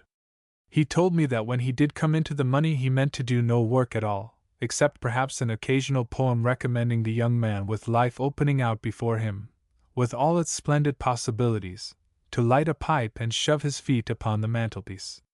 And this was the man who was prodding me in the ribs in the grey dawn. "Read this, Bertie!" I could just see that he was waving a letter or something equally foul in my face. "Wake up and read this!" "I can't read before I've had my morning tea and a cigarette." I groped for the bell. Jeeves came in looking as fresh as a dewy violet. It's a mystery to me how he does it. "Tea, Jeeves." "Very good, sir." He flowed silently out of the room. He always gives you the impression of being some liquid substance when he moves, and I found that Rocky was surging round with his beastly letter again. "What is it?" I said. "What on earth's the matter?" "Read it." "I can't. I haven't had my tea." "Well, listen then." "Who's it from?" "My aunt." At this point I fell asleep again. I woke to hear him saying, "So what on earth am I to do?" Jeeves trickled in with the tray, like some silent stream meandering over its mossy bed, and I saw daylight. "Read it again, Rocky, old top," I said. "I want Jeeves to hear it. Mr. Todd's aunt has written him a rather rummy letter, Jeeves, and we want your advice." "Very good, sir." He stood in the middle of the room, registering devotion to the cause, and Rocky started again. "My dear Rockmeddler. I have been thinking things over for a long while, and I have come to the conclusion that I have been very thoughtless to wait so long before doing what I have made up my mind to do now. What do you make of that, Jeeves? It seems a little obscure at present, sir, but no doubt it becomes clear at a later point in the communication." "It becomes as clear as mud," said Rocky. "Proceed, old scout," I said, champing my bread and butter. "You know how all my life I have longed to visit New York and see for myself the wonderful gay life of which I have read so much. I fear that now it will be impossible for me to fulfill my dream. I am old and worn out. I seem to have no strength left in me." "Sad, Jeeves, what?" "Extremely, sir." "Sad nothing," said Rocky. "It's sheer laziness. I went to see her last Christmas, and she was bursting with health. Her doctor told me himself that there was nothing wrong with her whatever. But she will insist that she's a hopeless invalid, so he has to agree with her. She's got a fixed idea that the trip to New York would kill her, so, though it's been her ambition all her life to come here, she stays where she is. Rather like the chappie whose heart was in the Highlands chasing of the deer, Jeeves. The cases are in some respects parallel, sir. Carry on, Rocky, dear boy. So I have decided that, if I cannot enjoy all the marvels of the city myself, I can at least enjoy them through you. I suddenly thought of this yesterday after reading a beautiful poem in the Sunday paper about a young man who had longed all his life for a certain thing and won it in the end only when he was too old to enjoy it. It was very sad, and it touched me. A thing," interpolated Rocky bitterly, "that I've not been able to do in 10 years. As you know, you will have my money when I am gone, but until now I have never been able to see my way to giving you an allowance. I have now decided to do so, on one condition. I have written to a firm of lawyers in New York, giving them instructions to pay you quite a substantial sum each month. My one condition is that you live in New York and enjoy yourself as I have always wished to do. I want you to be my representative, to spend this money for me as I should do myself. I want you to plunge into the gay, prismatic life of New York. I want you to be the life and soul of brilliant supper parties. Above all, I want you, indeed, I insist on this, to write me letters at least once a week giving me a full description of all you are doing and all that is going on in the city, so that I may enjoy at second hand what my wretched health prevents my enjoying for myself. Remember that I shall expect full details, and that no detail is too trivial to interest. Your affectionate aunt. I say, Rockmeddler. "What about it?" said Rocky. "What about it?" I said. Yes. What on earth am I going to do? It was only then that I really got on to the extremely rummy attitude of the chappie, in view of the fact that a quite unexpected mess of the right stuff had suddenly descended on him from a blue sky. To my mind it was an occasion for the beaming smile and the joyous whoop, yet here the man was, looking and talking as if fate had swung on his solar plexus. It amazed me. "Aren't you bucked?" I said. "Bucked? If I were in your place I should be frightfully braced. I consider this pretty soft for you." He gave a kind of yelp, stared at me for a moment, and then began to talk of New York in a way that reminded me of Jimmy Mundy, the reformer chappie. Jimmy had just come to New York on a hit-the-trail campaign, and I had popped in at the Garden a couple of days before, for half an hour or so, to hear him. He had certainly told New York some pretty straight things about itself, having apparently taken a dislike to the place, but by Jove, you know, dear old Rocky made him look like a publicity agent for the old metrop. "Pretty soft," he cried. "To have to come and live in New York! To have to leave my little cottage and take a stuffy, smelly, overheated hole of an apartment in this heaven-forsaken, festering Gehenna. To have to mix night after night with a mob who think that life is a sort of St. Vitus's dance, and imagine that they're having a good time because they're making enough noise for 6 and drinking too much for 10. I loathe New York, Bertie. I wouldn't come near the place if I hadn't got to see editors occasionally. There's a blight on it. It's got moral delirium tremens. It's the limit. The very thought of staying more than a day in it makes me sick. And you call this thing pretty soft for me?" I felt rather like Lot's friends must have done when they dropped in for a quiet chat, and their genial host began to criticize the cities of the plain. I had no idea old Rocky could be so eloquent. "It would kill me to have to live in New York," he went on. "To have to share the air with 6 million people. To have to wear stiff collars and decent clothes all the time. He started. "Good Lord! I suppose I should have to dress for dinner in the evenings. What a ghastly notion!" I was shocked, absolutely shocked. "My dear chap," I said reproachfully. "Do you dress for dinner every night, Bertie?" "Jeeves," I said coldly. The man was still standing like a statue by the door. "How many suits of evening clothes have I?" "We have 3 suits full of evening dress, sir, 2 dinner jackets." 3.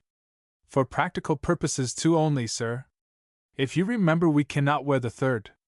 We have also 7 white waistcoats." "And shirts?" 4 dozen, sir. "And white ties. The first 2 shallow shelves in the chest of drawers are completely filled with our white ties, sir." I turned to Rocky. "You see?" The chappie writhed like an electric fan.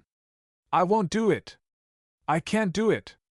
I'll be hanged if I'll do it. How on earth can I dress up like that?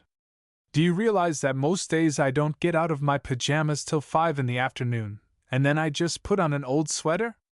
I saw Jeeves wince, poor chap. This sort of revelation shocked his finest feelings. "Then, what are you going to do about it?" I said. "That's what I want to know. You might write and explain to your aunt." "I might, if I wanted her to get round to her lawyers in 2 rapid leaps and cut me out of her will." I saw his point. "What do you suggest, Jeeves?" I said. Jeeves cleared his throat respectfully.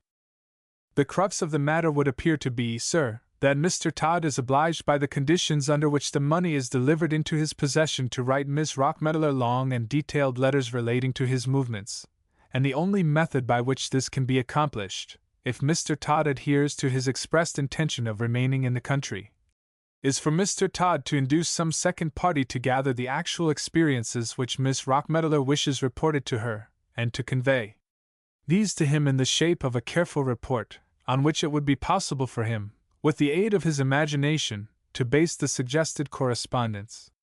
Having got which off the old diaphragm, Jeeves was silent. Rocky looked at me in a helpless sort of way. He hasn't been brought up on Jeeves as I have, and he isn't on to his curves. "Could he put it a little clearer, Bertie?" he said. "I thought at the start it was going to make sense, but it kind of flickered." "What's the idea?" "My dear old man, perfectly simple. I knew we could stand on Jeeves. All you've got to do is to get somebody to go round the town for you and take a few notes, and then you work the notes up into letters. That's it, isn't it, Jeeves? Precisely, sir. The light of hope gleamed in Rocky's eyes. He looked at Jeeves in a startled way, dazed by the man's vast intellect. But who would do it? He said. It would have to be a pretty smart sort of man, a man who would notice things. Jeeves, I said. Let Jeeves do it. But would he? You would do it, wouldn't you, Jeeves? For the first time in our long connection I observed Jeeves almost smile. The corner of his mouth curved quite a quarter of an inch, and for a moment his eye ceased to look like a meditative fish's. I should be delighted to oblige, sir. As a matter of fact, I have already visited some of New York's places of interest on my evening out, and it would be most enjoyable to make a practice of the pursuit. Fine. I know exactly what your aunt wants to hear about, Rocky. She wants an earful of cabaret stuff. The place you ought to go to first, Jeeves, is Reigelheimer's. It's on 42nd Street. Anybody will show you the way. Jeeves shook his head. Pardon me, sir. People are no longer going to Reigelheimer's. The place at the moment is Frolics on the Roof. You see? I said to Rocky. Leave it to Jeeves. He knows. It isn't often that you find an entire group of your fellow humans happy in this world, but our little circle was certainly an example of the fact that it can be done. We were all full of beans. Everything went absolutely right from the start. Jeeves was happy, partly because he loves to exercise his giant brain, and partly because he was having a corking time among the bright lights. I saw him one night at the midnight revels. He was sitting at a table on the edge of the dancing floor, doing himself remarkably well with a fat cigar and a bottle of the best. I'd never imagined he could look so nearly human. His face wore an expression of austere benevolence, and he was making notes in a small book. As for the rest of us, I was feeling pretty good, because I was fond of old Rocky and glad to be able to do him a good turn. Rocky was perfectly contented, because he was still able to sit on fences in his pajamas and watch worms. And as for the aunt, she seemed tickled to death. She was getting Broadway at pretty long range, but it seemed to be hitting her just right. I read one of her letters to Rocky, and it was full of life. But then Rocky's letters, based on Jeeves's notes, were enough to buck anybody up. It was rummy when you came to think of it. There was I, loving the life, while the mere mention of it gave Rocky a tired feeling. Yet here is a letter I wrote to a pal of mine in London. Dear Freddie, well, here I am in New York. It's not a bad place. I'm not having a bad time. Everything's pretty all right. The cabarets aren't bad. Don't know when I shall be back. How's everybody? Cheero, yours, Bertie. P.S. Seen old Ted lately? Not that I cared about Ted, but if I hadn't dragged him in I couldn't have got the confounded thing on to the second page. Now here's old Rocky on exactly the same subject. Dearest Aunt Isabel, how can I ever thank you enough for giving me the opportunity to live in this astounding city? New York seems more wonderful every day. Fifth Avenue is at its best, of course, just now. The dresses are magnificent. Wads of stuff about the dresses. I didn't know Jeeves was such an authority. I was out with some of the crowd at the midnight revels the other night. We took in a show first, after a little dinner at a new place on 43rd Street. We were quite a gay party. Georgie Cohan looked in about midnight and got off a good one about Willie Collier. Fred Stone could only stay a minute, but Doug Fairbanks did all sorts of stunts and made us roar. Diamond Jim Brady was there, as usual, and Laurette Taylor showed up with a party. The show at the revels is quite good. I am enclosing a program. Last night a few of us went round to Frolics on the Roof. And so on and so forth, yards of it. I suppose it's the artistic temperament, or something. What I mean is, it's easier for a chappie who's used to writing poems and that sort of tosh to put a bit of a punch into a letter than it is for a chappie like me. Anyway, there's no doubt that Rocky's correspondence was hot stuff. I called Jeeves in and congratulated him. Jeeves, you're a wonder. Thank you, sir. How you notice everything at these places beats me. I couldn't tell you a thing about them, except that I've had a good time. It's just a knack, sir.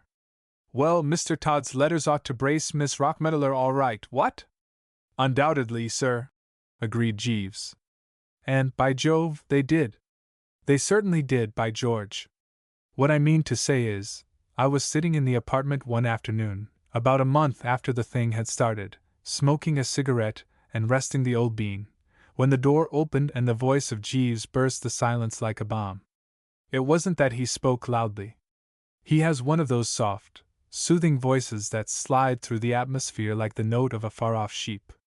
It was what he said made me leap like a young gazelle. Miss Rockmeddler! And in came a large, solid female. The situation floored me. I'm not denying it. Hamlet must have felt much as I did when his father's ghost bobbed up in the fairway. I'd come to look on Rocky's aunt as such a permanency at her own home that it didn't seem possible that she could really be here in New York. I stared at her. Then I looked at Jeeves. He was standing there in an attitude of dignified detachment, the chump, when, if ever he should have been rallying round the young master, it was now. Rocky's aunt looked less like an invalid than any one I've ever seen, except my Aunt Agatha. She had a good deal of Aunt Agatha about her, as a matter of fact. She looked as if she might be deucedly dangerous if put upon, and something seemed to tell me that she would certainly regard herself as put upon if she ever found out the game which poor old Rocky had been pulling on her. "Good afternoon," I managed to say. "How do you do?" she said. "Mr. Cohan?" No. "Mr. Fred Stone?" "Not absolutely. As a matter of fact, my name's Wooster, Bertie Wooster." She seemed disappointed. The fine old name of Wooster appeared to mean nothing in her life. "Isn't Rockmeddler home?" she said. "Where is he?" She had me with the first shot. I couldn't think of anything to say. I couldn't tell her that Rocky was down in the country, watching worms. There was the faintest flutter of sound in the background. It was the respectful cough with which Jeeves announces that he is about to speak without having been spoken to. "If you remember, sir, Mr. Todd went out in the automobile with a party in the afternoon." "So he did, Jeeves, so he did," I said, looking at my watch. "Did he say when he would be back?" "He gave me to understand, sir, that he would be somewhat late in returning." He vanished, and the aunt took the chair which I'd forgotten to offer her. She looked at me in rather a rummy way. It was a nasty look. It made me feel as if I were something the dog had brought in and intended to bury later on, when he had time. My own Aunt Agatha, back in England, has looked at me in exactly the same way many a time, and it never fails to make my spine curl. "You seem very much at home here, young man. Are you a great friend of Rockmeddler's?" "Oh, yes, rather." She frowned as if she had expected better things of old Rocky. "Well, you need to be," she said. "The way you treat his flat as your own. I give you my word, this quite unforeseen slam simply robbed me of the power of speech. I'd been looking on myself in the light of the dashing host, and suddenly to be treated as an intruder jarred me. It wasn't, mark you, as if she had spoken in a way to suggest that she considered my presence in the place as an ordinary social call. She obviously looked on me as a cross between a burglar and the plumber's man come to fix the leak in the bathroom. It hurt her, my being there. At this juncture, with the conversation showing every sign of being about to die in awful agonies, an idea came to me. "Tea, the good old standby." "Would you care for a cup of tea?" I said. "Tea?" She spoke as if she had never heard of the stuff. "Nothing like a cup after a journey," I said. "Bucks you up. Puts a bit of zip into you. What I mean is, restores you, and so on, don't you know? I'll go and tell Jeeves." I tottered down the passage to Jeeves's lair. The man was reading the evening paper as if he hadn't a care in the world. "Jeeves," I said, "we want some tea." "Very good, sir." "I say, Jeeves, this is a bit thick, what?" I wanted sympathy, don't you know, sympathy and kindness. The old nerve centers had had the deuce of a shock. "She's got the idea this place belongs to Mr. Todd. What on earth put that into her head?" Jeeves filled the kettle with a restrained dignity. "No doubt because of Mr. Todd's letters, sir," he said. It was my suggestion, sir, if you remember, that they should be addressed from this apartment in order that Mr. Todd should appear to possess a good central residence in the city. I remembered. We had thought it a brainy scheme at the time. Well, it's bally awkward, you know, Jeeves. She looks on me as an intruder. By Jove! I suppose she thinks I'm someone who hangs about here, touching Mr. Todd for free meals and borrowing his shirts. Yes, sir. It's pretty rotten, you know. Most disturbing, sir. And there's another thing. What are we to do about Mr. Todd? We've got to get him up here as soon as ever we can. When you have brought the tea, you had better go out and send him a telegram, telling him to come up by the next train. I have already done so, sir. I took the liberty of writing the message and dispatching it by the lift attendant. By Jove, you think of everything, Jeeves. Thank you, sir. A little buttered toast with the tea? Just so, sir. Thank you. I went back to the sitting room. She hadn't moved an inch. She was still bolt upright on the edge of her chair, gripping her umbrella like a hammer thrower. She gave me another of those looks as I came in. There was no doubt about it. For some reason she had taken a dislike to me. I suppose because I wasn't George M. Cohan. It was a bit hard on a chap. This is a surprise, what? I said, after about 5 minutes' restful silence, trying to crank the conversation up again. What is a surprise? You're coming here, don't you know, and so on. She raised her eyebrows and drank me in a bit more through her glasses. Why is it surprising that I should visit my only nephew? She said. Put like that, of course, it did seem reasonable. Oh, rather, I said. Of course. Certainly. What I mean is... Jeeves projected himself into the room with the tea. I was jolly glad to see him. There's nothing like having a bit of business arranged for one when one isn't certain of one's lines. With the teapot to fool about with, I felt happier. Tea, what? What? I said. It wasn't what I had meant to say. My idea had been to be a good deal more formal, and so on. Still, it covered the situation. I poured her out a cup. She sipped it, and put the cup down with a shudder. Do you mean to say, young man, she said frostily, that you expect me to drink this stuff? Rather. Bucks you up, you know. What do you mean by the expression bucks you up? Well, makes you full of beans, you know. Makes you fizz.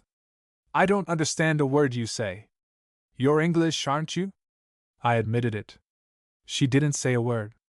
And somehow she did it in a way that made it worse than if she had spoken for hours. Somehow it was brought home to me that she didn't like Englishmen, and that if she had had to meet an Englishman, I was the one she'd have chosen last. Conversation languished again after that. Then I tried again. I was becoming more convinced every moment that you can't make a real lively salon with a couple of people, especially if one of them lets it go a word at a time. Are you comfortable at your hotel? I said. At which hotel? The hotel you're staying at. I am not staying at an hotel. Stopping with friends, what? I am naturally stopping with my nephew. I didn't get it for the moment, then it hit me. What? Here? I gurgled. Certainly. Where else should I go? The full horror of the situation rolled over me like a wave. I couldn't see what on earth I was to do. I couldn't explain that this wasn't Rocky's flat without giving the poor old chap away hopelessly, because she would then ask me where he did live, and then he would be right in the soup. I was trying to induce the old bean to recover from the shock and produce some results when she spoke again. Will you kindly tell my nephew's manservant to prepare my room? I wish to lie down. Your nephew's manservant? The man you call Jeeves. If Rockmeddler has gone for an automobile ride, there is no need for you to wait for him. He will naturally wish to be alone with me when he returns. I found myself tottering out of the room. The thing was too much for me. I crept into Jeeves's den. Jeeves! I whispered. Sir? Mix me a B&S, Jeeves. I feel weak. Very good, sir. This is getting thicker every minute, Jeeves. Sir? She thinks you're Mr. Todd's man. She thinks the whole place is his, and everything in it. I don't see what you're to do, except stay on and keep it up. We can't say anything or she'll get onto the whole thing, and I don't want to let Mr. Todd down. By the way, Jeeves, she wants you to prepare her bed. He looked wounded. It is hardly my place, sir. I know. But do it as a personal favor to me. If you come to that, it's hardly my place to be flung out of the flat like this and have to go to an hotel. What? Is it your intention to go to an hotel, sir? What will you do for clothes? Good Lord! I hadn't thought of that. Can you put a few things in a bag when she isn't looking, and sneak them down to me at the St. Aurea? I will endeavor to do so, sir. Well, I don't think there's anything more, is there? Tell Mr. Todd where I am when he gets here. Very good, sir. I looked round the place. The moment of parting had come. I felt sad. The whole thing reminded me of one of those melodramas where they drive chappies out of the old homestead into the snow. Goodbye, Jeeves, I said. Goodbye, sir. And I staggered out.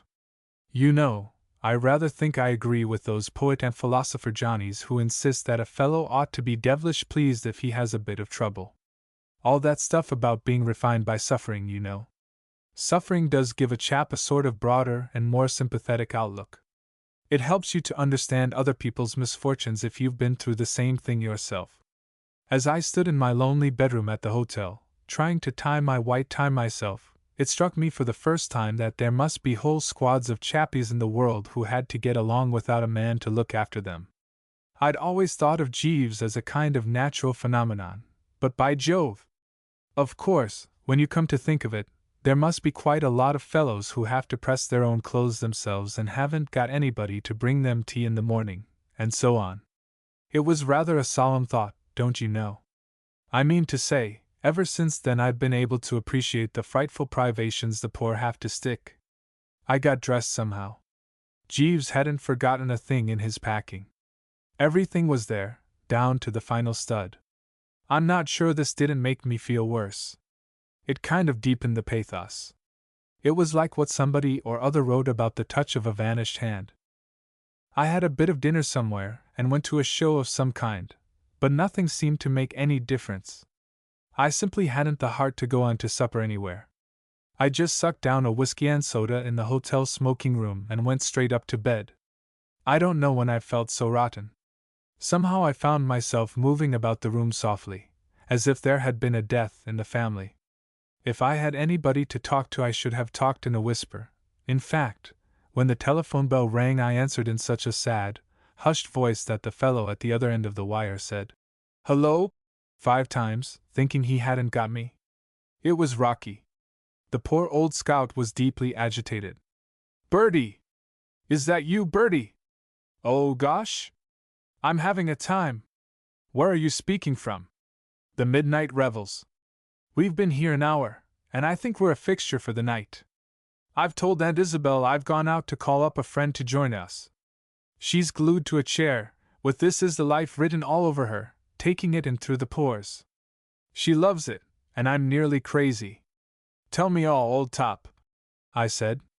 "A little more of this," he said, "and I shall sneak quietly off to the river and end it all." "Do you mean to say you go through this sort of thing every night, Bertie, and enjoy it? It's simply infernal. I was just snatching a wink of sleep behind the bill of fare just now when about 1,000,000 yelling girls swooped down, with toy balloons. There are 2 orchestras here, each trying to see if it can't play louder than the other. I'm a mental and physical wreck. When your telegram arrived, I was just lying down for a quiet pipe, with a sense of absolute peace stealing over me. I had to get dressed and sprint 2 miles to catch the train. It nearly gave me heart failure, and on top of that I almost got brain fever inventing lies to tell Aunt Isabel. And then I had to cram myself into these confounded evening clothes of yours." I gave a sharp wail of agony. It hadn't struck me till then that Rocky was depending on my wardrobe to see him through. "You'll ruin them." "I hope so," said Rocky, in the most unpleasant way. His troubles seemed to have had the worst effect on his character. "I should like to get back at them somehow. They've given me a bad enough time. They're about 3 sizes too small, and something's apt to give at any moment. I wish to goodness it would, and give me a chance to breathe. I haven't breathed since 7:30. Thank heaven, Jeeves managed to get out and buy me a collar that fitted, or I should be a strangled corpse by now. It was touch and go till the stud broke. Bertie, this is pure Hades. And Isabel keeps on urging me to dance. How on earth can I dance when I don't know a soul to dance with? And how the deuce could I, even if I knew every girl in the place? It's taking big chances even to move in these trousers. I had to tell her I've hurt my ankle. She keeps asking me when Cohan and Stone are going to turn up, and it's simply a question of time before she discovers that Stone is sitting 2 tables away. Something's got to be done, Bertie. You've got to think up some way of getting me out of this mess. It was you who got me into it. Me? What do you mean? Well, Jeeves, then. It's all the same. It was you who suggested leaving it to Jeeves. It was those letters I wrote from his notes that did the mischief. I made them too good. My aunt's just been telling me about it. She says she had resigned herself to ending her life where she was, and then my letters began to arrive, describing the joys of New York, and they stimulated her to such an extent that she pulled herself together and made the trip. She seems to think she's had some miraculous kind of faith cure. I tell you I can't stand it, Bertie. It's got to end. Can't Jeeves think of anything? No. He just hangs round saying, "Most disturbing, sir, a fat lot of help that is." Well, old lad, I said, after all, it's far worse for me than it is for you. You've got a comfortable home and Jeeves. And you're saving a lot of money. Saving money? What do you mean, saving money? Why, the allowance your aunt was giving you. I suppose she's paying all the expenses now, isn't she? Certainly she is, but she's stopped the allowance. She wrote the lawyers tonight. She says that, now she's in New York, there is no necessity for it to go on, as we shall always be together, and it's simpler for her to look after that end of it. I tell you, Bertie, I've examined the darned cloud with a microscope, and if it's got a silver lining it's some little dissembler. But Rocky, old top, it's too bally awful. You've no notion of what I'm going through in this beastly hotel, without Jeeves. I must get back to the flat. Don't come near the flat. But it's my own flat. I can't help that. Aunt Isabel doesn't like you.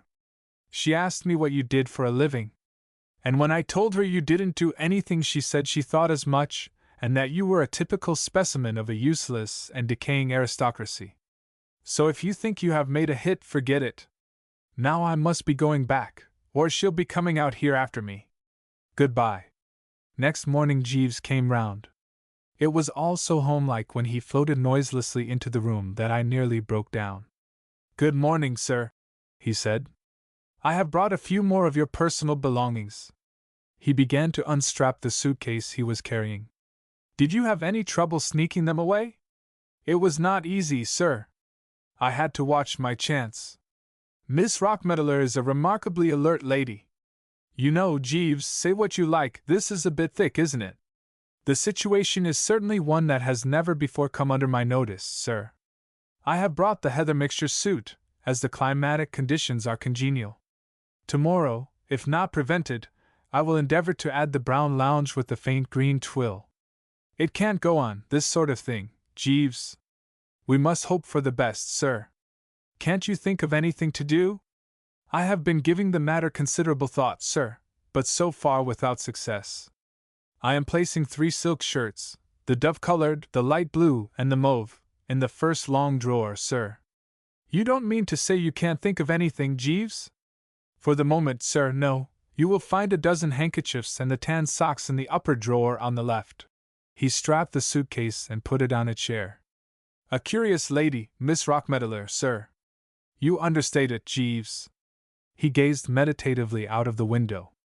In many ways, sir, Miss Rockmeddler reminds me of an aunt of mine who resides in the southeast portion of London. Their temperaments are much alike. My aunt has the same taste for the pleasures of the great city. It is a passion with her to ride in hansom cabs, sir. Whenever the family take their eyes off her, she escapes from the house and spends the day riding about in cabs. On several occasions she has broken into the children's savings bank to secure the means to enable her to gratify this desire. I love to have these little chats with you about your female relatives, Jeeves, I said coldly, for I felt that the man had let me down, and I was fed up with him. But I don't see what all this has got to do with my trouble. I beg your pardon, sir. I am leaving a small assortment of neckties on the mantelpiece, sir, for you to select according to your preference. I should recommend the blue with the red domino pattern, sir. Then he streamed imperceptibly toward the door and flowed silently out. I've often heard that chappies, after some great shock or loss, have a habit, after they've been on the floor for a while wondering what hit them, of picking themselves up and piecing themselves together, and sort of taking a whirl at beginning a new life. Time, the great healer, and nature, adjusting itself, and so on and so forth. There's a lot in it. I know, because in my own case, after a day or two of what you might call prostration, I began to recover. The frightful loss of Jeeves made any thought of pleasure more or less a mockery, but at least I found that I was able to have a dash at enjoying life again. What I mean is, I was braced up to the extent of going round the cabarets once more, so as to try to forget, if only for the moment. New York's a small place when it comes to the part of it that wakes up just as the rest is going to bed, and it wasn't long before my tracks began to cross Old Rocky's. I saw him once at Peel's, and again at frolics on the roof. There wasn't anybody with him either time except the aunt, and though he was trying to look as if he had struck the ideal life, it wasn't difficult for me, knowing the circumstances, to see that beneath the mask the poor chap was suffering. My heart bled for the fellow. At least, what there was of it that wasn't bleeding for myself bled for him. He had the air of one who was about to crack under the strain. It seemed to me that the aunt was looking slightly upset also. I took it that she was beginning to wonder when the celebrities were going to surge round, and what had suddenly become of all those wild, careless spirits Rocky used to mix with in his letters. I didn't blame her. I had only read a couple of his letters, but they certainly gave the impression that poor old Rocky was by way of being the hub of New York nightlife, and that, if by any chance he failed to show up at a cabaret, the management said, "What's the use?" and put up the shutters. The next 2 nights I didn't come across them, but the night after that I was sitting by myself at the Maison Pierre when somebody tapped me on the shoulder blade, and I found Rocky standing beside me, with a sort of mixed expression of wistfulness and apoplexy on his face. How the chappie had contrived to wear my evening clothes so many times without disaster was a mystery to me. He confided later that early in the proceedings he had slit the waistcoat up the back and that had helped a bit. For a moment I had the idea that he had managed to get away from his aunt for the evening, but, looking past him, I saw that she was in again. She was at a table over by the wall, looking at me as if I were something the management ought to be complained to about. "Bertie, old scout," said Rocky, in a quiet, sort of crushed voice. "We've always been pals, haven't we? I mean, you know I'd do you a good turn if you asked me?" "My dear old lad," I said. The man had moved me. "Then, for heaven's sake, come over and sit at our table for the rest of the evening." "Well, you know, there are limits to the sacred claims of friendship." "My dear chap," I said, "you know I'd do anything in reason, but you must come, Bertie. You've got to. Something's got to be done to divert her mind. She's brooding about something. She's been like that for the last 2 days. I think she's beginning to suspect. She can't understand why we never seem to meet anyone I know at these joints. A few nights ago I happened to run into 2 newspaper men I used to know fairly well. That kept me going for a while. I introduced them to Aunt Isabel as David Belasco and Jim Corbett, and it went well. But the effect has worn off now, and she's beginning to wonder again. Something's got to be done, or she will find out everything, and if she does I'd take a nickel for my chance of getting a cent from her later on. So, for the love of Mike, come across to our table and help things along." I went along. One has to rally round a pal in distress. Aunt Isabel was sitting bolt upright, as usual. It certainly did seem as if she had lost a bit of the zest with which she had started out to explore Broadway. She looked as if she had been thinking a good deal about rather unpleasant things. "You've met Bertie Wooster, Aunt Isabel?" said Rocky. "I have." There was something in her eye that seemed to say, Out of a city of 6 million people, why did you pick on me? Take a seat, Bertie. What'll you have? Said Rocky. And so the merry party began. It was one of those jolly, happy, bread-crumbling parties where you cough twice before you speak, and then decide not to say it after all. After we had had an hour of this wild dissipation, Aunt Isabel said she wanted to go home. In the light of what Rocky had been telling me, this struck me as sinister. I had gathered that at the beginning of her visit she had had to be dragged home with ropes. It must have hit Rocky the same way, for he gave me a pleading look. You'll come along, won't you, Bertie, and have a drink at the flat? I had a feeling that this wasn't in the contract, but there wasn't anything to be done. It seemed brutal to leave the poor chap alone with the woman, so I went along. Right from the start, from the moment we stepped into the taxi, the feeling began to grow that something was about to break loose. A massive silence prevailed in the corner where the aunt sat, and though Rocky, balancing himself on the little seat in front, did his best to supply dialogue, we weren't a chatty party. I had a glimpse of Jeeves as we went into the flat, sitting in his lair, and I wished I could have called to him to rally round. Something told me that I was about to need him. The stuff was on the table in the sitting room. Rocky took up the decanter. Say when, Bertie. Stop! Barked the aunt, and he dropped it. I caught Rocky's eye as he stooped to pick up the ruins. It was the eye of one who sees it coming. Leave it there, rock meddler, said Aunt Isabel, and Rocky left it there. The time has come to speak, she said. I cannot stand idly by and see a young man going to perdition. Poor old Rocky gave a sort of gurgle, a kind of sound rather like the whiskey had made running out of the decanter onto my carpet. Eh? He said, blinking. The aunt proceeded. The fault, she said, was mine. I had not then seen the light. But now my eyes are open. I see the hideous mistake I have made. I shudder at the thought of the wrong I did you, rock meddler, by urging you into contact with this wicked city. I saw Rocky grope feebly for the table. His fingers touched it, and a look of relief came into the poor chappie's face. I understood his feelings. But when I wrote you that letter, rock meddler, instructing you to go to the city and live its life, I had not had the privilege of hearing Mr. Mundy speak on the subject of New York. Jimmy Mundy! I cried. You know how it is sometimes when everything seems all mixed up and you suddenly get a clue. When she mentioned Jimmy Mundy, I began to understand more or less what had happened. I'd seen it happen before. I remember, back in England, the man I had before Jeeves sneaked off to a meeting on his evening out and came back and announced me in front of a crowd of chappies I was giving a bit of supper to as a moral leper. The aunt gave me a withering up and down. Yes, Jimmy Mundy, she said. I am surprised at a man of your stamp having heard of him.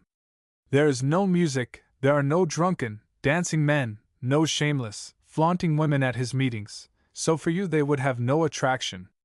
But for others less dead in sin, he has his message. He has come to save New York from itself, to force it, in his picturesque phrase, to hit the trail. It was 3 days ago, rock meddler, that I first heard him. It was an accident that took me to his meeting. How often in this life a mere accident may shape our whole future! You had been called away by that telephone message from Mr. Belasco, so you could not take me to the Hippodrome, as we had arranged. I asked your manservant, Jeeves, to take me there. The man has very little intelligence. He seems to have misunderstood me. I am thankful that he did. He took me to what I subsequently learned was Madison Square Garden, where Mr. Mundy is holding his meetings. He escorted me to a seat and then left me. And it was not till the meeting had begun that I discovered the mistake which had been made. My seat was in the middle of a row. I could not leave without inconveniencing a great many people, so I remained. She gulped. Rock meddler, I have never been so thankful for anything else. Mr. Mundy was wonderful. He was like some prophet of old, scourging the sins of the people.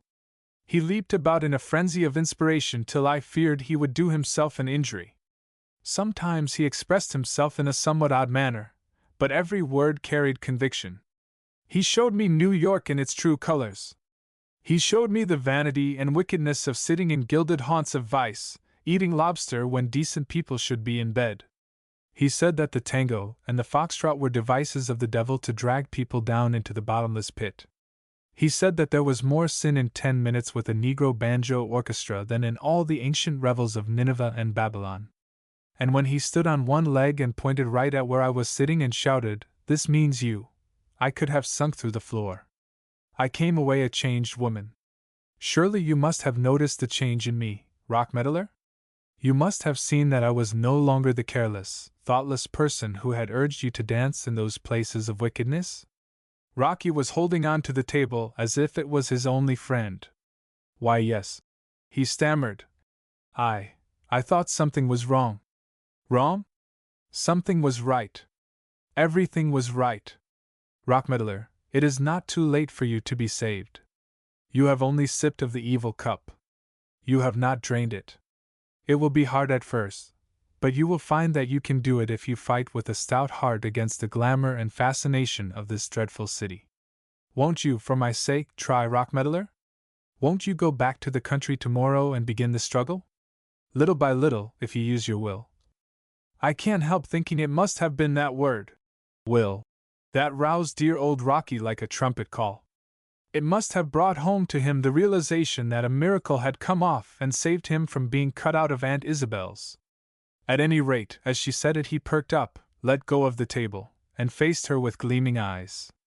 "Do you want me to go back to the country, Aunt Isabel?" "Yes." "Not to live in the country?" "Yes, Rockmeddler." "Stay in the country all the time, do you mean? Never come to New York?" "Yes, Rockmeddler, I mean just that. It is the only way. Only there can you be safe from temptation. Will you do it, Rockmeddler? Will you, for my sake?" Rocky grabbed the table again. He seemed to draw a lot of encouragement from that table. "I will," he said. "Jeeves," I said. It was next day, and I was back in the old flat, lying in the old armchair, with my feet upon the good old table. I had just come from seeing dear old Rocky off to his country cottage, and an hour before he had seen his aunt off to whatever hamlet it was that she was the curse of, so we were alone at last. "Jeeves, there's no place like home, what?" "Very true, sir. The jolly old roof tree, and all that sort of thing, what?" "Precisely, sir." I lit another cigarette.